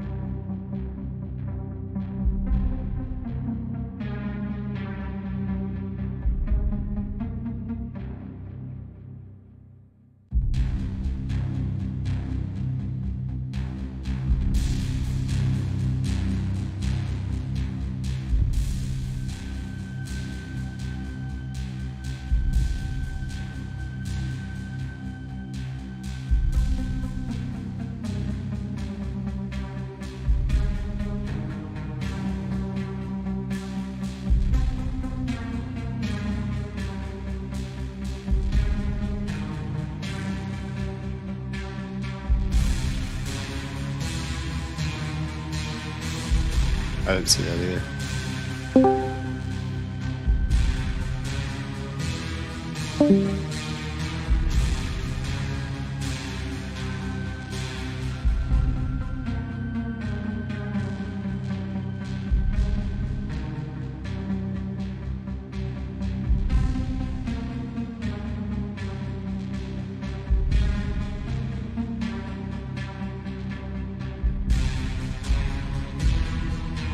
Baseball.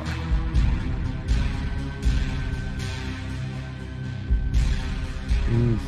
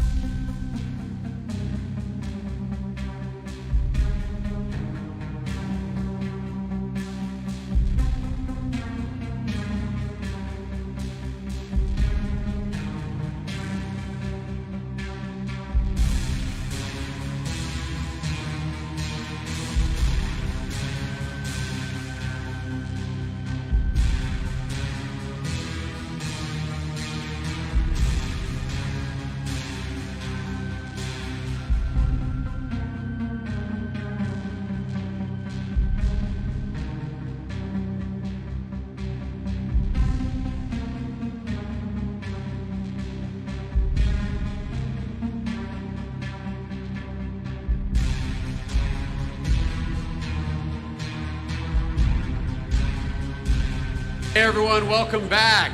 We're here, the game dev team. We're going to talk a little bit more about in-depth the game we're making. We can talk a little bit about mechanics. We can talk about the art style, all that stuff. We're going to talk about Snapshot. We're going to walk through it step by step, what we delivered on, what was our vision, what were we thinking, all that kind of stuff, so that you can get a little bit more context for those of you that have already played it and those of you who have yet to play it. So let's get into that a little bit, okay? So right here on this screen, this is the very first thing that you see when you load up Snapshot 1. You're riding in an elevator, there's some mystery, what's going on here, the elevator doors open, and boom, you're greeted to this. This is what we're calling our weapons bench room, all right? And so in here is the weapons bench, and this is something that, this could become lots of things. And this is what we'd like to get feedback from you guys. But for us, the genesis of this is where you as a player could come and customize your weapon or weapons, not just a single weapon, but your weapons. How many weapons do you have? All those kind of things. What kind of weapons? These are the things we also want to hear from you as well. But you as a player, you'd come in here and you'd tinker with things. You'd change different attachments, all sorts of stuff, right? Things that you'd expect. We're thinking of things like, hey, how do you display maybe your favorite weapon all that kind of stuff.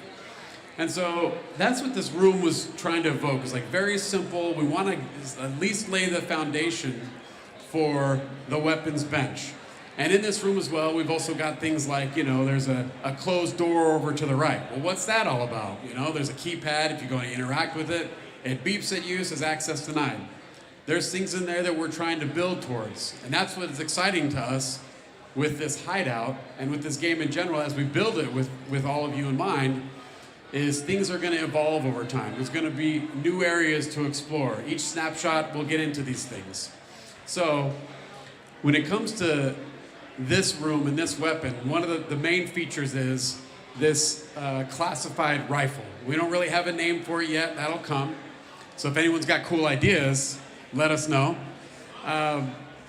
But yeah, so let's talk a little bit about this, because I want to kick it over to our art director, Darren Bacon, and he could tell us a little bit about this weapon, its identity, its looks, and all that. Yeah, okay, so this weapon, it's kind of a nice snapshot on just art direction generally all up on the project. And so what we've been thinking about is it's like the high level idea is it's the future through the lens of the 80s and 90s in like an alternate timeline. And so what that allows us to do is like kind of pick the stuff that fits best with our genre and Midnight Society. And so also generally it's like the whole vibe, basically lives around that, and it's a world where Doc could be living in, but he'd be in the streets, and it's not like we're making these big adventures. So that's generally the high level art style goals.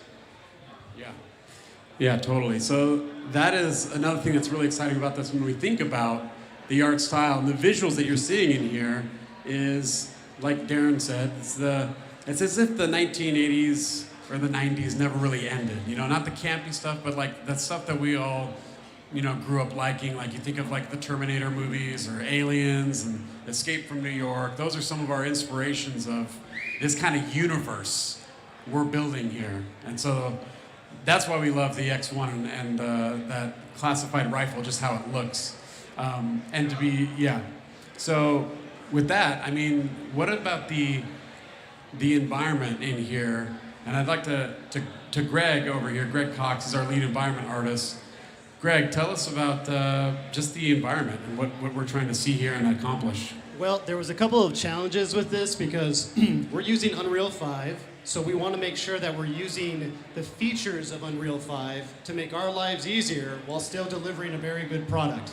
And to your point, Quinn, this is, when we first started looking at this space, we put together a lot of reference boards. So we started looking at a lot of the classic movies that we kind of like, old school John Carpenter kind of movies, Big Trouble in Little China, a little bit of Bloodsport in there, So we mixed some things in of, not for the sake of nostalgia, like we don't necessarily want to convey nostalgia, but the limitations that those films had at the time made those films great, and they look good, right? So we want to capture that a little bit. So we knew that for this first shot, it had to be important. Like it needed to grab your attention immediately. The player needs to see that rifle. The player needs to be drawn into that workbench. And so we began populating it out with some of the assets that we built from scratch. And then we also pulled in things from Megascans to kind of make life a little bit easier for us. And so we did a lot of set dressing, and we went through multiple iterations of lighting to kind of capture that mood for it a little bit and everything. And I think it did the job. I think it did a really good job of it. So yeah, we're all really, really proud of it. And I think that rifle just looks so damn good up there. Nice. Okay. Let's move on to the next area. We'll talk a little bit about that. Yeah, so this is a little bit of that tease that we were telling you about. So this is a concept image of what that door to the right of the weapon bench could be. And so now we're looking at this like, okay, right now we're just calling it like the vault, right? Like, or the armory. What does the player want to put in there? What are the things that are interesting? kind of gear. What kind of gear do you want to put in there? What kind of weaponry do you want to put in there? Things that you really like that you want to keep safe. Things that you want to use for the right moment, the right area in which you're going to go play in. So this is just an early concept tease of something that could or could not be coming. So, all right, let's go to the next one. Oh, okay.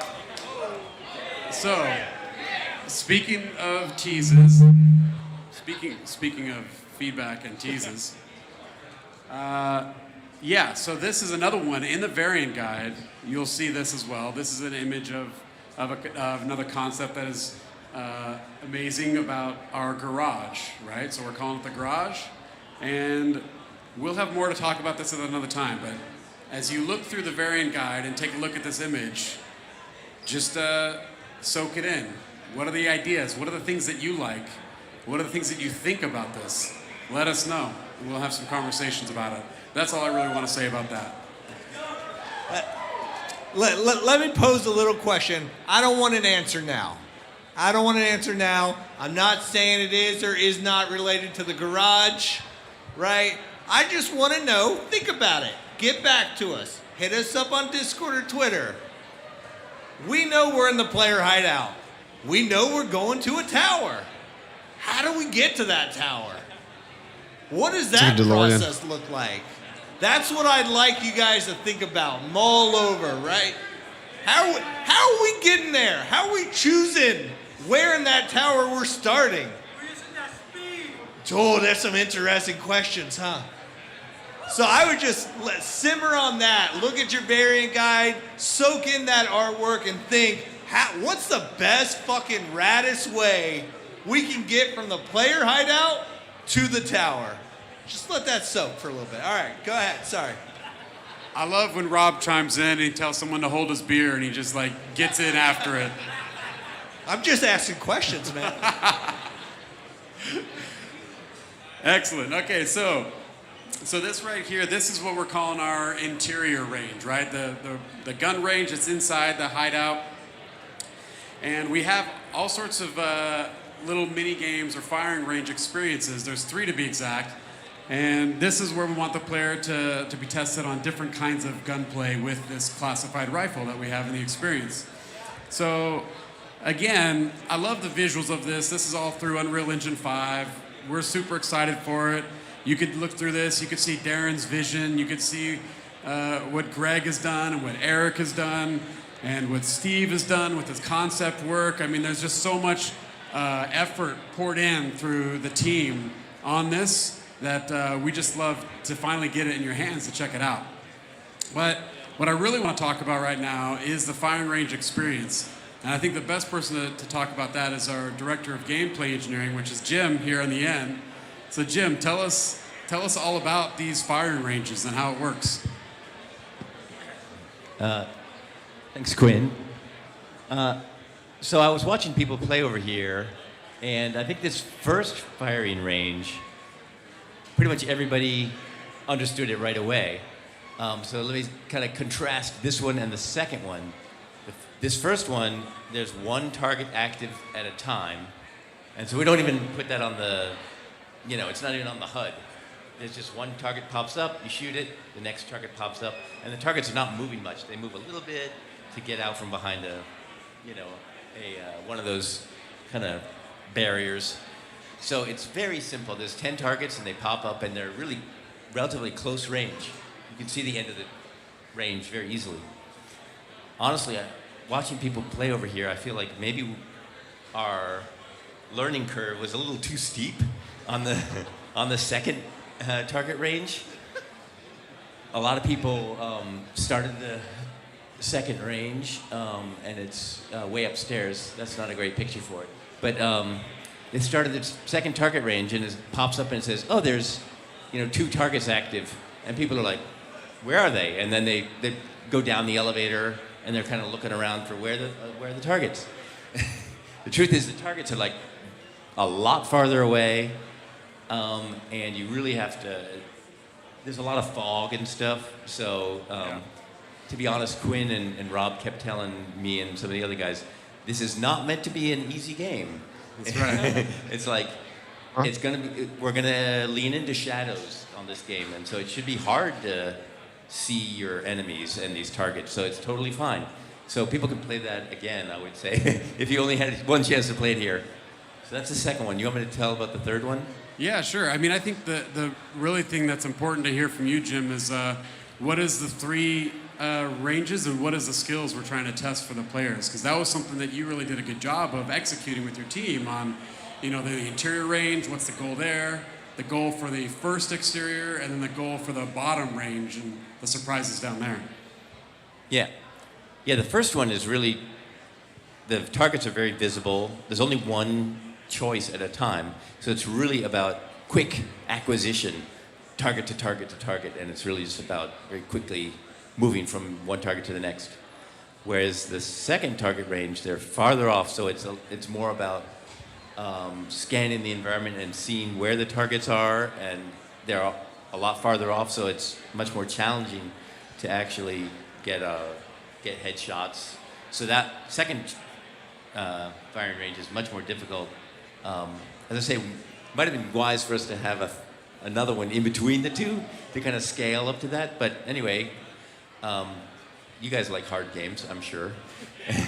So the third one we call our reaction trial, and the clock works differently there.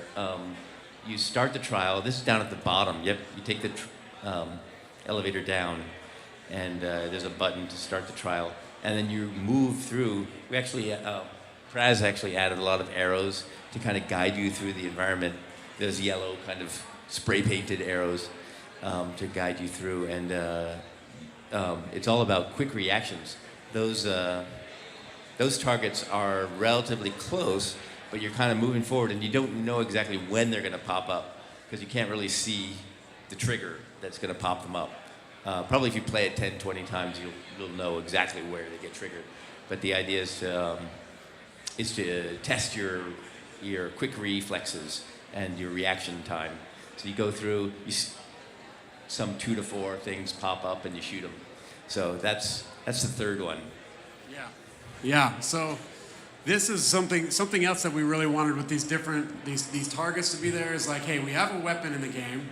It's not going to be fun if we just have a space where you're just shooting the wall or the floor, messing around. What do we have in there? So you could actually look at what's the bullet drop, right? What's the projectile speed? Because every weapon in our game, we're going to have projectiles and speeds that are varying at different distances. So we want to see how does that feel?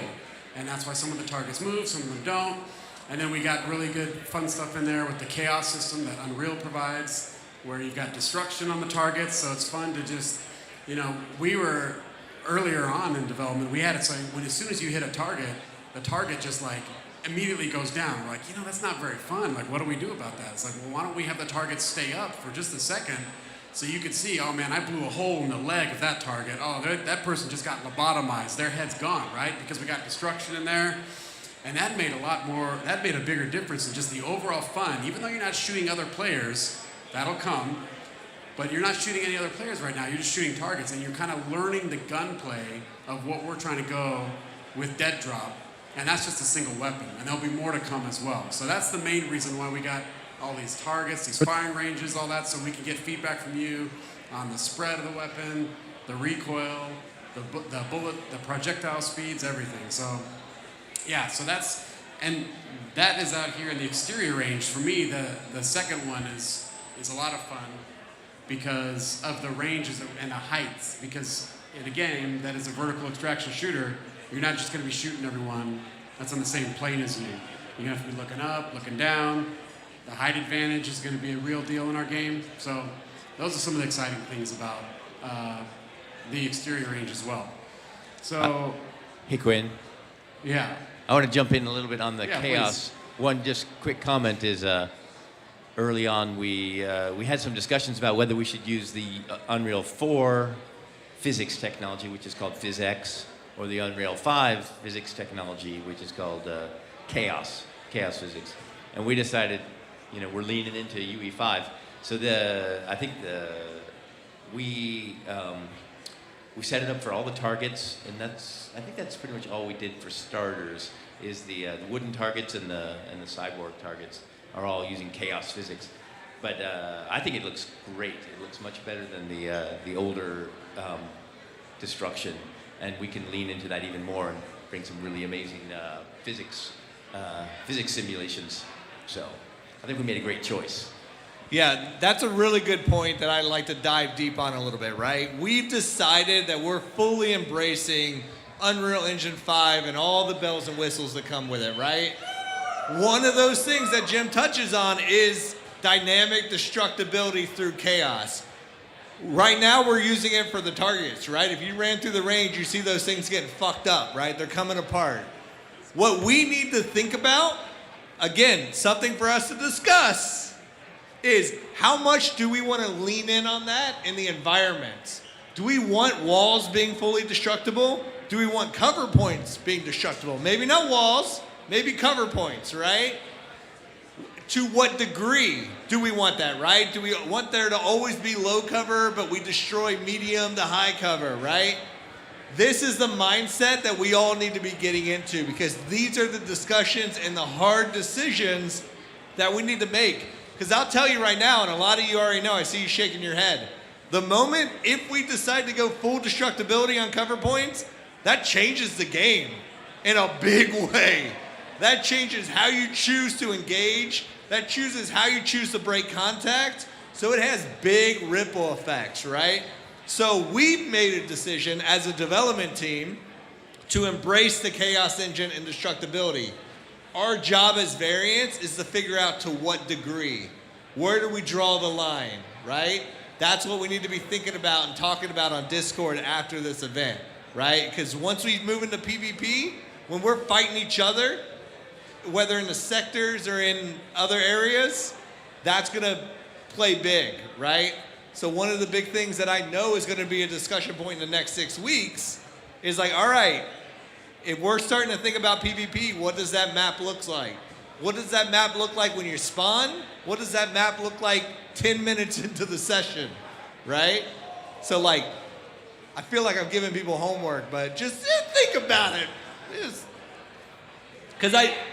Because we are all about setting the course, right? Setting the course on the tech we're gonna use to achieve it and implementing it. The scope, the scale, the direction, all of that stuff is gonna come from a collective.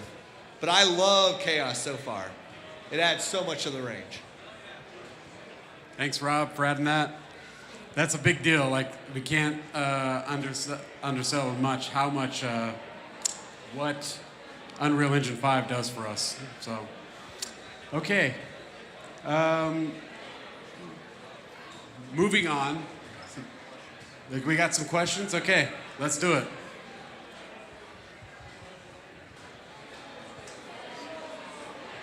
All right, well, first things first, I do have a Twitter question for you guys. Everyone's been loving the name. They think it's fantastic, but we've seen it more than a few times.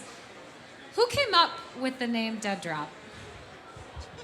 Well, that was a very collaborative effort, is the very, that's probably the safe way to say it, but I'll say, you know, Rob.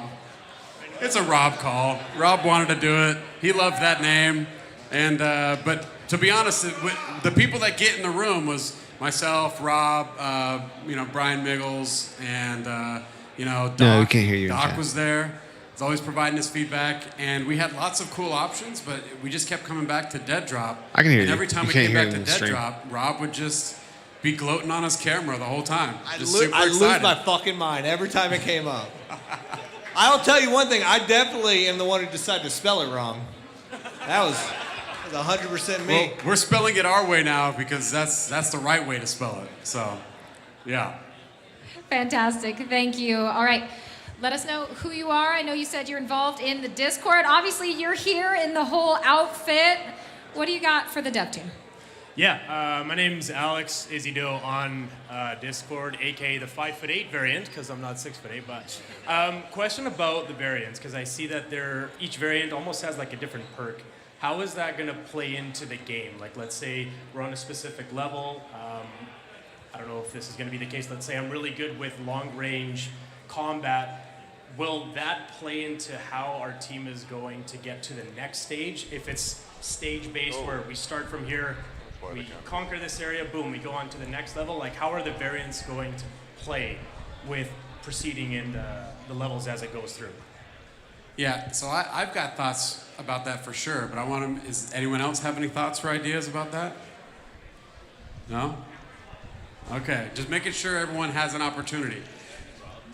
Oh, I know Rob will say something. He'll always say something. So I'm sitting back here. Leave me alone.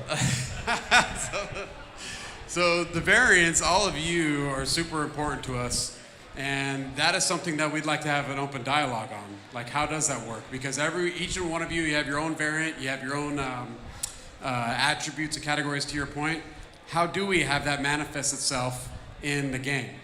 And that's something that we're interested in, but right now we're focused on the core foundation of the game, what it's like for people, the majority of the people that are going to be playing this game, because the majority of the people are not in this exclusive, amazing club of variants. So what we're trying to do is make sure that the variants are able to stand out, or peacock, right? You have that badge of honor, that day zero community that you're here.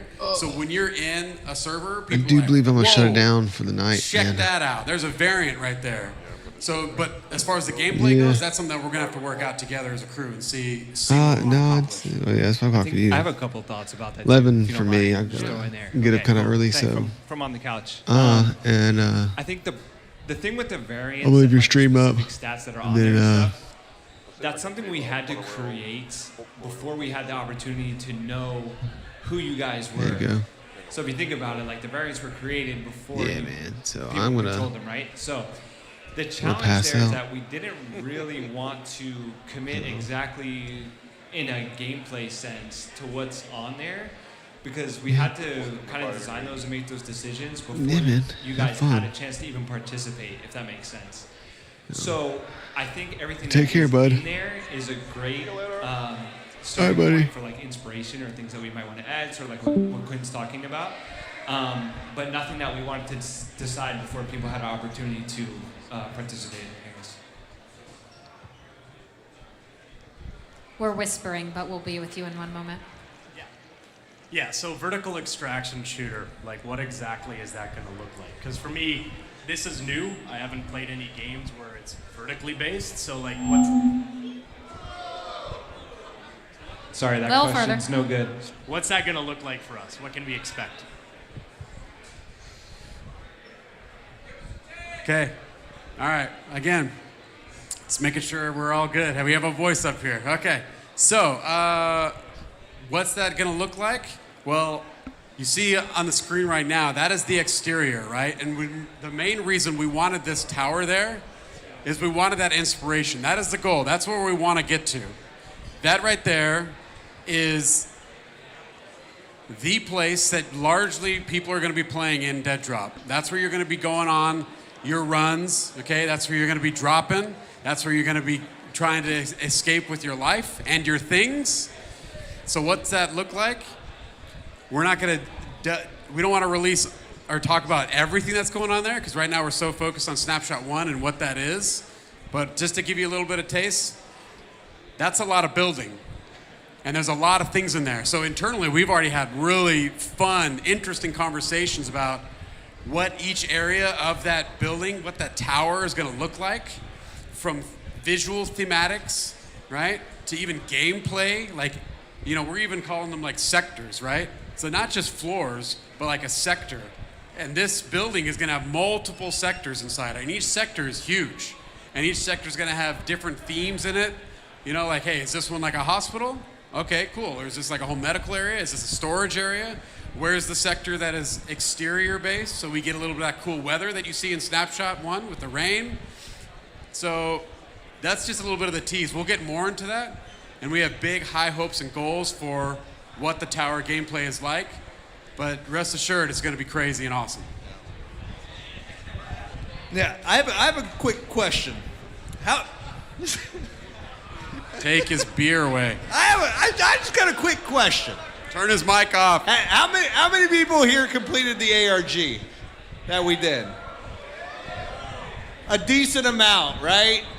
And like the ARG, we called the CC protocol, which was the Claws Combat Protocol, right? It was a training ground, a simulator to figure out how our variants would think, how they sort of approach this concept of sector-to-sector gameplay, choosing between engaging and extracting, right?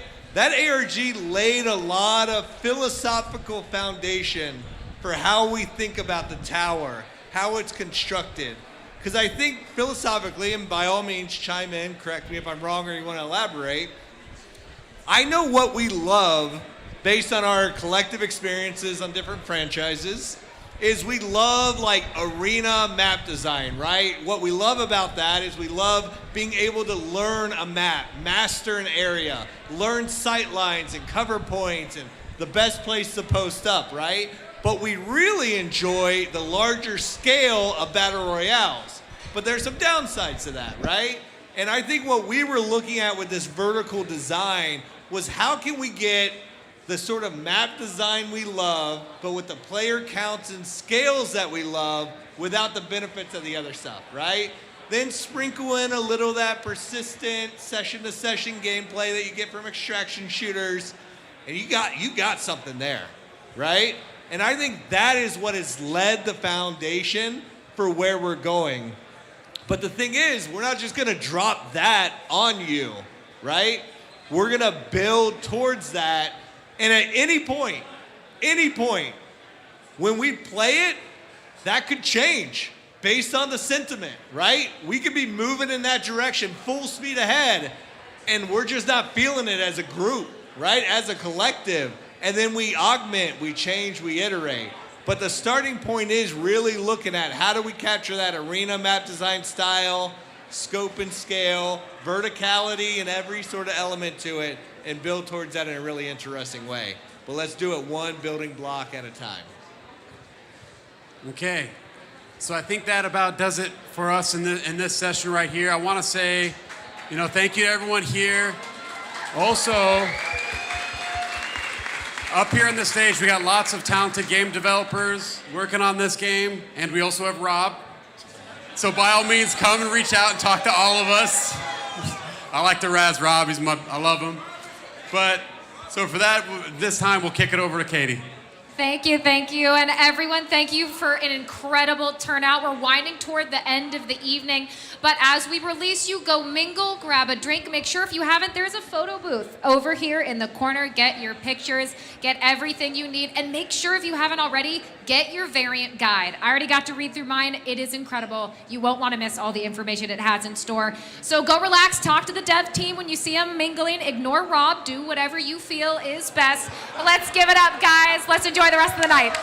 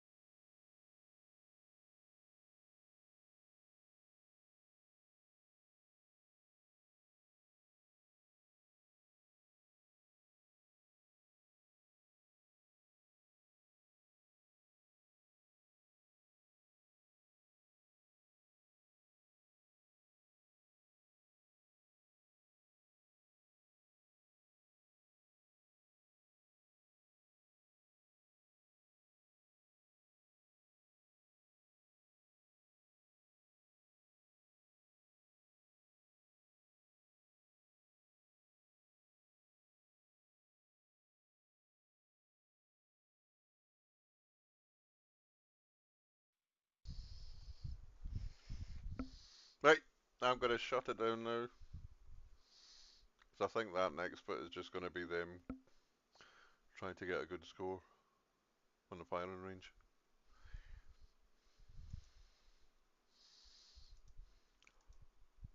I'll see